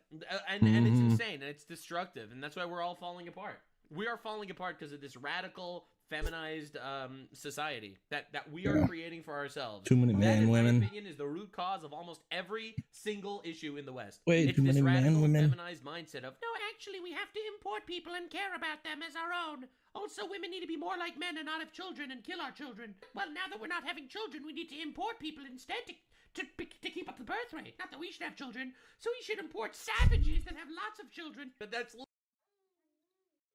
crazy.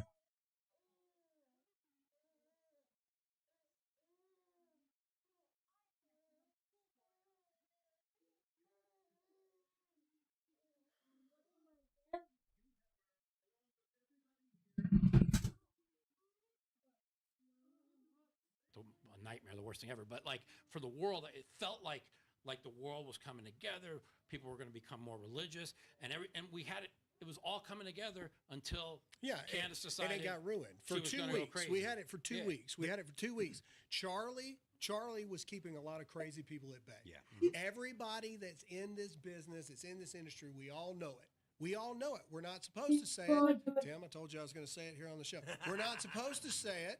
We're not supposed to say that 99.7% of everybody that you listen to and that you watch, they're not those people when the cameras are off. They're not supposed to say that. So Charlie Kirk was keeping a lot of these people at bay. And Charlie, love you to death, my brother. Wish you were still here. Me too. Charlie was keeping these people at bay because he knew that showing solidarity to the American people was good for the mission and for the base. And then when Charlie died, here's the truth. Millions and millions of dollars were left on the table from his show.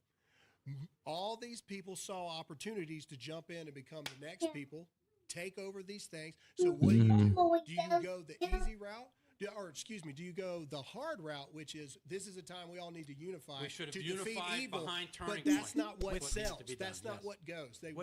With that being said, I do want to address this one super chat from a member. This is hard to read, small. Sonny GL7.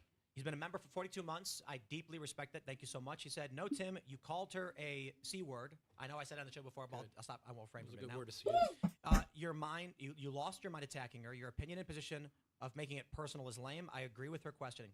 I will say this. Apparently on her show, she said she went a little too far in telling people to pull their donations from Turning Point USA, and I'll respect it. If she's gonna pull things back, that is a respectable thing to do. I think she chased after the views and the money and all of those things, and I will admit to being in a heightened state of tension due to a shooting at my property, of which let me just say this before I get to the meat and potatoes. She accused my brother of trying to kill me. Okay? That being said, I do apologize for calling her a degenerate cunt. That is unbecoming of a gentleman. Whether or not I am mad with Candace Owens and she has said disparaging things of me, it was unbecoming, and I accept that, and I do apologize. If we are going to have a more articulate and better reasoned world, I should not be getting heated like that and losing it. That being said, I think it's fair to point out that after dealing with this shooting on my property, very agitated, and it was compounded by Candace received the brunt of my ire. She said, quote, "The shooting that Tim Pool survived in December of 2022 was committed by his brother, and it resulted in a bunch of people posting my brother's photo, claiming that my brother broke into my house and was getting shot at by security, none of which was true, never happened. The real story was a burglary at one of our other properties, and a staff member fired at one of the guys who broke in, and they fled. So I was very angry, but I am willing to admit that I was wrong, and I should have kept my cool. Again, He was wrong for calling Candace this, but we're talking about wanting to bring things back to a world. There's better terminology, scholar. And I think I'm fairly certain that if I had an outburst like that and Charlie were around, he'd have called me and said, "Tim, you need to calm down. You need to say you're sorry." So I will try to definitely need to get it unified back together before this midterm. He would have shut Candace down too. We've got to get that momentum. We've got to get. Yeah, Candace would have been shut down way earlier. Momentum and get it back together because right now the fracture's so bad and they're just. Especially if he like survived this and was like, and then Trump's putting out the most insane tweets in the hospital for a while, but then came out, found out she was going crazy with all this. Like 9 p.m. Eastern. I think it's either talking about Venezuela, right? Probably. But we knew this. See, or how great the economy is doing. You knew that what he put out about Venezuela, you knew it was all about the oil, right? Oh, yeah. I mean, a blind person knows. So, like, I've been trying to say, if you really, and I'm a big Trump supporter, if you really want to get the drugs out of the country, you'd be bombing the cartels in Mexico, and they wouldn't do anything about it. But you saw what the president said, who was handpicked because they killed 20 other people when she was running. Yeah. She says, no American troops can come, because they know, right? They know. So, listen, if you want to say it's about drugs, Donald Trump, go get the cartels, and I'll be right behind you. I'm hoping. I don't. I think there's a couple cartels you got to deal with. Tucker. I like Tucker a lot. I've been a big. I think there's one cartel that's dealing with the fentanyl the most, though. Agreed. That his political views have changed quite a bit, and I do think it's fair to point out that there's this viral video where he's acting like several people he's actually met and interviewed he doesn't know. Now I don't understand that. I don't think he's afraid to talk about those things. I'm sure he'd answer if someone asked him about it. I'm just wondering why so many people seem to have changed their opinion and gone in this direction. Yeah. My personal view is not that Cutter is handing out checks. It's always it's always the simple answer to be like, you are paid. No, I think it's real easy. I think somebody logged onto their show, said something like, maybe it's a genocide. Boom, they gained 10,000 new subscribers. And they went, ooh.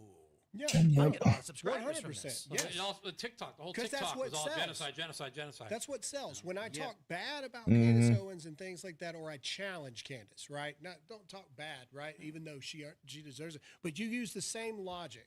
Don't you think it's weird that Candace did this? Don't you think the way she said it, don't you think that's weird? Tucker, same way. Don't you think all this and that? We lose. We lose money. We lose subscribers. We lose money. The only people that are making money, more money than they were last year right now, are the people that are all in on the Jews did it.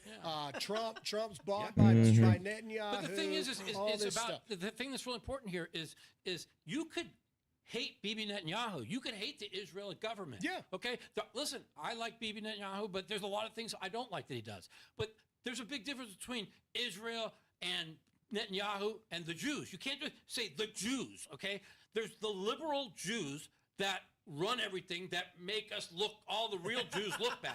Yeah. I hate to say it, but this is a fact. The people that run the medias, and they're all liberal Jews. They've never even been to Israel. They probably don't even know what the Sabbath is. They just say, oh, I'm Jewish. My last name's Greenstein. I got an idea. We should play a heads-up game, 10K buy-in, and when you win, I can title the video, Jew Takes All My Money. Yeah. Sounds good. I love it. People will be like, oh, they'll click it, and then it's just a poker game. I mean, it's what it is. I mean, like I wish Candace and Tucker would go to Israel, see the sites, don't believe how it's running. Oh, like Candace says, only the Muslims could be in this corner. Oh, only the Jews. That's not true. It's all it's all made up lies. We have to define, though, Tim, to your point, and bravo to you, good sir, on your apology. We have to define when we talk about, okay, it's time for us to unify, to try to preserve this country for as long as possible. Well, what are we talking about when we actually say that? Who are we trying to unify? Who are we trying to unify with?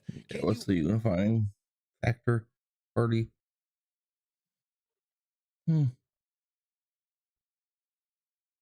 Maybe I'll play a game of TFT.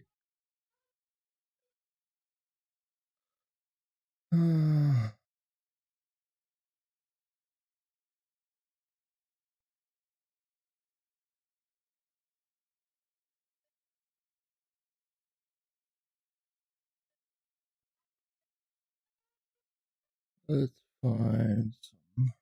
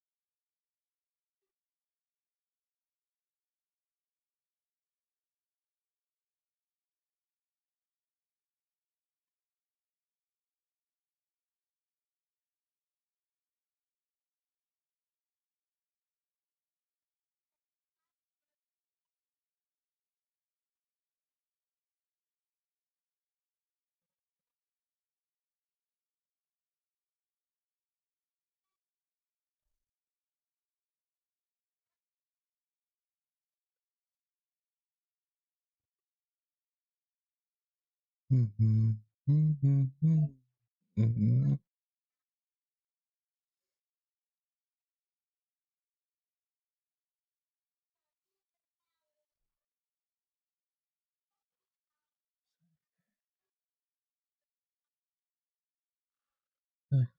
Uh-huh.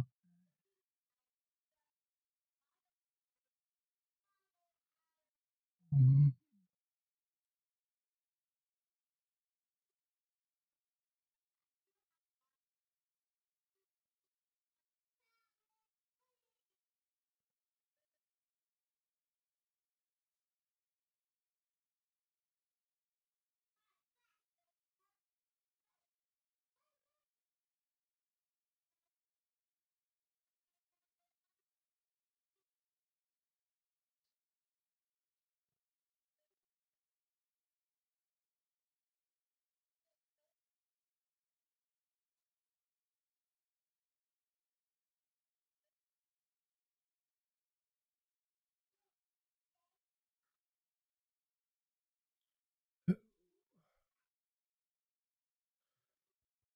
Vampire thing.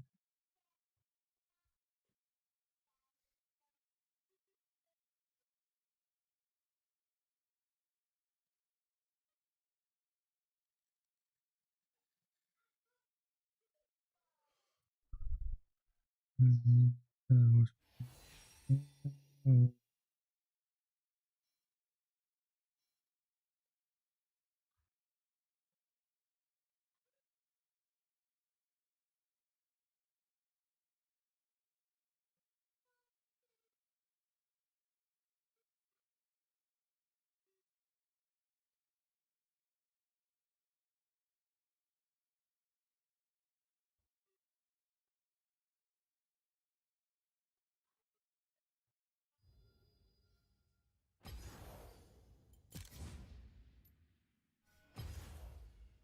I want to try this fast line again, but sheesh, it was horrible last time I did it.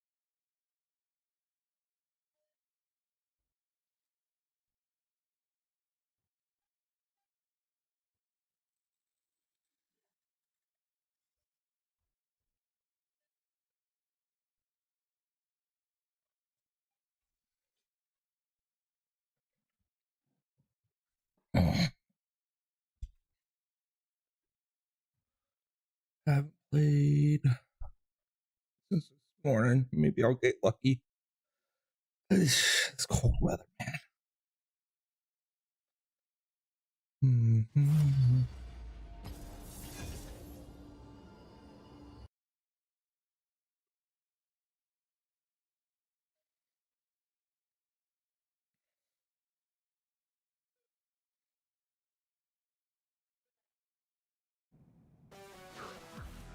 Baron.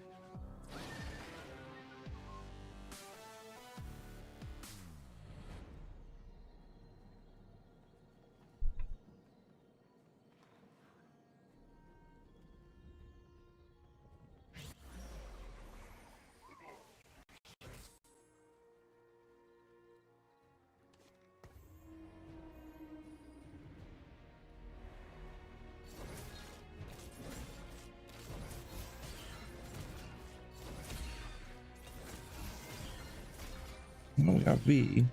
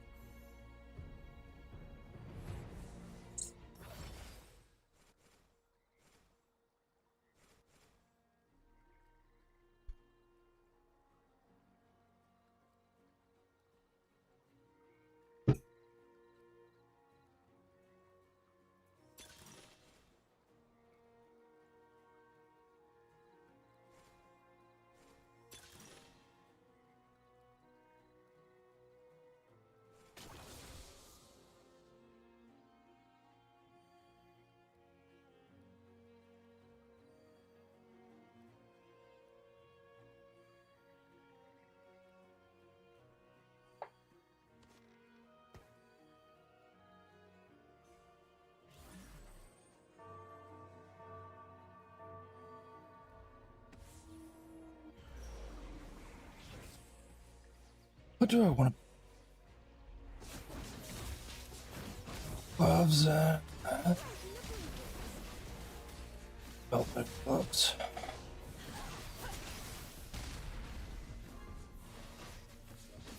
Oh, thank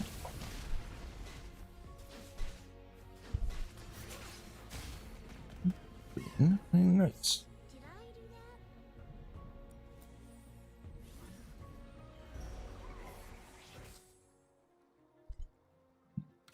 Rumble.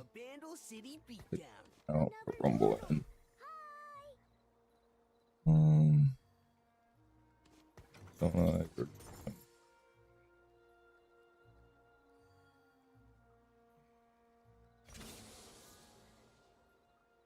Get back in.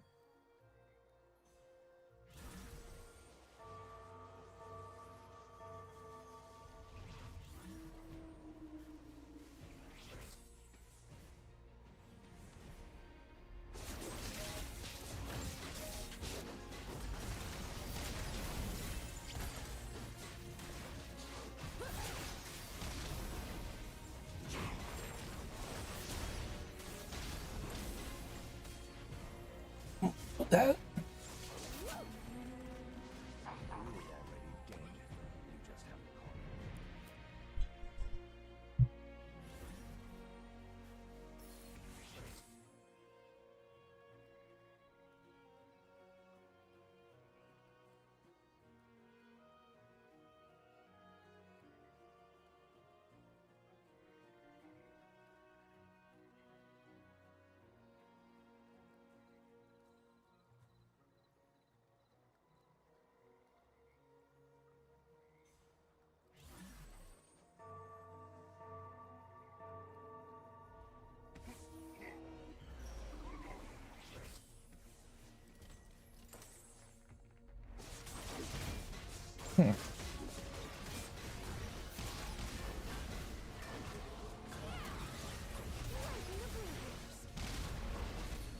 Echo's dead, that's good. Focus. Eye's dead. Too tall. Much too tall. I want the bow.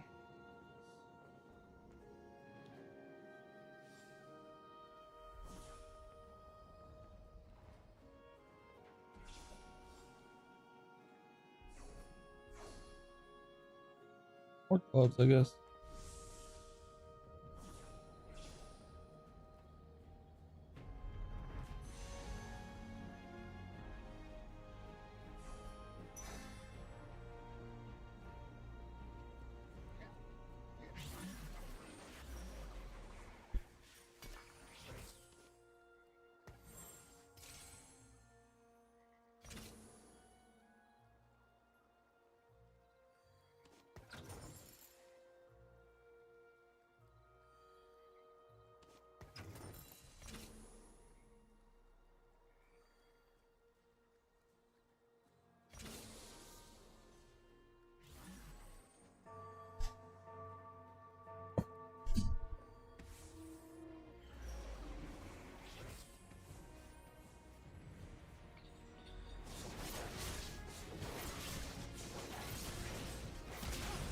Good. Right now.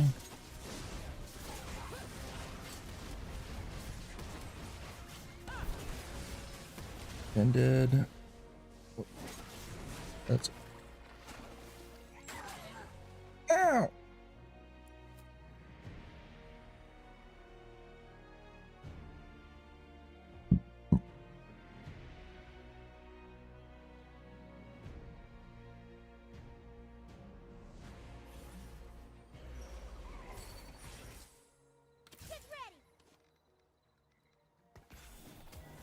Nico.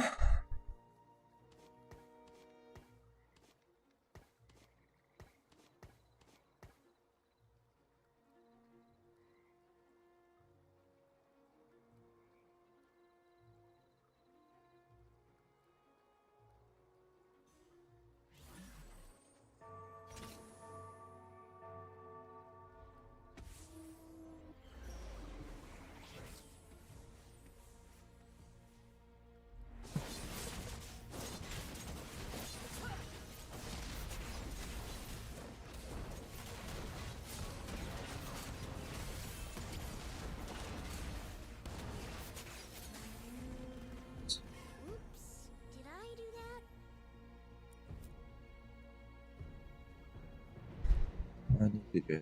Another item.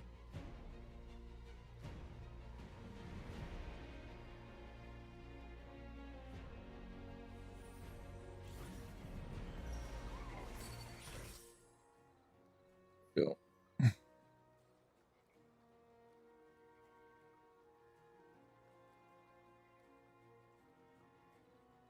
Fight the froggy boys. Item for Papa.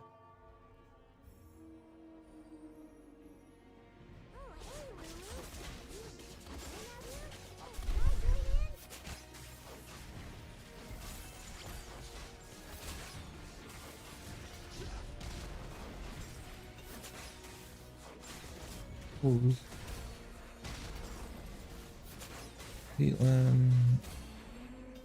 Okay.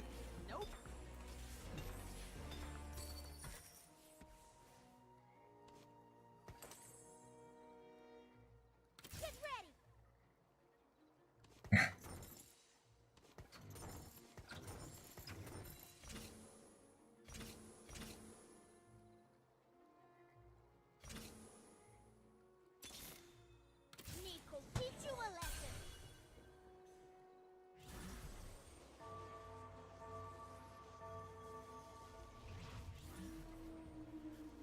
Who go down the path of Garen, right?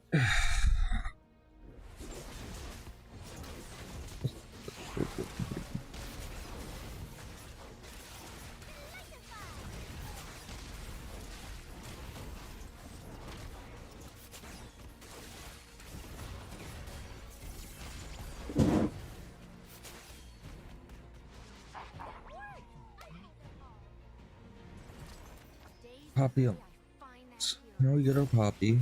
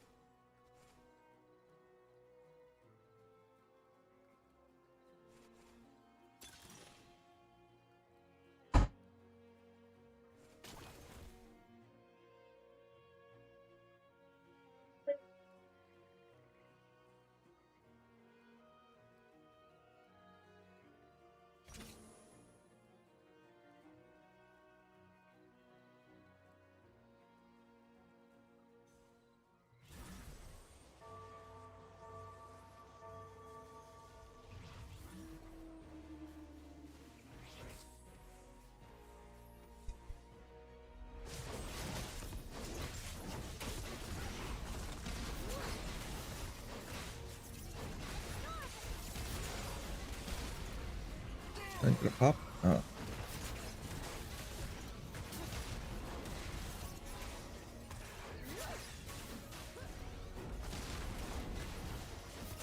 Get lost.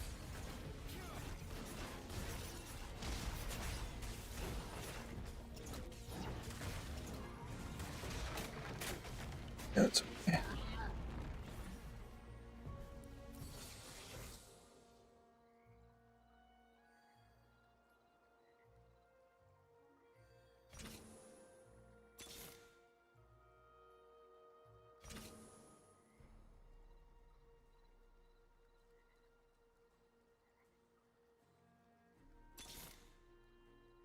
I hope the hero likes me.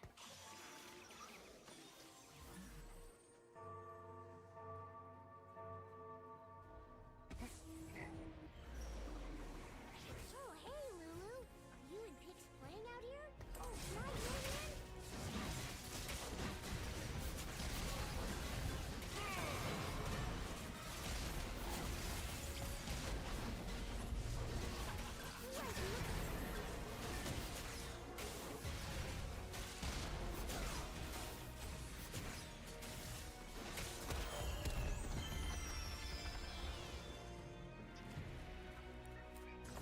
I am the win.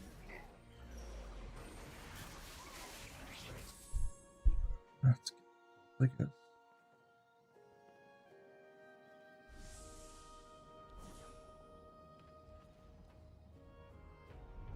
Super.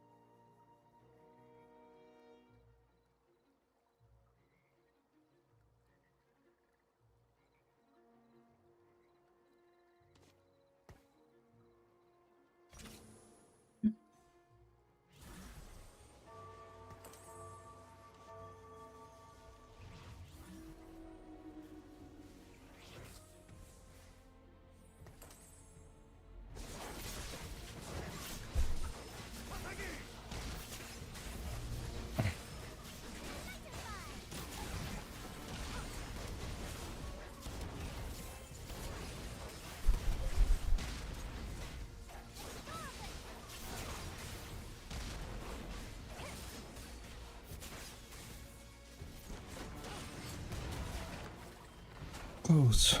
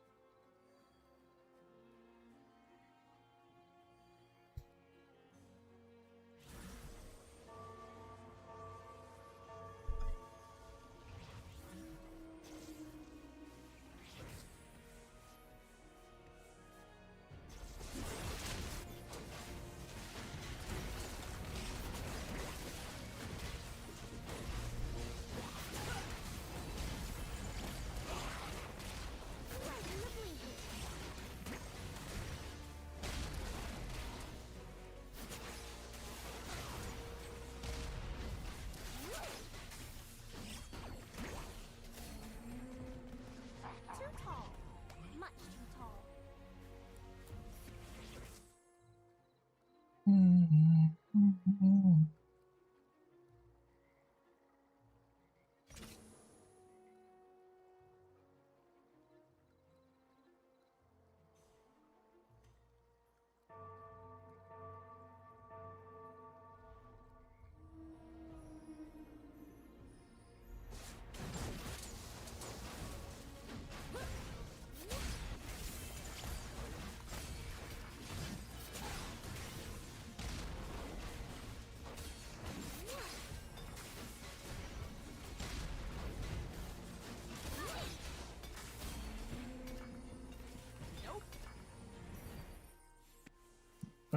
Elton.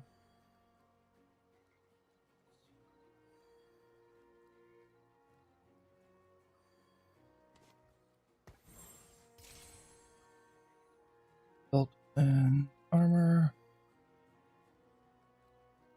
So.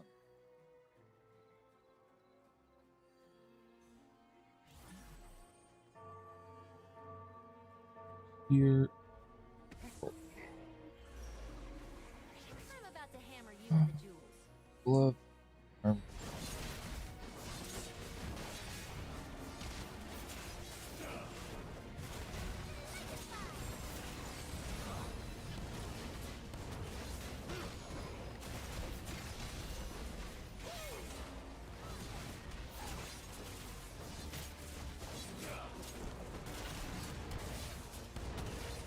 That's right.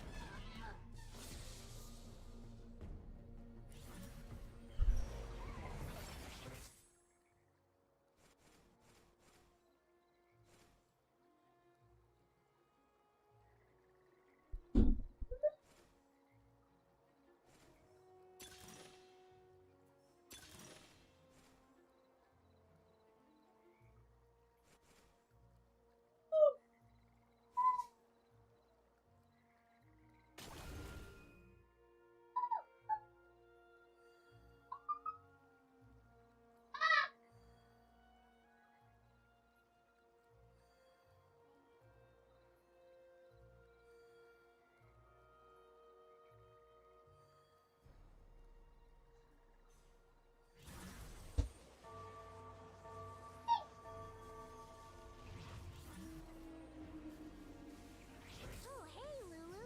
Are you and Pix playing out here? Oh, can I play in?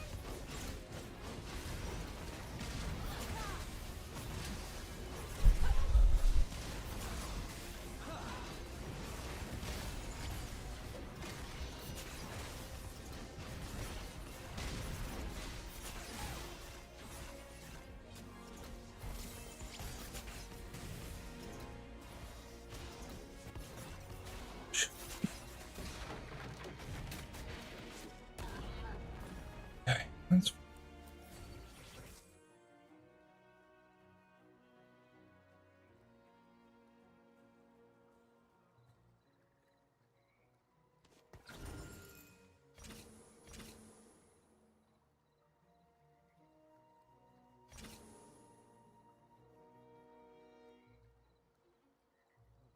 belt here in the belt.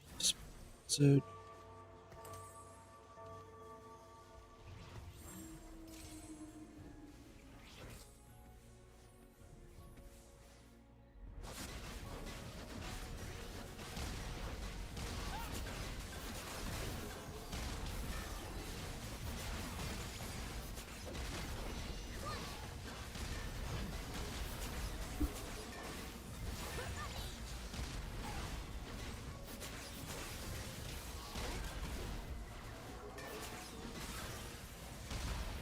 Ouch. Better.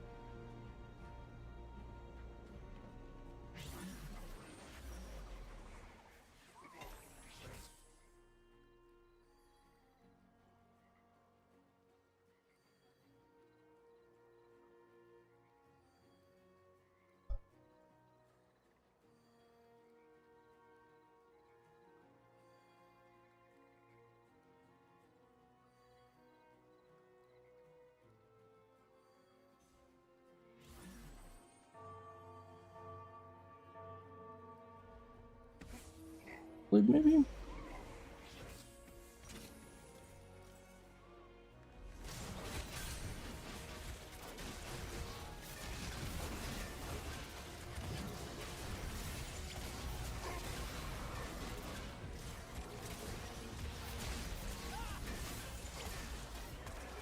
Just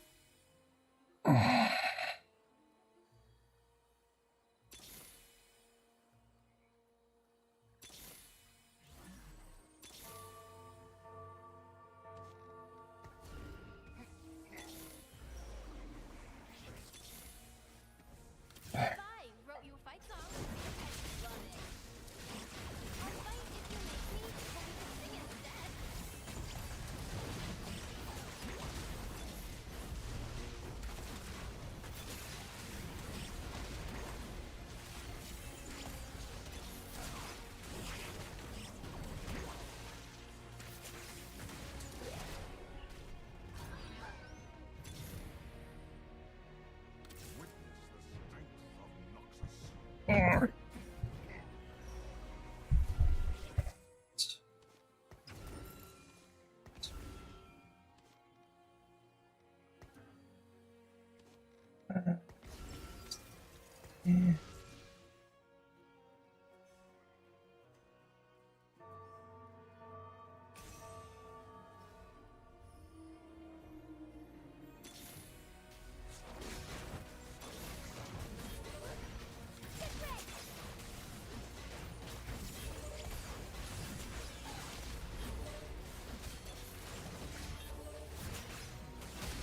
At the Zir. Zir.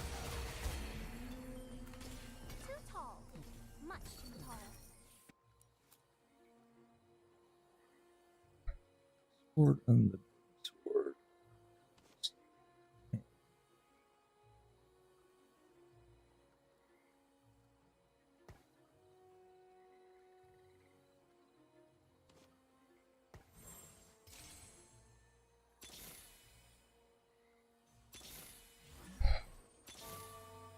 I'll fight if you make me, but we could sing instead.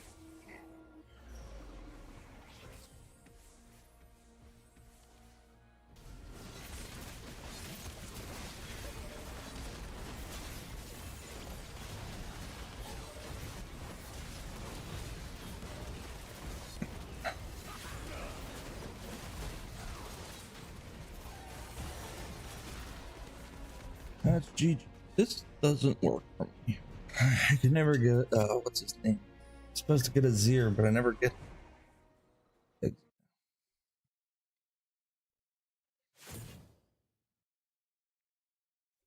didn't get Poppy. I didn't get any.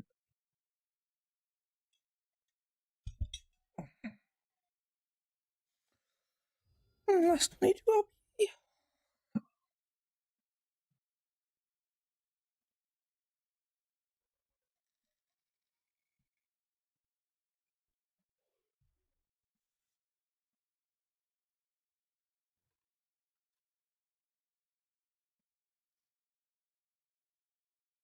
Yep.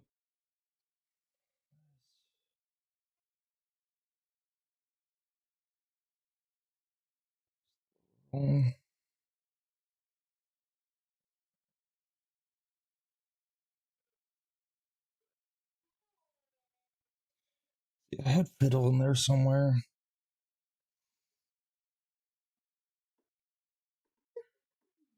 Maybe we can change it up on the fly. I think I should start doing that more.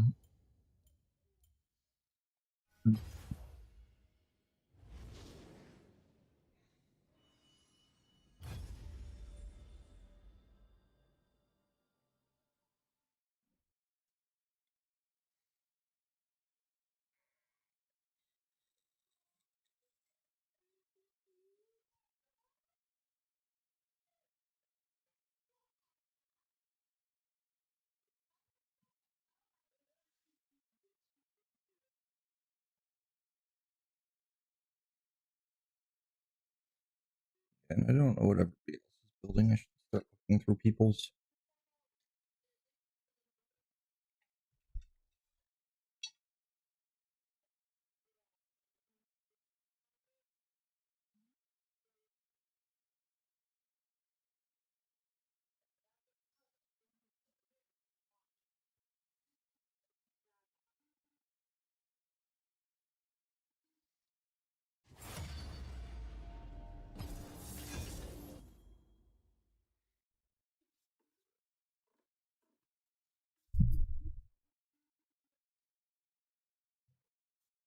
Hi. Get her tubby. No, she's all sleepy. Why are you sleepy? I thought you were supposed to be sleepy. You're all tiny chatty. You're all tiny chatty. Of course you are.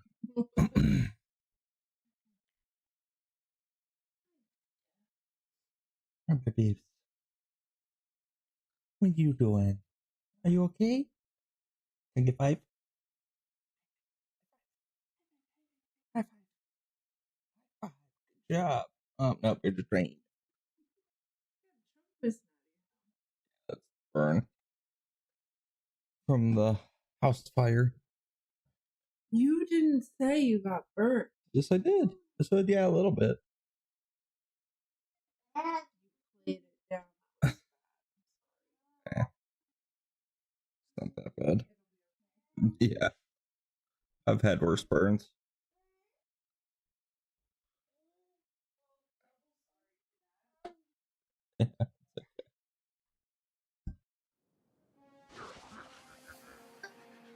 Tomorrow's the last. Echo Dill.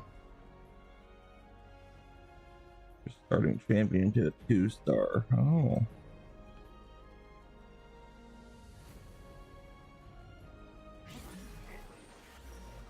Look at Knot or something. Oh, Carbon, huh?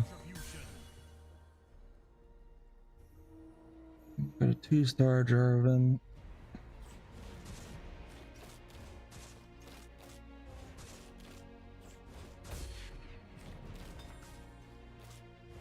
Not even that good. Donna.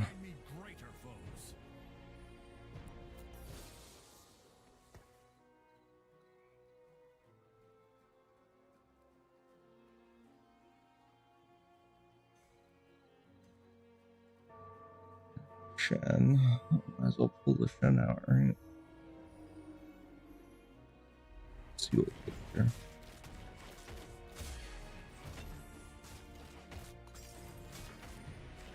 Briar. How's that for a Vandal City beatdown?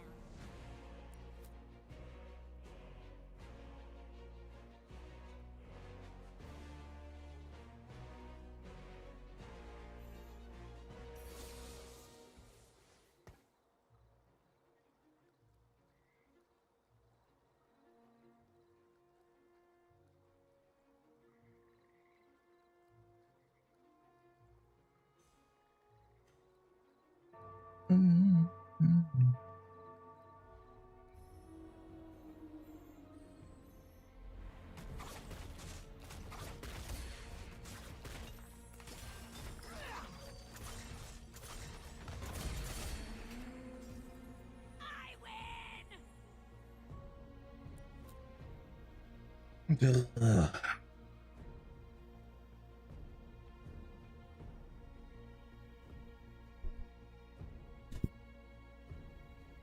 mean, I go with Anna.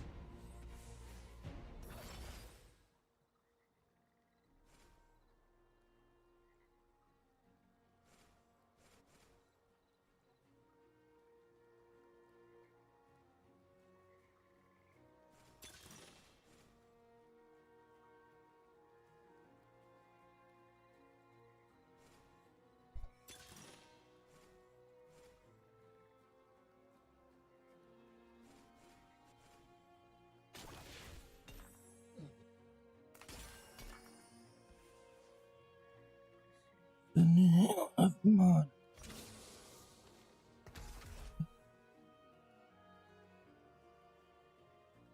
Oh.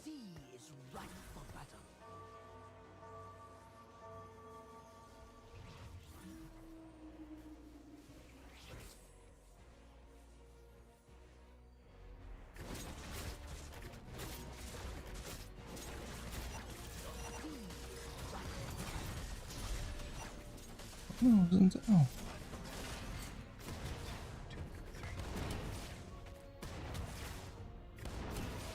That's locked. Oh, where's my ship?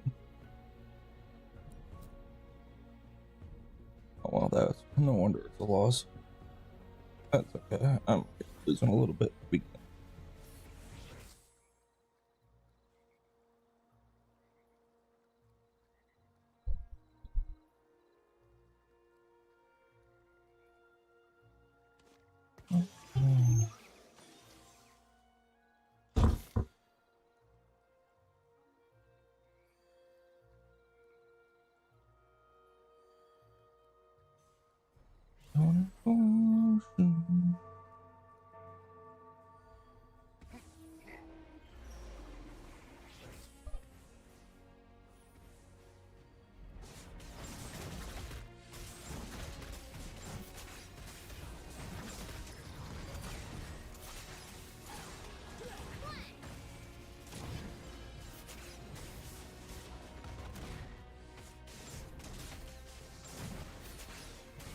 Hope that one. I'm gonna be a horrid losing streak, huh?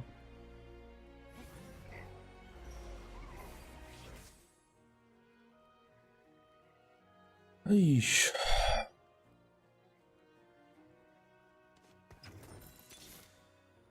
The waves will drag you down unless you fight to shore.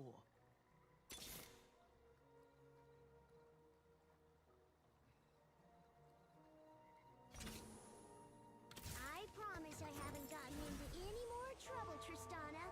At least, not yet. I was never worried.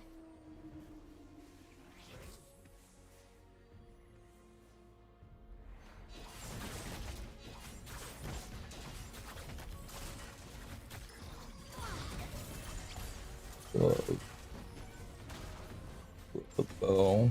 Bow.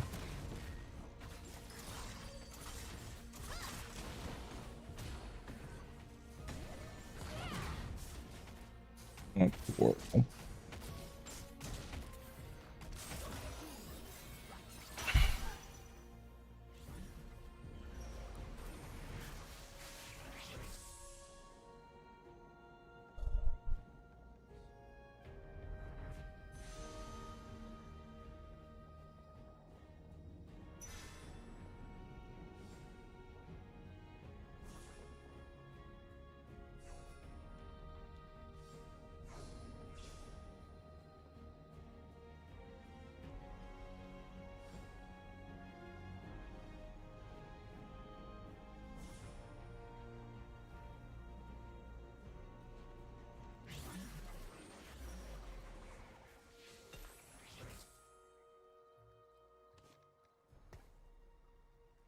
Pick a card.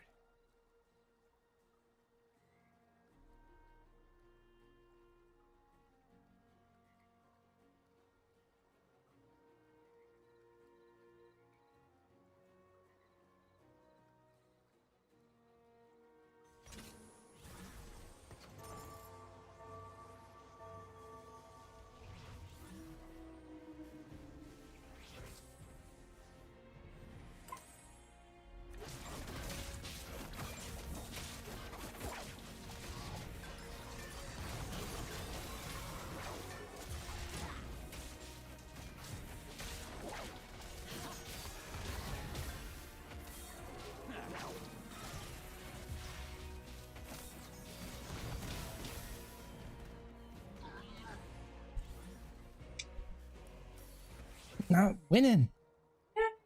Is that I'm not winning.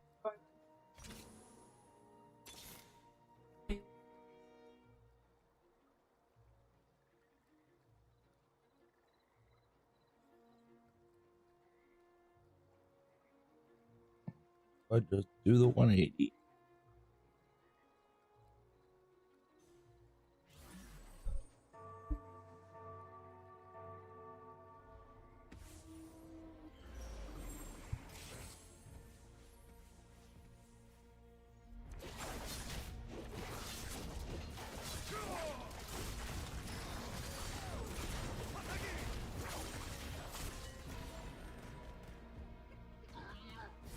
People are slamming stuff already.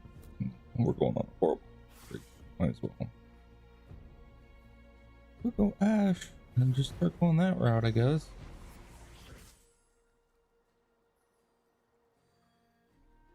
Of course, nowhere in this build.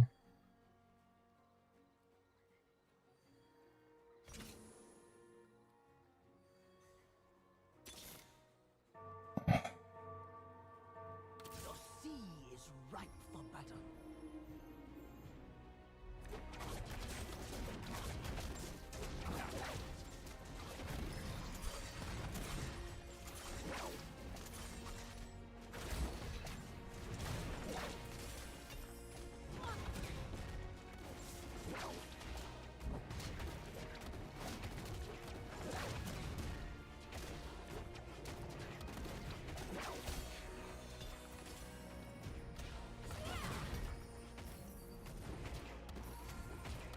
Oh, the frogs! That was too close.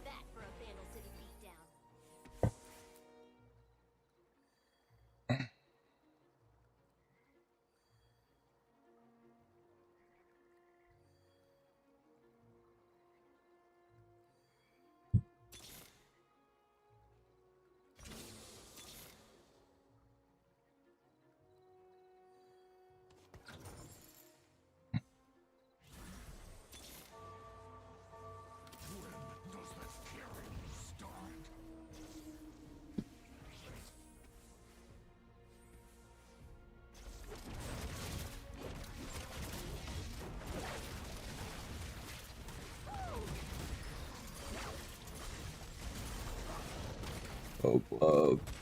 The bow. Glove. Sword.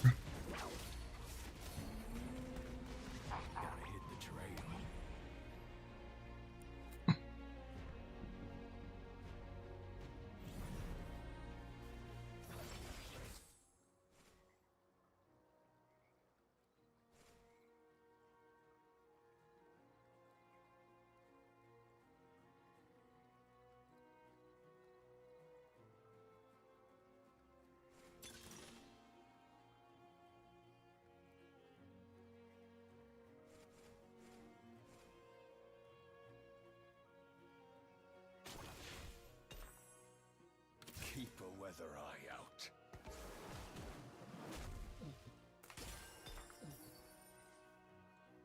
So many BFs.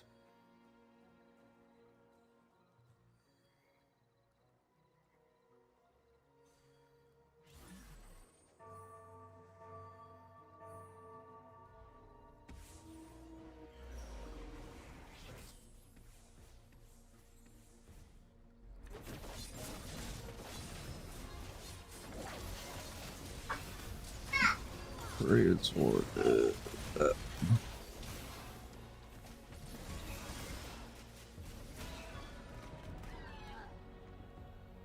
All right.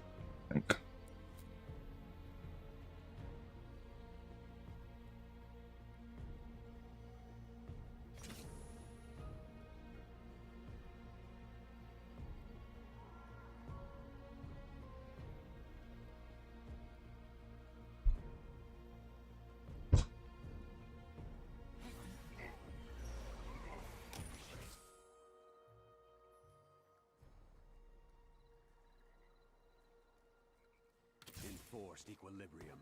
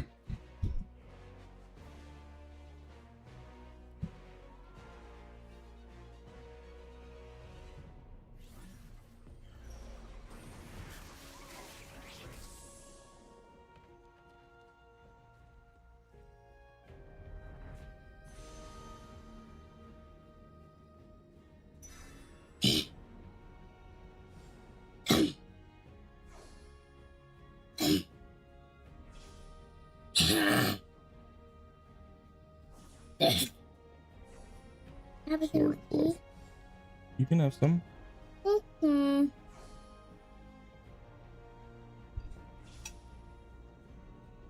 My boys have exercise. Good. Boys have that. And I can run. Super fast.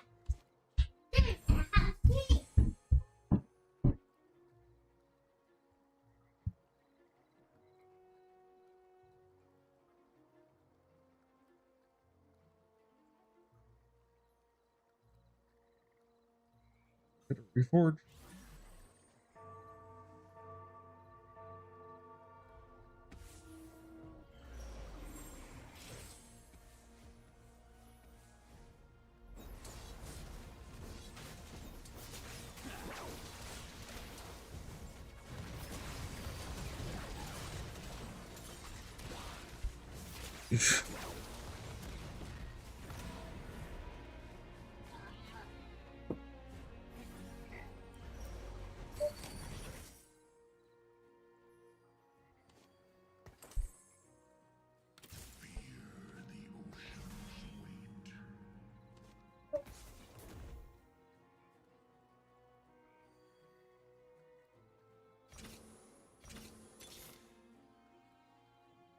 Ron.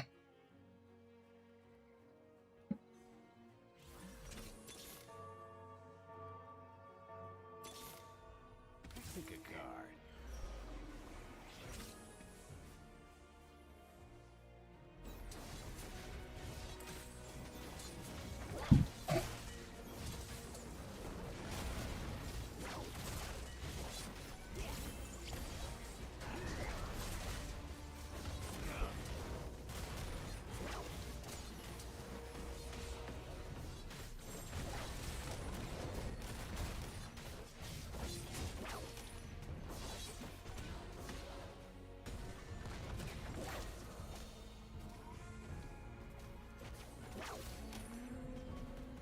Let's settle the score. All or nothing. It ain't luck. It's I've different. got a good feeling about this. Can't wear the crown till the king's dead, little girl.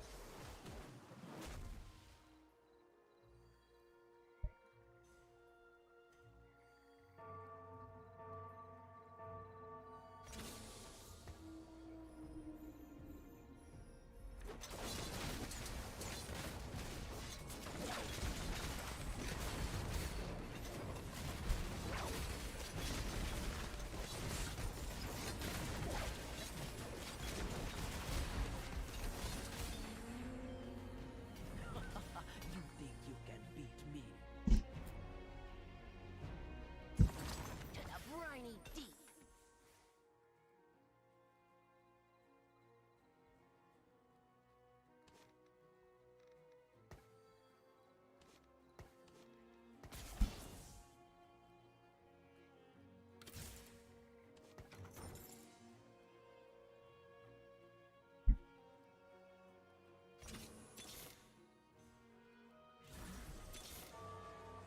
Paint the dogs in their blood.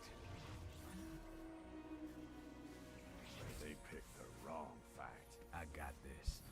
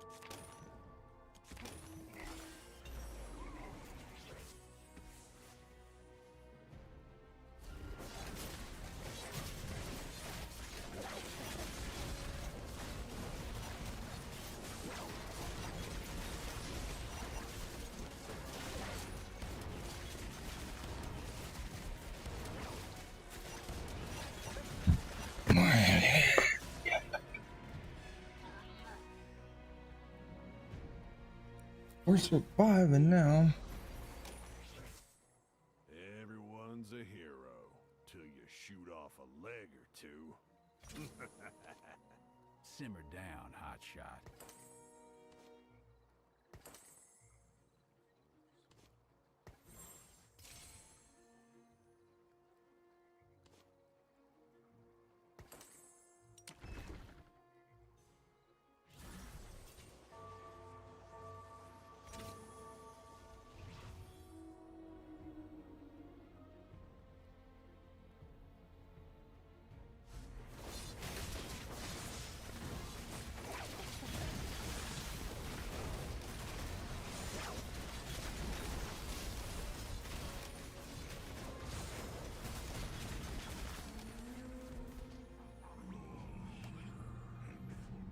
One.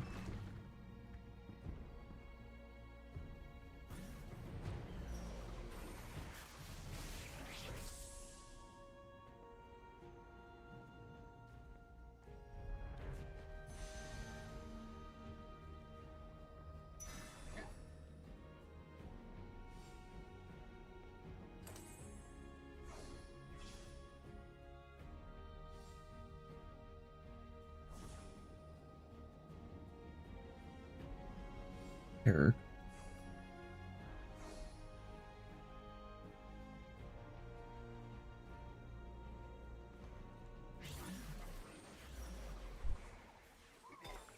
You will never have a grave, Graves. See, it's because it's your name. Your name is like a grave. Never mind.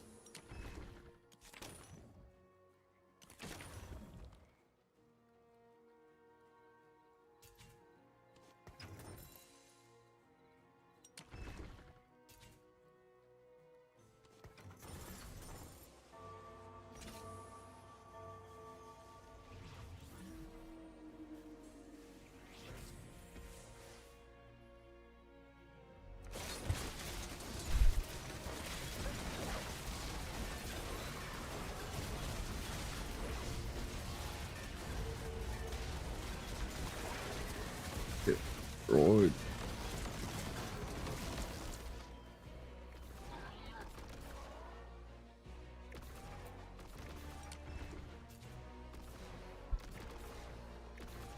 Not dead last, but almost.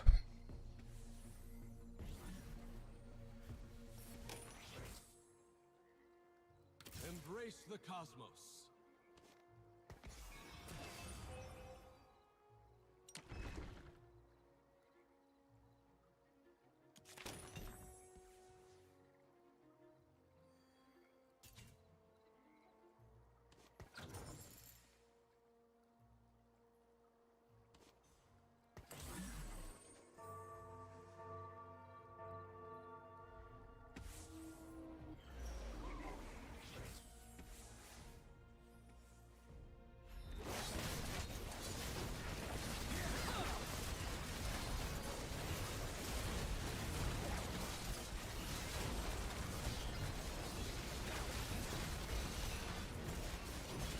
And that's it. GG's.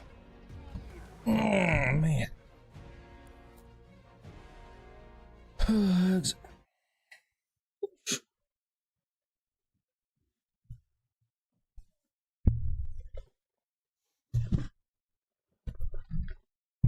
try again.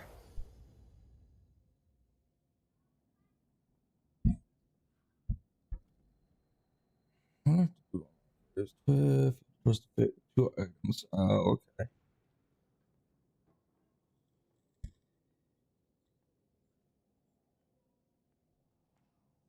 I really want to try to get this as 0-1.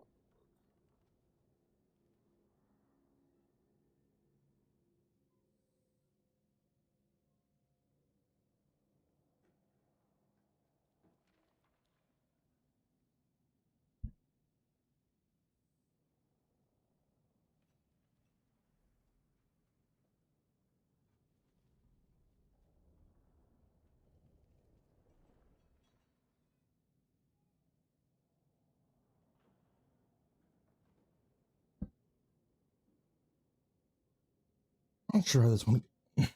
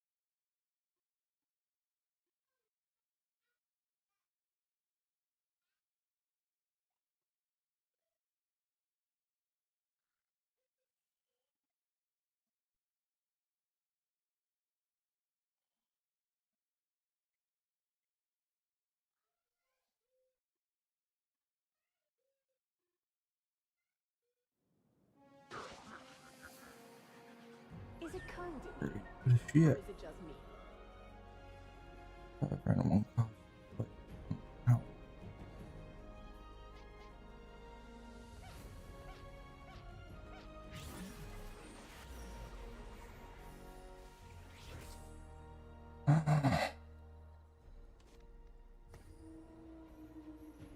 All right, Cogmaw.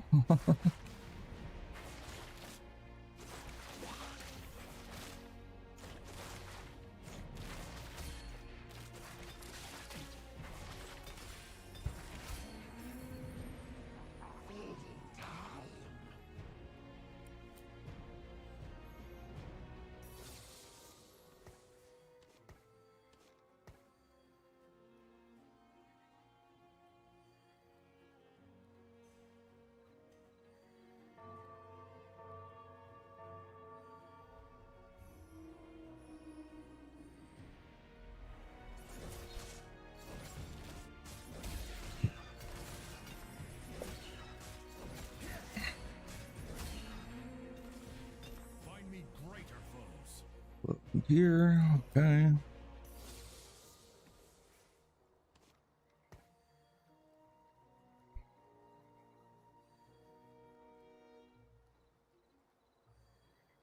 That squirrel looks familiar.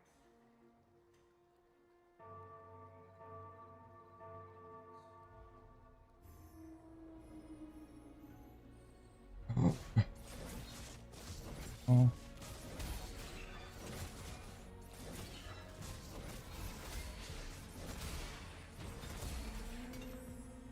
Too tall. Much too tall.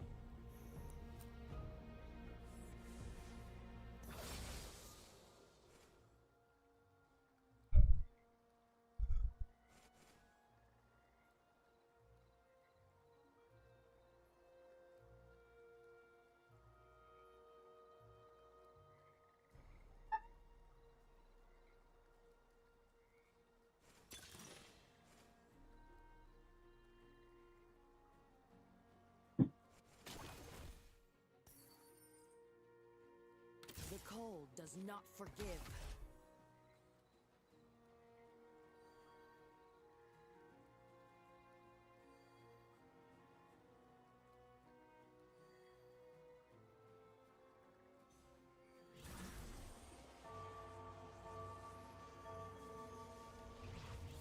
Don't have fire yet, but whatever.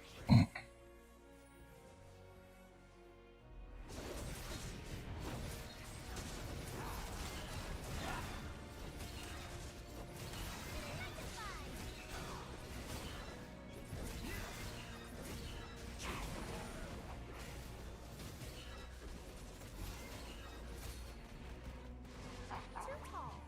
Much too tall.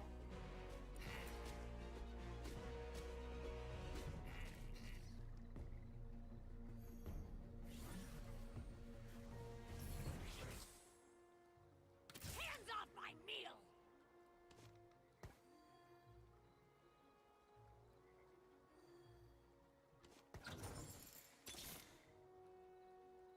So, which one is the pig? Kidding. Don't worry, Bristle. I'll leave you the scraps.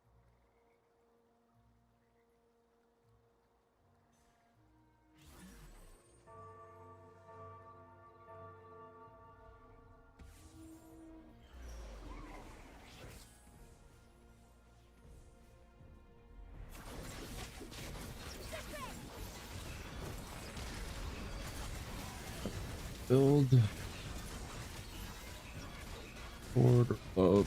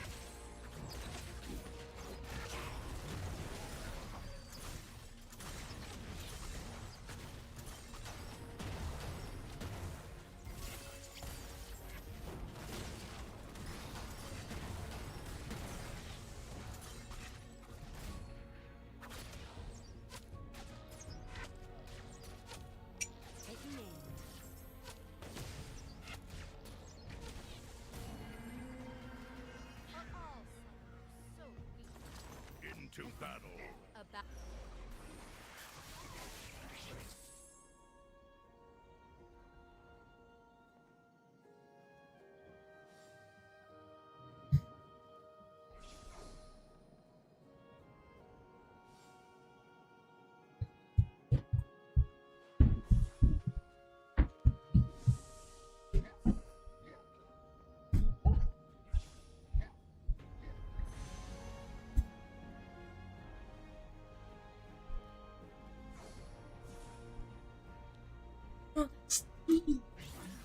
No, I didn't get an item. This'll be a slaughter. My aim is steady.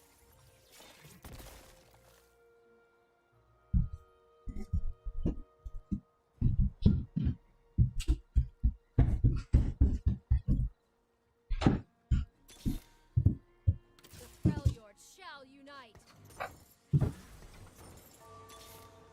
The Freljord shall unite. We must press on. Follow my blade.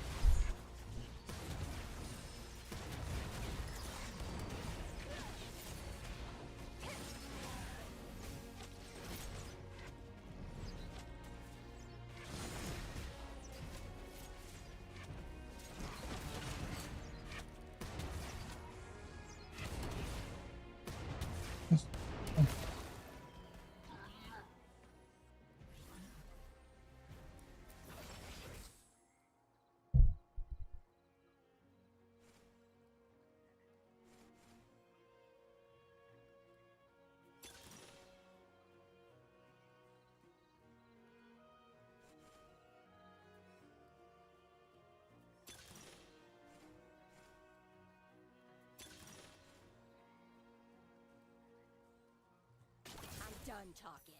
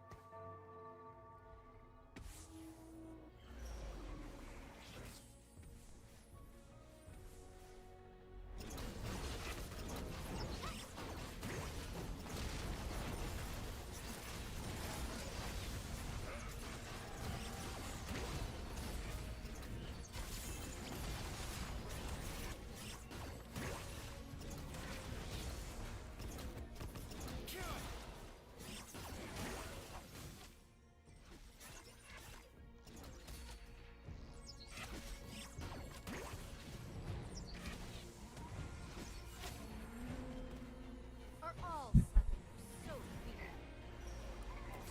When does the killing start?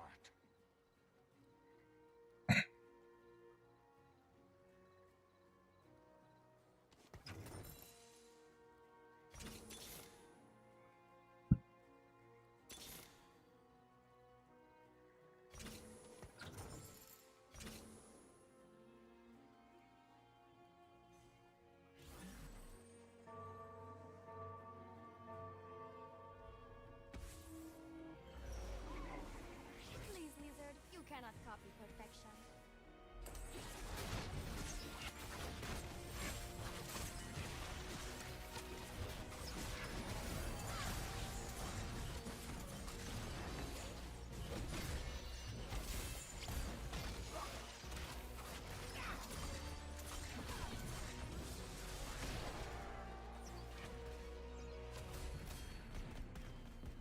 Don't worry, Grissom. I'll leave you the scraps.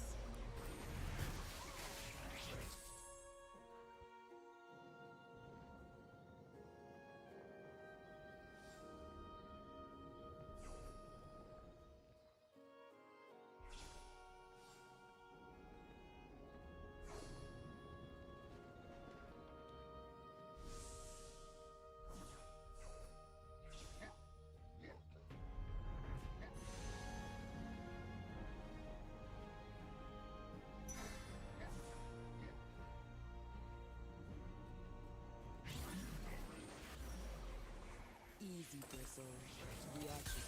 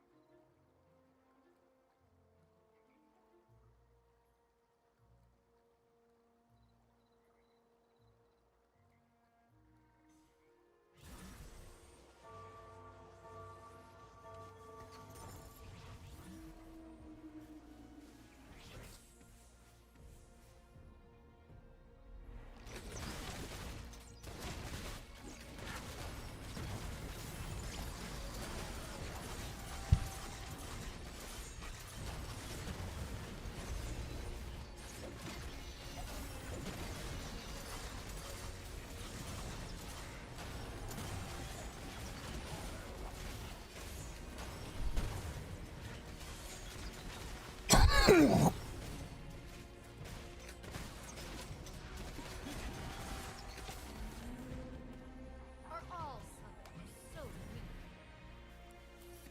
Rest up.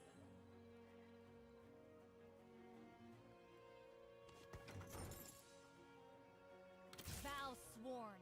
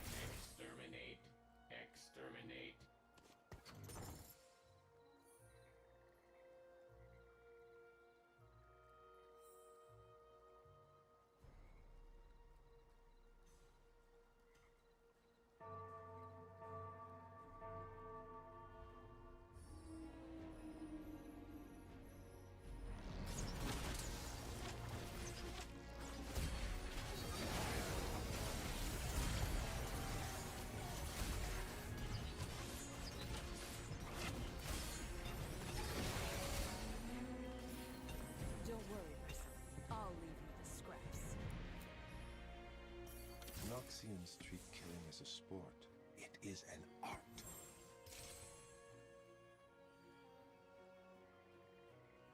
Not Draven, Draven.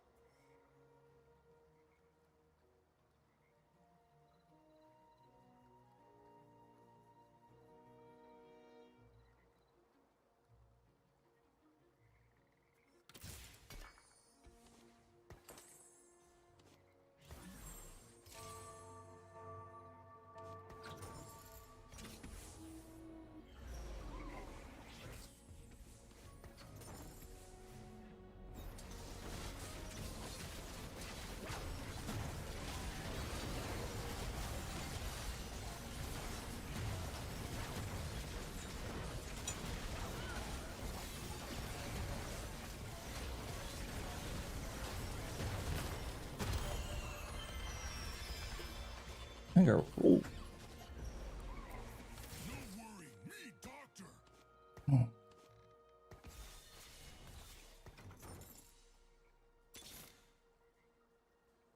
Look on there.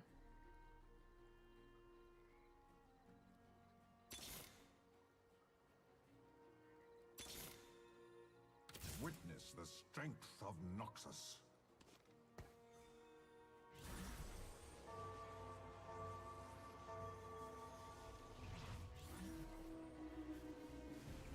Vendemir, my love. I always suspected this.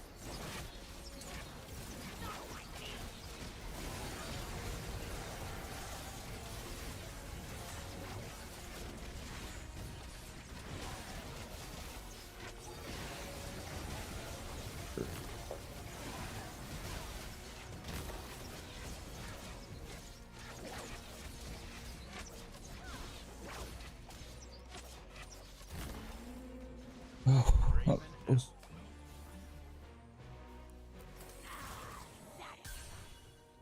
I am your worst nightmare.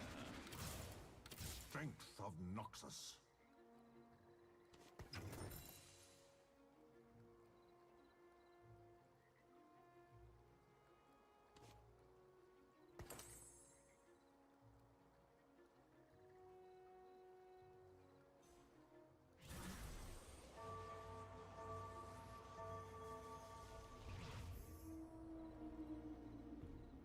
You remind me of all those reckoners no one remembers.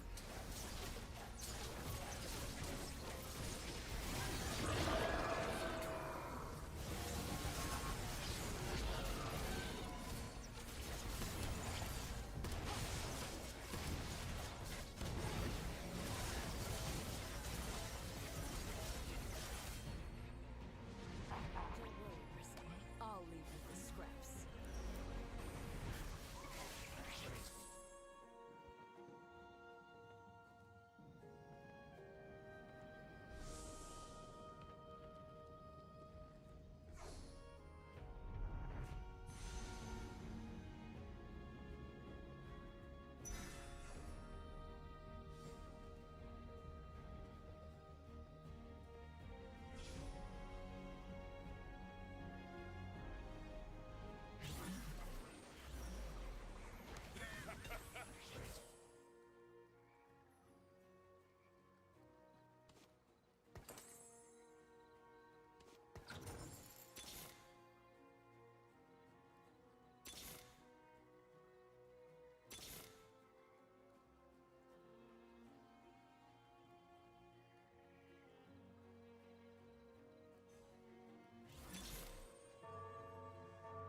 The cold does not forgive.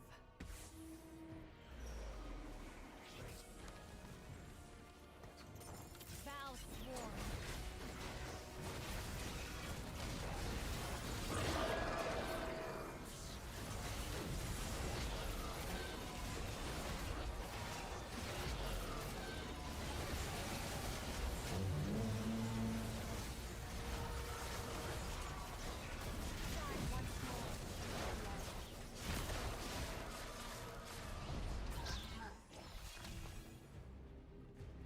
Kindred.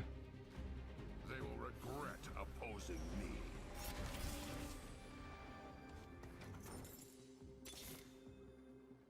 My fervor unbound.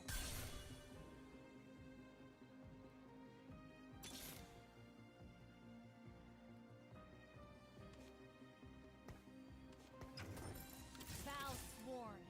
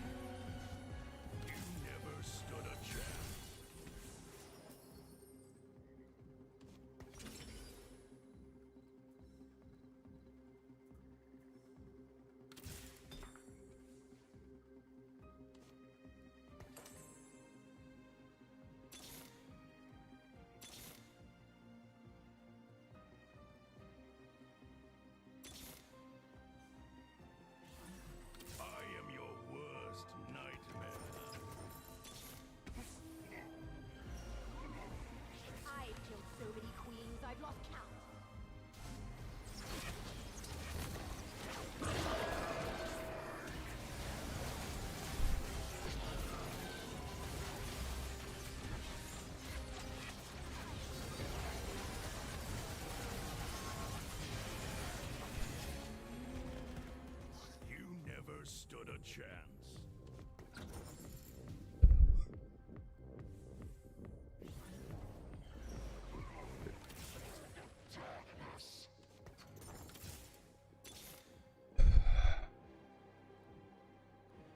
Not Draven, Draven.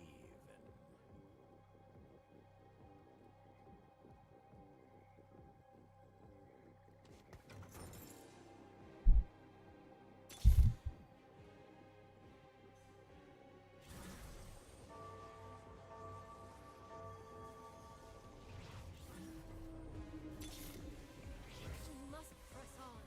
Follow my blade.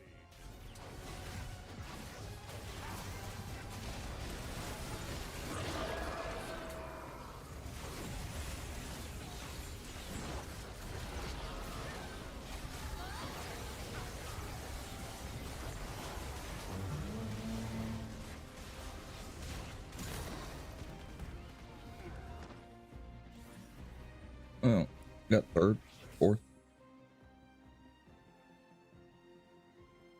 Guy stole my kindred off the carousel. So angry.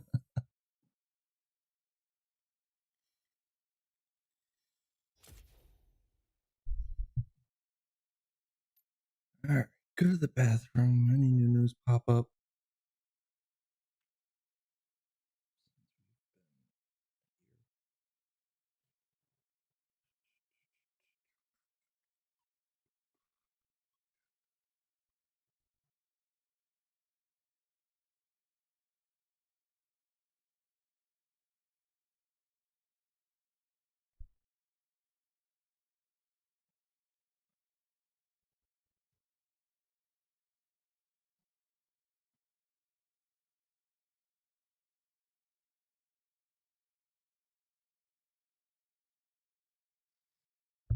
Leave some web pages for students or Looks like they might have identified him. I'm gonna go to the bathroom and we'll see.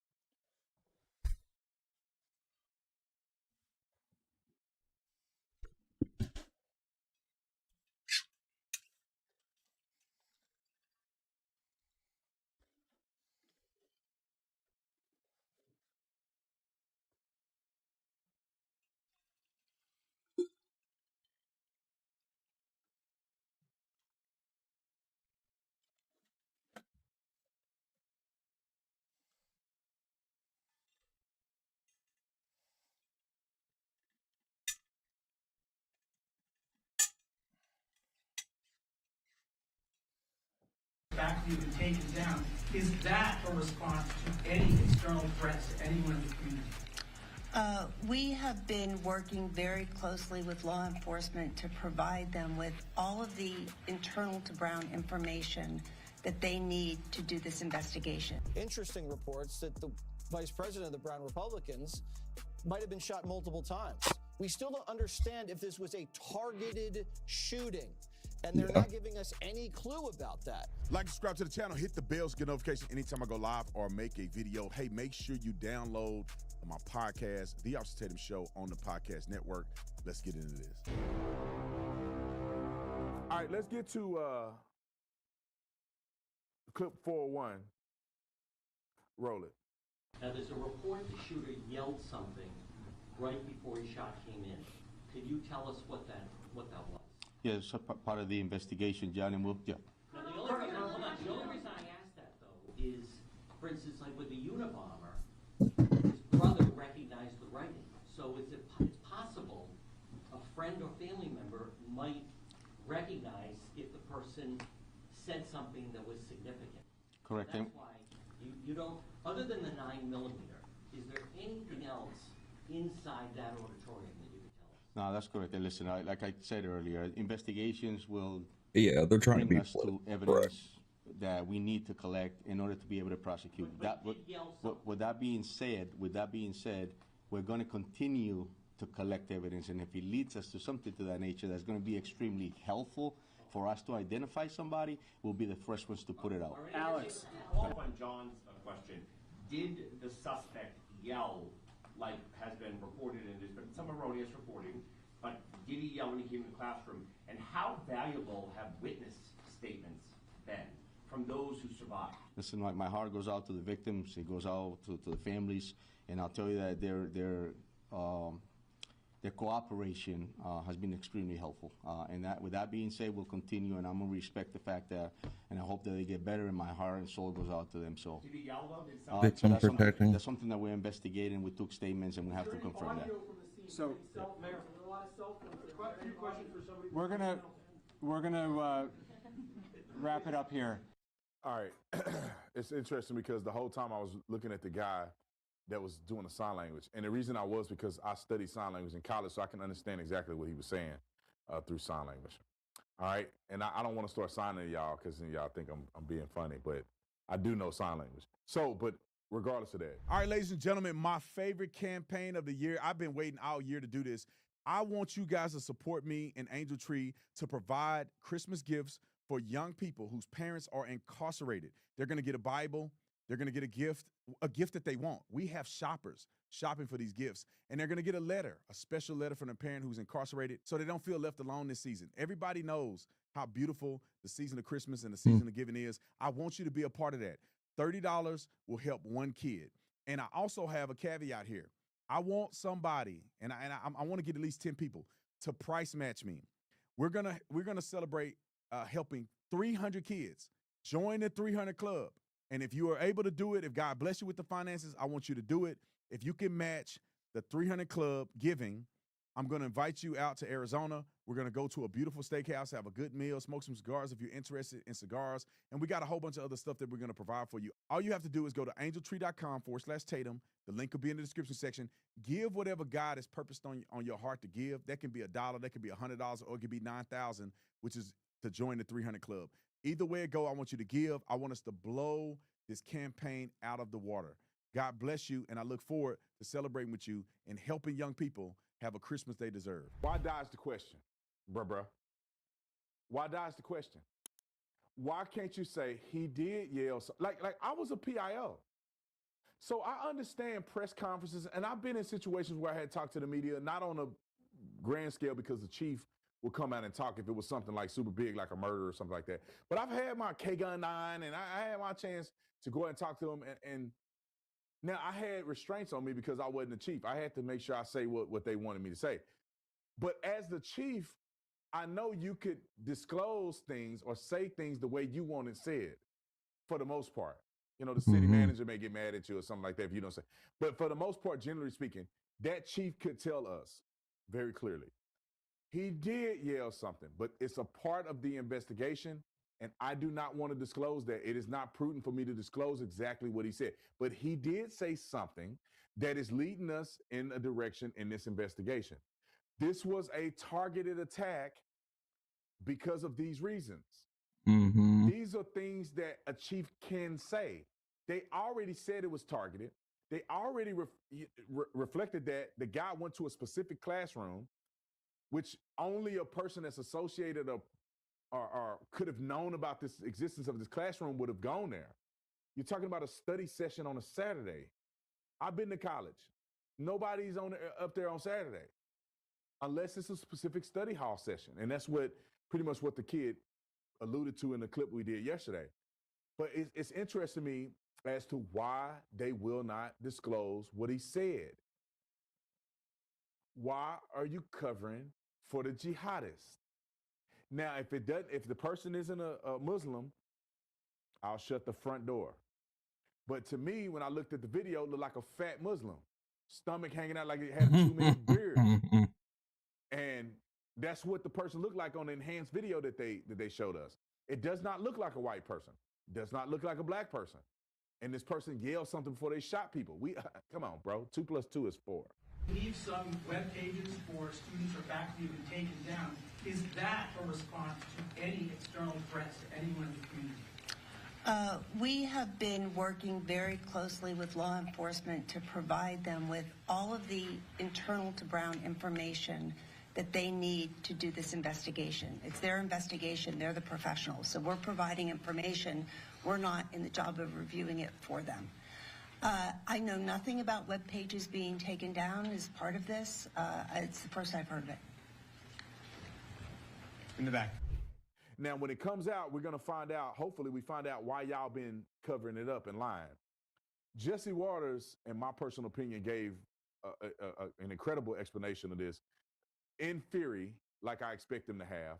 And I thought that he was on point. So roll the clip. That was a disaster. I mean, they got the guy's height, they got his weight, and they go, well, you want to update the country on what this guy's ID looks like? And they go, we'll put it on the website. Right. You have millions of people watching the press conference live, and you don't want to tell anybody? You say, oh, I'll put it out on a website? Come on. Is the guy 220? Is he Caucasian? What? They didn't even do it. And then they get the timeline wrong, like Dana said.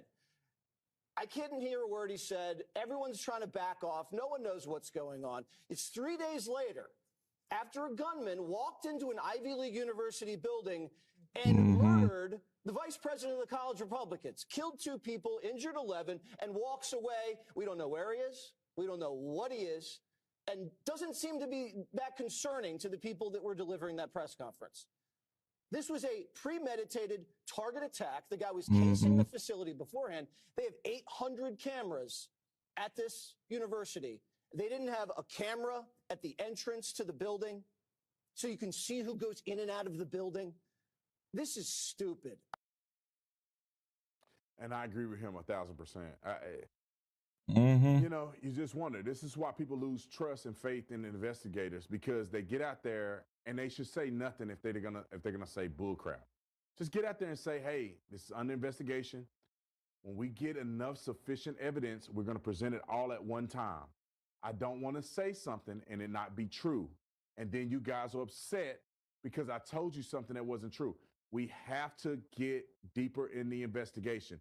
We have to comb through all the information and make sure that we're not disclosing anything to you that will compromise the investigation, because we want justice for the victims. So I'm going to just tell you this and give us a few days. Be patient with us. We're going to collect all the evidence, get sufficient enough evidence to put it out. Boom. That's all you got to say, bro. You got the guy that's a cheat, don't even know how to speak English well. It's like English is a second language. What the is going on here? Mm-hmm.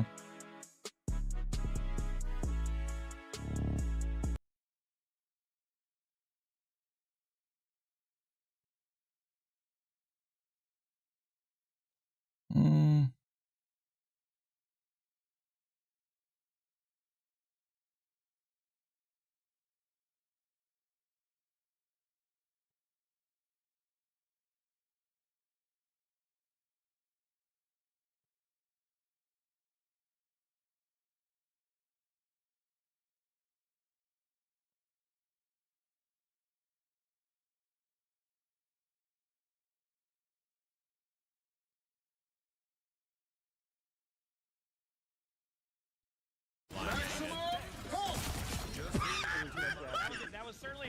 decision. I'll leave it. Well, I can reflect it. I just reflect it right in back in his head. Oh no, I'm eating.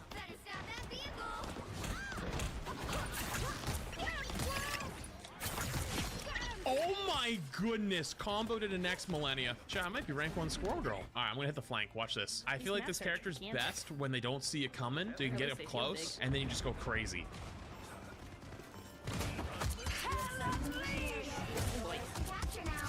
Boom, didn't see me coming. Boom, didn't see me coming. Boom, boom, boom, boom, boom, boom, boom, boom. See what I mean? Please, give me a challenge.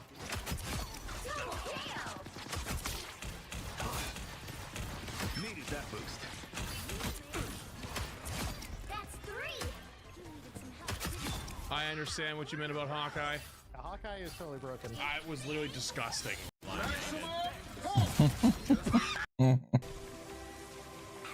Is there gonna be a giant spinning carnival in the middle of it? No. Okay, that's kind of cute.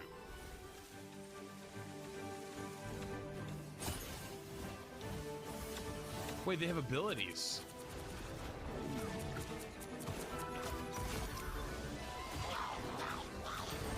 Wait, you just double ult after you get them and throw them off the map? What? Snowball? Wait, that's fire. Wait, you can kidnap someone with a snowball and then throw them off the map? Wait, that unironically actually looks really good. What? No way.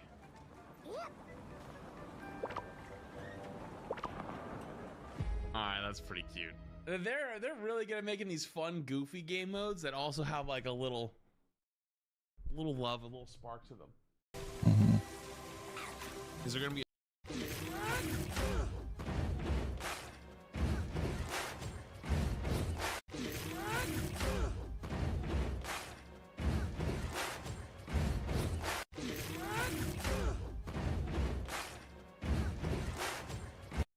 What if we work off love and not hate?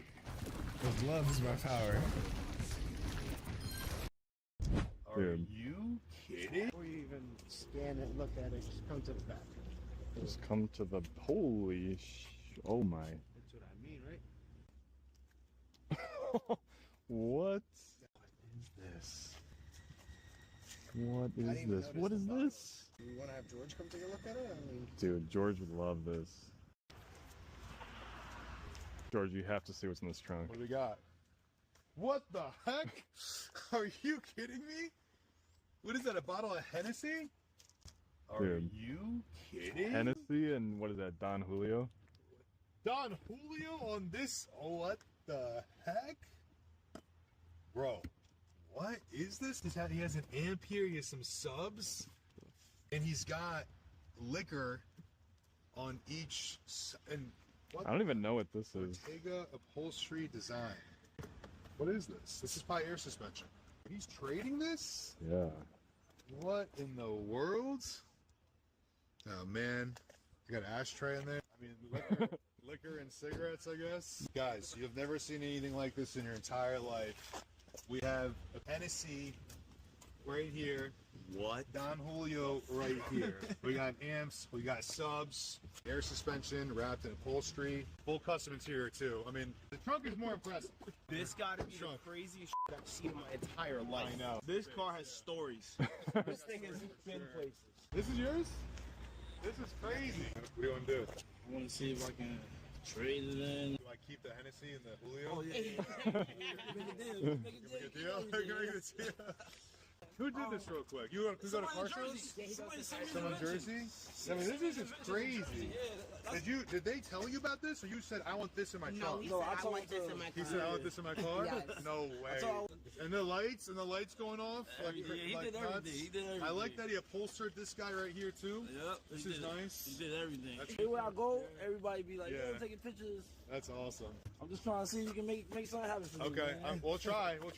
Max will take care of it. We'll see you inside. Is there anything done under here? No? Okay, cool. All right. I thought we'd find more liquor under the hood too. Are you kidding? before you even scan Out the way. Oh God, bro. Look, No. just turn and you whip it. Should I put my gloves on? No, Yeah, come on. Yeah, you're not the one wearing this. Come on, you quit moving back. You can't move them. I'm not gonna, am I? No, you got this damn thing on. He needs to see this because he's doing it and then he's going like this. And then you whip it back. I'm not even punch you hard. Move out. Oh, the balls!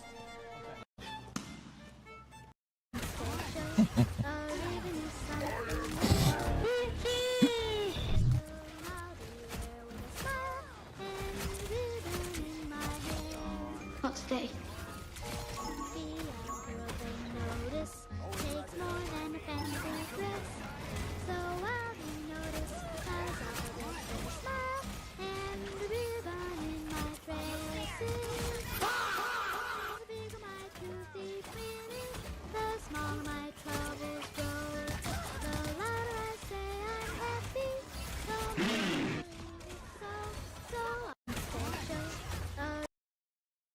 I specifically let my fire.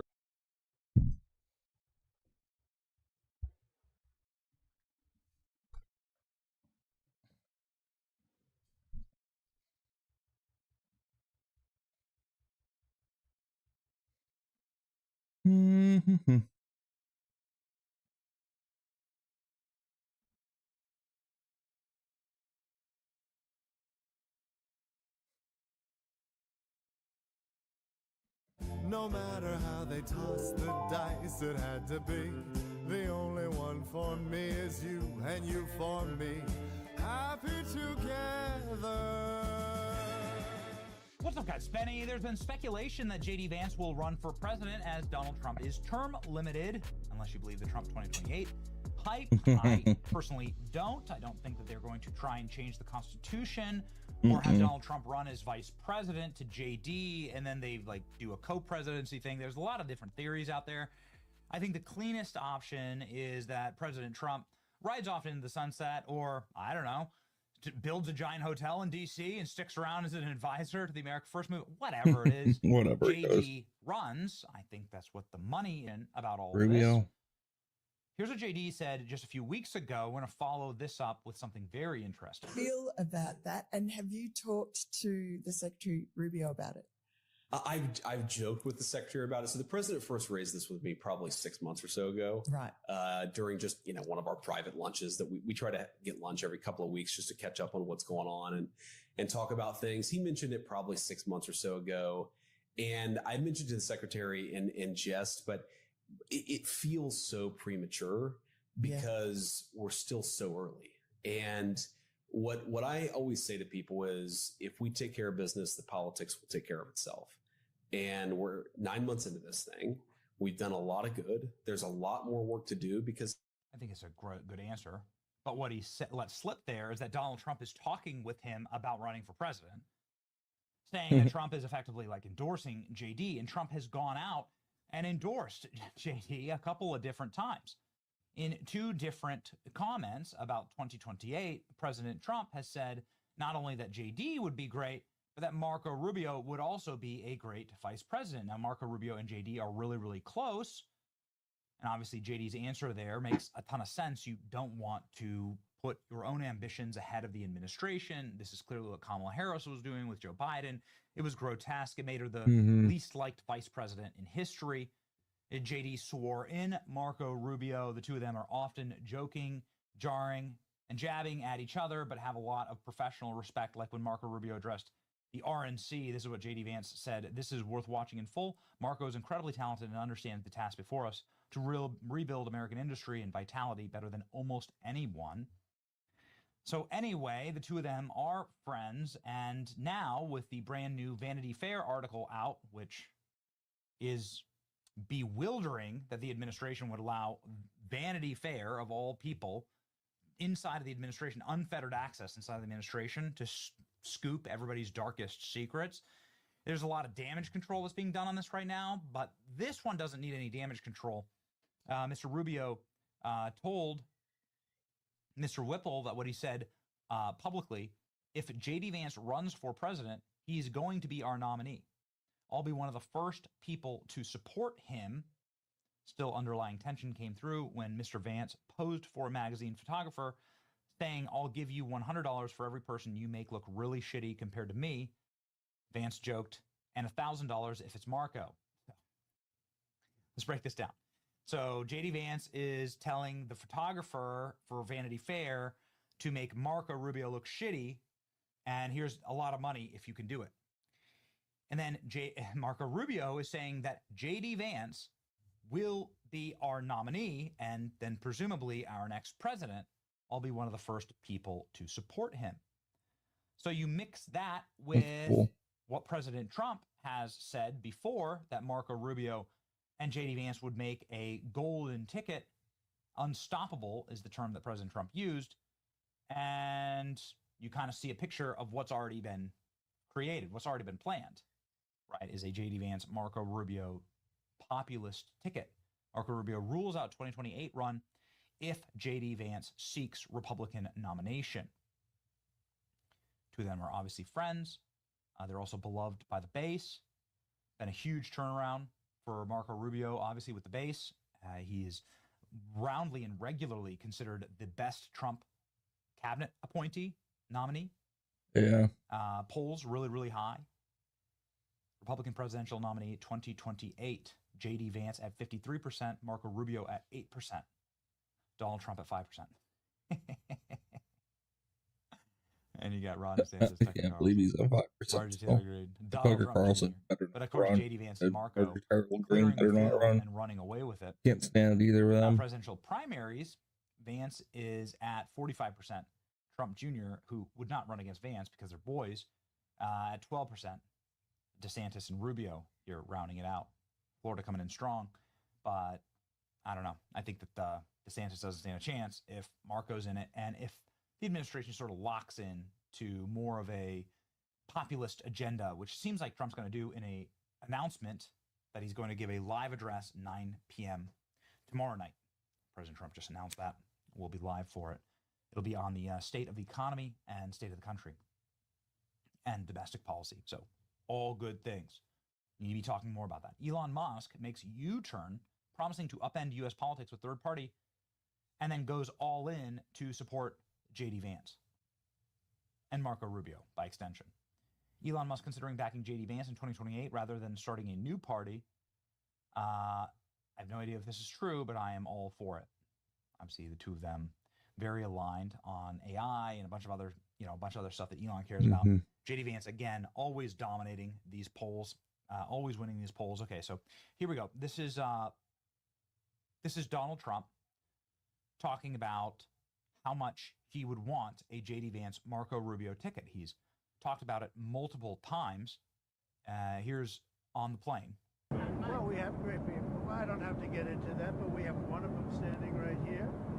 We have J.D., obviously. The vice president is great. I think Marco's great. I think, I'm not sure if anybody would run against us. I think if they ever formed a group, it would be unstoppable. I really do. I believe that. And here's Donald Trump at a recent speech in Washington, D.C., talking about it as well. Trump, nice to see you got off the roof all right. Yeah.